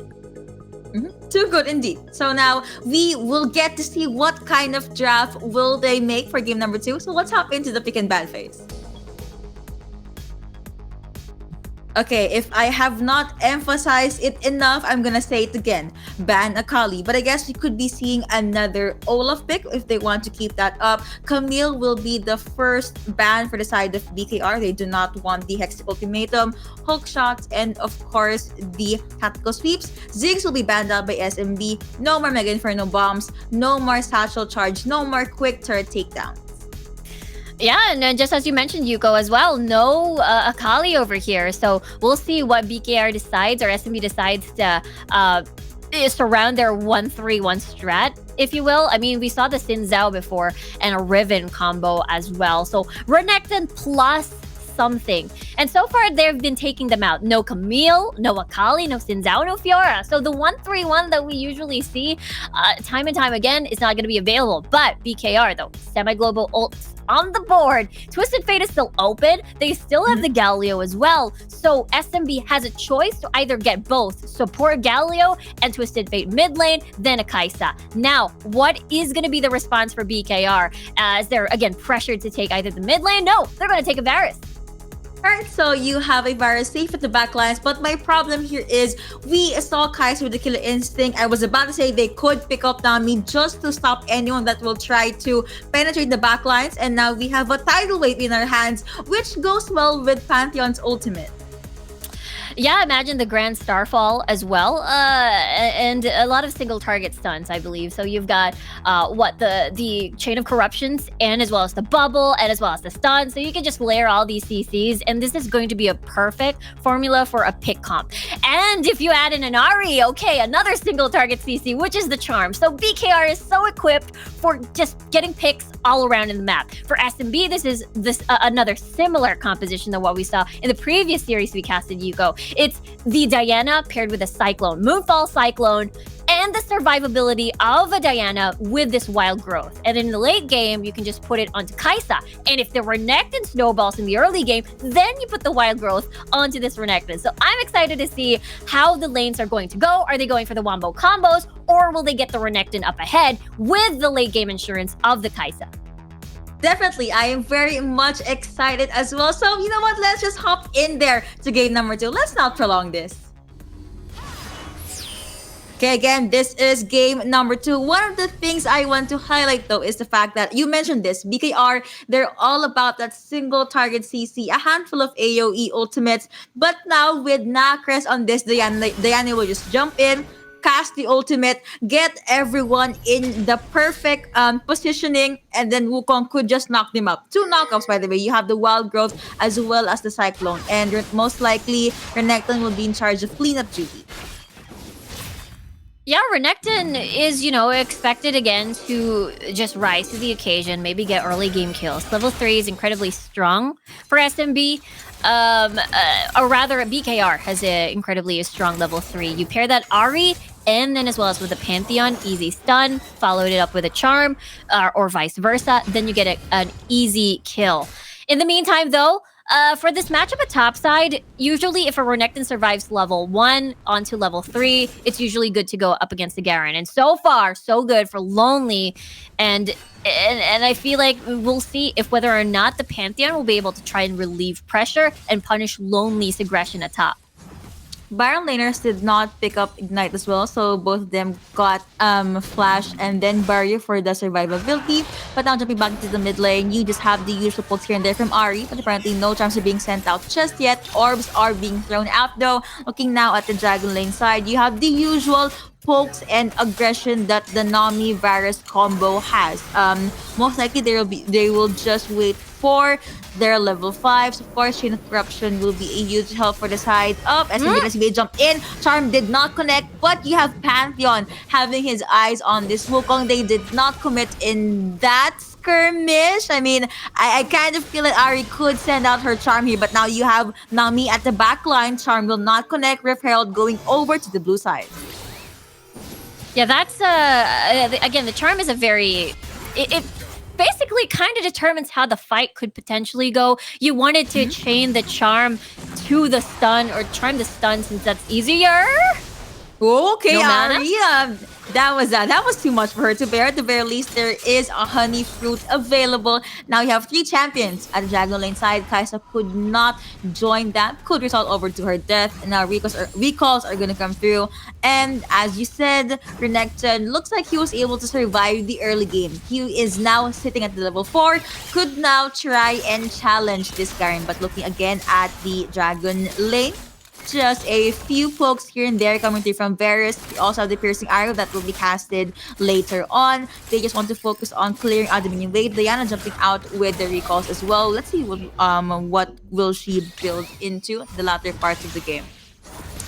Yeah, this dual lane, of course, it will be in BKR's favor. You've got the Varus with a lot of much bigger range against Tulkas and guys over here on the Lulu. And the fact that, again, it's paired with a Nami, so there's a lot of safety. You basically compensate how low mobile this champion is as a Varus with the movement speed, with again with Nami's passive, basically. So right now, though, looking at the mid lane, we get to see guys sort of babysitting the mid lane. Or rather, no, this is a little bit of a swap here. As we get to see Savage lingering around with a stun.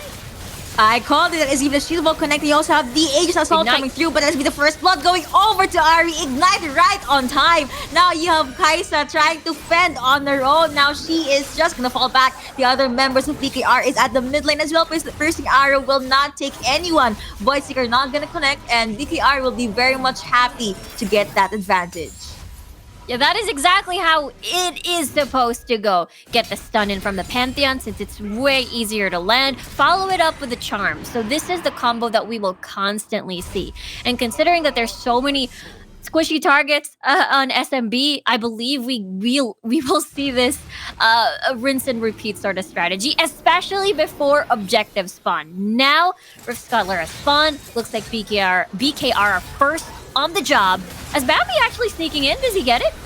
That is going to be the initial coming through, but the stuns are going to go there as well. Tidal Wave is going to be popped by Nami. Now you have a possible setup for the right side. Now you have that Moonfall being casted. Evan Flow coming through as well, but you have a very good guy at the front line. He is forced to flash out though. That SCV, the Octopus is not connecting, but a few knockups is going to come through. Piercing arrow almost got Wukong, but that was a 1-0 in favor of SMB. Few skills thrown out there just to cancel the recalls from Diana. Nami could try and jump in with the face check, but there is no actual jump in or commitment. Pantheon jumping in with the Grand Starfall. Hi, teammates. Now they could get this straight.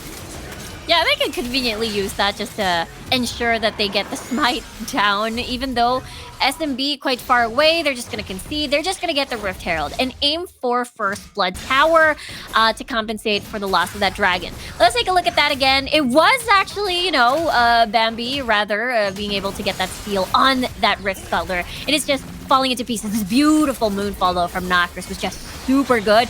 And, yeah, looks like, unfortunately, they weren't able to get the kill. This, though, hold that thought, though. Rift Herald secured. 2v1.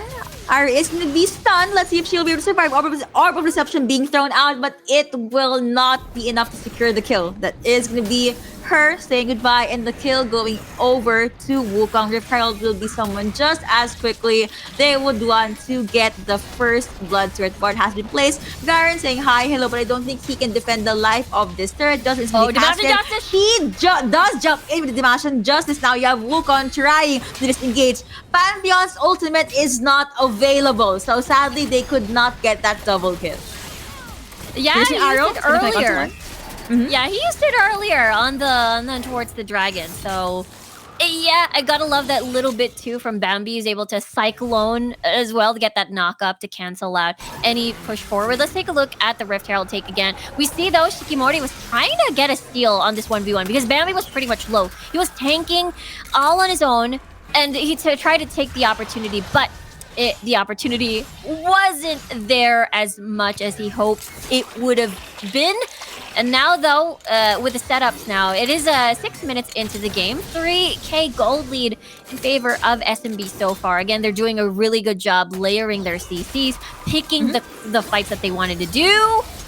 Ooh, stuns are gonna come through. Tidal Wave can be used as well, but there is no follow-up. Kai'Sa will be very much safe. Now you have Lulu lurking at the sides. Wukong just jumping back into the base.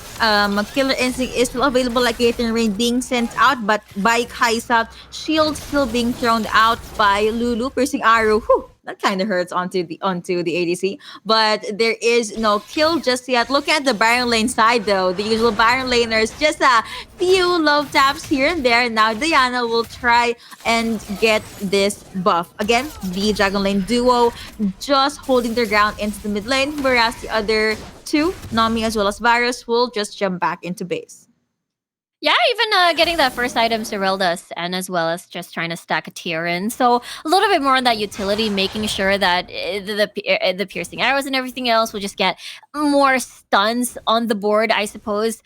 It makes it easier to, land more piercing arrows, land bubbles perhaps, and land more charms for Shikimori. And with this though, for SMB, again, it's all about layering these CCs.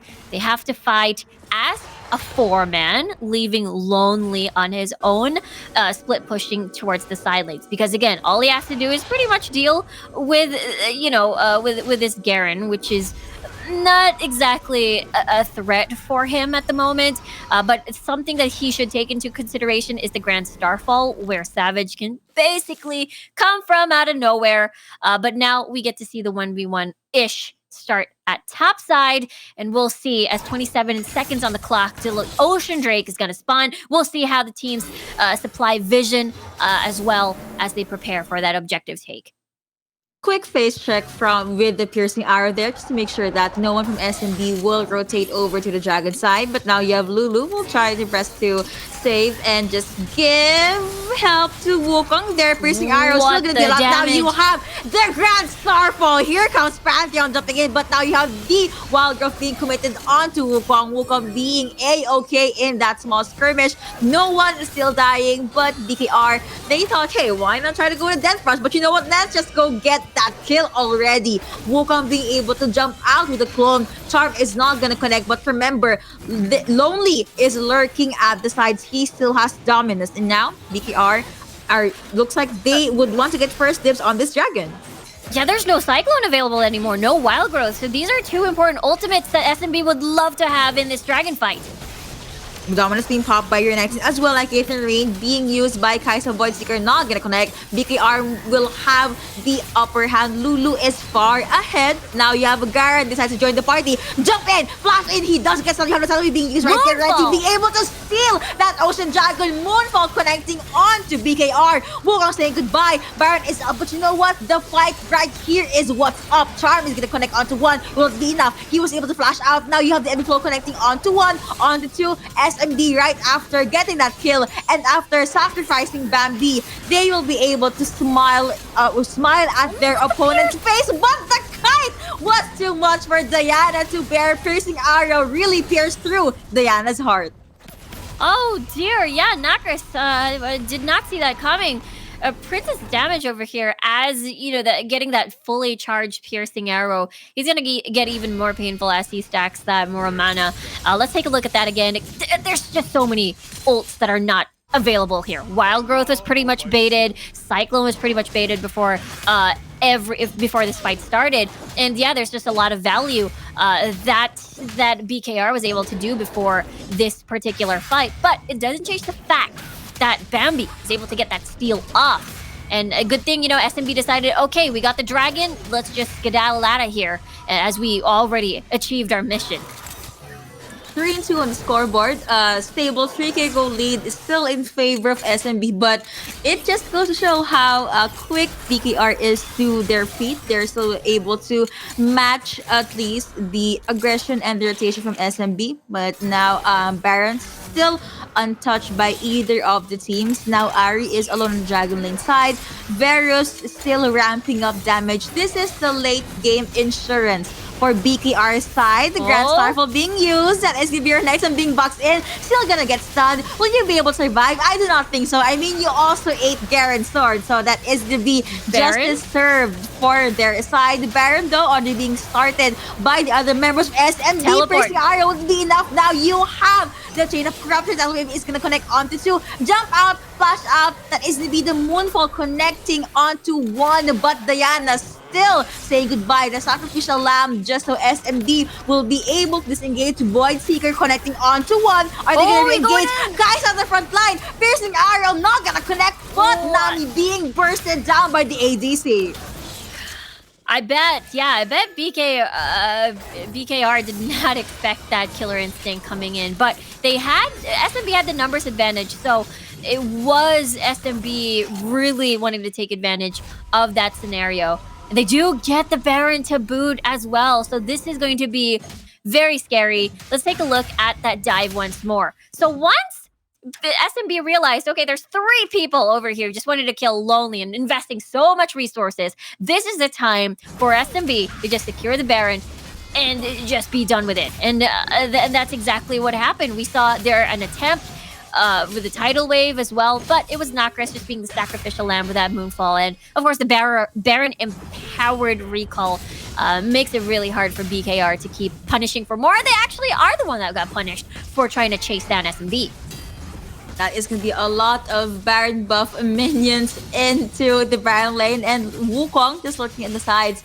And now you have the 1-3-1 setup from SMB, just so they can jump in with the siege. The turret will be taken down. Diana is alone on the Dragon lane side. Wukong does have GA. Here you have Pantheon, does get knocked up. That is going to be the Cyclone being used by Bambi just to make sure that he will be safe. Flash is not available for him. Looks like he is just gonna try and be a distraction for Garen here. Clone is being sent out. Baron buff minion still pretty much alive. That is gonna be a lot of damage being taken by Savage, not Garen. But now at the mid lane though, the outer turret says goodbye. Infernal Drake is now up. SMB, this is their next juicy target. Yeah, for sure. They've practically scared off the jungler already away from this Infernal Drake. So they forced Savage to just walk back home. But this is going to be the resets instead. Looking at the vision down though, SMB has that on the bag. There's still a lot in the deeper parts of BKR's jungle. But look at this though. It's going down really fast. Can SMB chase it? Lulu actually gets harmed, but it has been sent out by Nami. Now you have jump in. The Cyclone being used by Looking it again. Now you have the blue side being healthy. But you know what? Someone gets stunned at the side. Kai'Sa being caught out. A lot of damage being taken. Charm is not gonna connect. The Moonfall is not available. So now SMB, they are forced to jump back. Let's retreat. But you know what? BKR is not letting them retreat. Here comes the re-engage. Stuns coming through. But you have the knockup after knockup. Will it be enough? Wukong still has GA. Still pretty healthy. Kai'Sa jumping in. IK and Rain hurts a lot. Ari saying goodbye. And he does use Killer Instinct jump in. On top of that, he was able to pop in with the Zhonya's. Kai'Sa still pretty much alive. But Varus with a cleanup. The piercing arrow was too much. Wukong will just fall back. Joshua being used. Clone being sent out again. Kai'Sa saying goodbye. It will be a 1-1. Okay, 1-1 in favor of no one, but SMB very, very low. You know, Cerildus has a lot of value there. It's kind of like you're having an Ashe on your team with the arrows with the slow, but it looks like the fight's still not over. Yep, Wildwood has been casted in there, but you have the teleports coming through from the side of SMB. Now here comes your engage. You have the Proto Bed being used. A jump in. Dominus being popped. Moonfall connecting onto 1. You have a Garen saying goodbye. Renekton being able to get 1. The Varus, the main damage dealer, already says goodbye. The Octopus is connected onto 1, but here comes Clone of the Meek as well as the Slice and Dice. Panther saying goodbye. Ari is just going to try and play this one out safely under turret, but I don't think she can win the 1v4. She can try and win a pick-off though, but looking at the life bars, or at least the members from BKR, there is 4 champions down. This could be a free Infernal Drake for SMB. Yeah, this is SMB's game for sure. Let's take a look at that fight once more, because this was okay. BK Rog pretty confident. People are in SMB are pretty much in the base, but of course, buying teleport, double teleports come in. The collapse is there. BKR wasn't able to get that reset. They were low on resources, no mana, no health, no whatsoever, no ults. But everyone was pretty much dead, so they just wanted to reserve their ults to just try to run away or reserve that for the next defense. But Infernal Drake secured all three, well, not exactly all three, but a big, juicy dragon buff, massive damage in favor of SMB. Now, Baron has spawned, so this could be the next juicy target as the Charm connects. This could be. You also have the stuns connecting, but now Wukong, Bambi will be able to survive that one. Almost barely being able to survive that one. Piercing arrow really hurts a lot. So obviously Varus is now a threat into the late game. It's almost 18 minutes anyway. I mean, look at the items that this guy has. But now I thought they were gonna try and pick someone off. Lulu being able to eat that piercing arrow down to the last 4-5 bars of her health. Baron is still up. I'm not sure if SMB will try and get this charm. Actually did not reach Kai'Sa. That was too close for comfort. But now you have Renekton being this. Okay, now he was going to be a distraction to, the sacrificial lamb. But Garen will be using his teleport there at the Baron side. They do have a ward there. But SMB, they don't want to risk it. They do not want to pull the trigger just yet. Maybe they're waiting for Renekton. Yeah, it could be a possible 4v5, but with their position, they could get sandwiched by Lonely Kid there. So they didn't want to pursue. They just want to stop the Baron take, and it does force out SMB to go back a little bit. But it doesn't change the fact that it's still an 8k gold lead in favor of Supermassive Blaze. And right now, it has been full control by this team. In a few minutes, there is going to be another juicy target on the board, which is going to be that Elder Airdrake.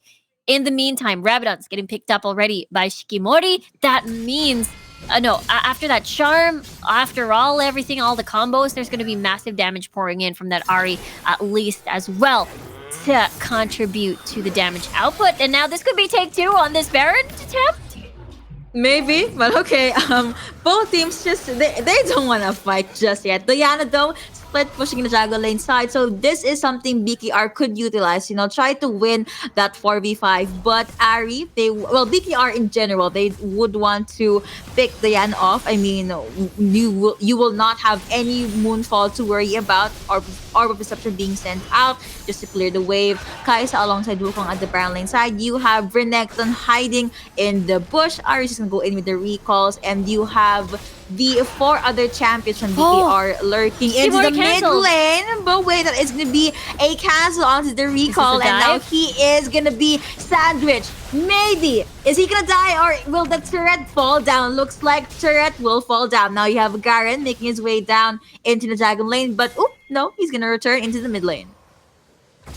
Yeah, that cancel could have ended, that port back cancel could have ended disastrous if, Lonely Kid decided to push through with the potential tower dive. But they're pretty satisfied just getting that second tier tower. More space for them. For SMB, there's the Chain of Corruption.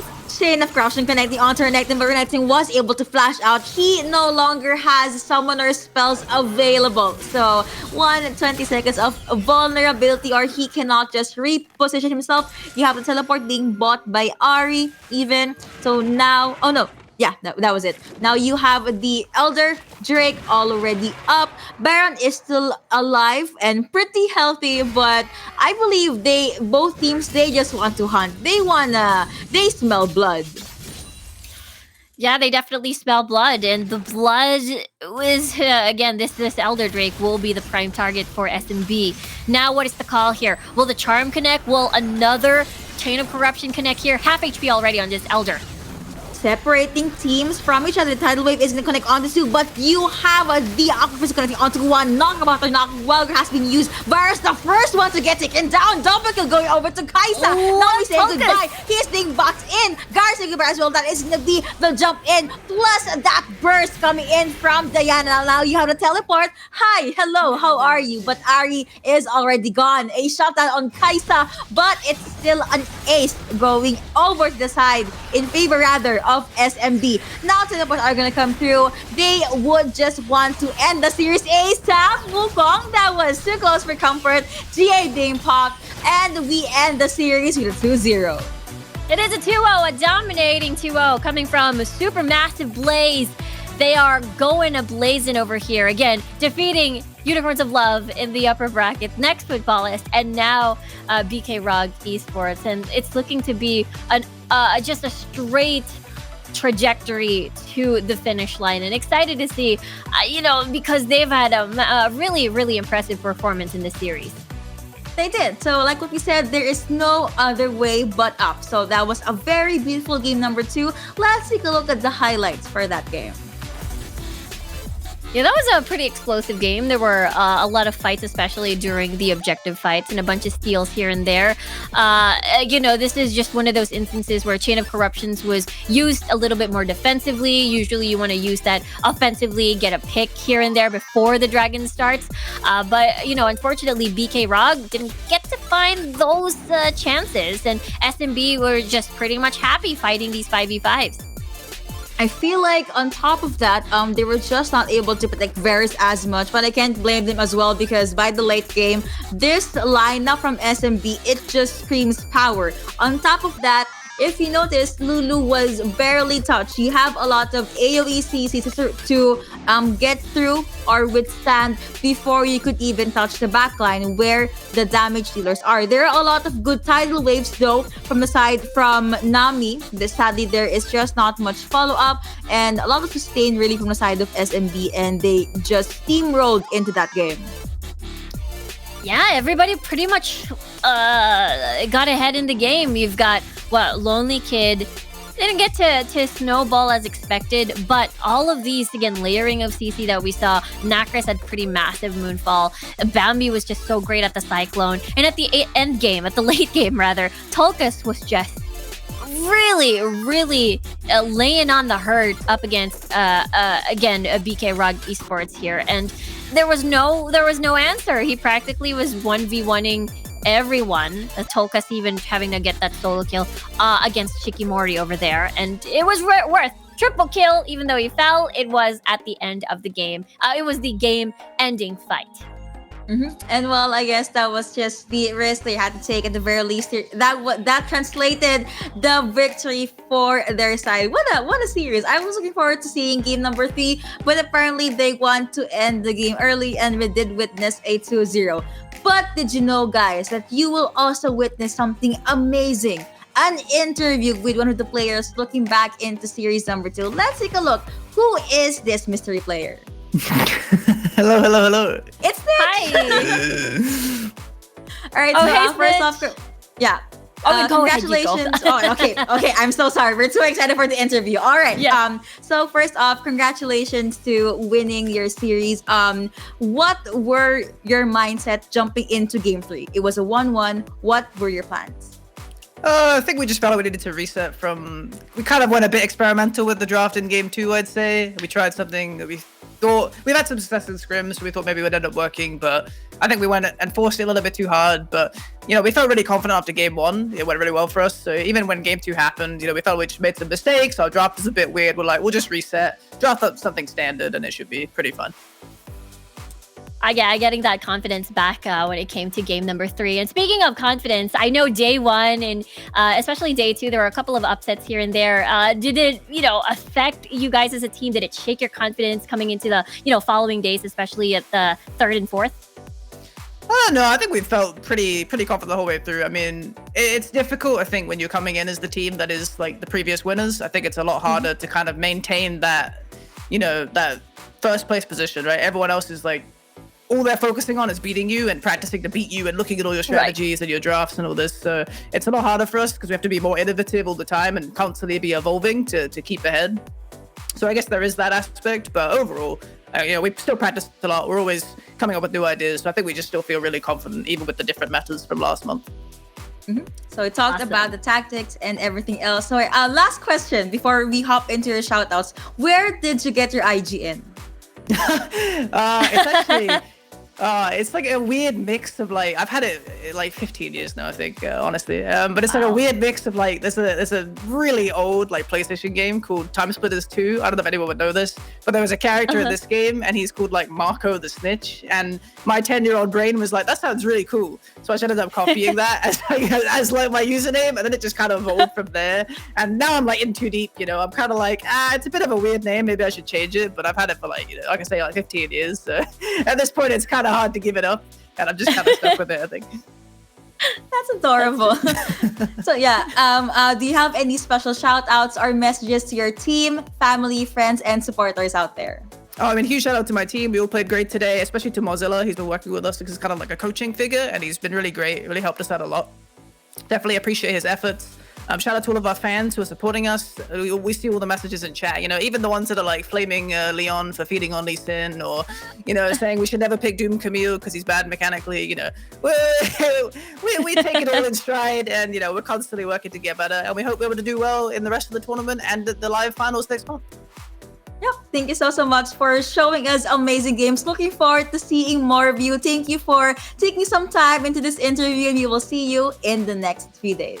Thank you. Thank you. That was a very good interview. I mean, you could see the confidence that this guy has, right?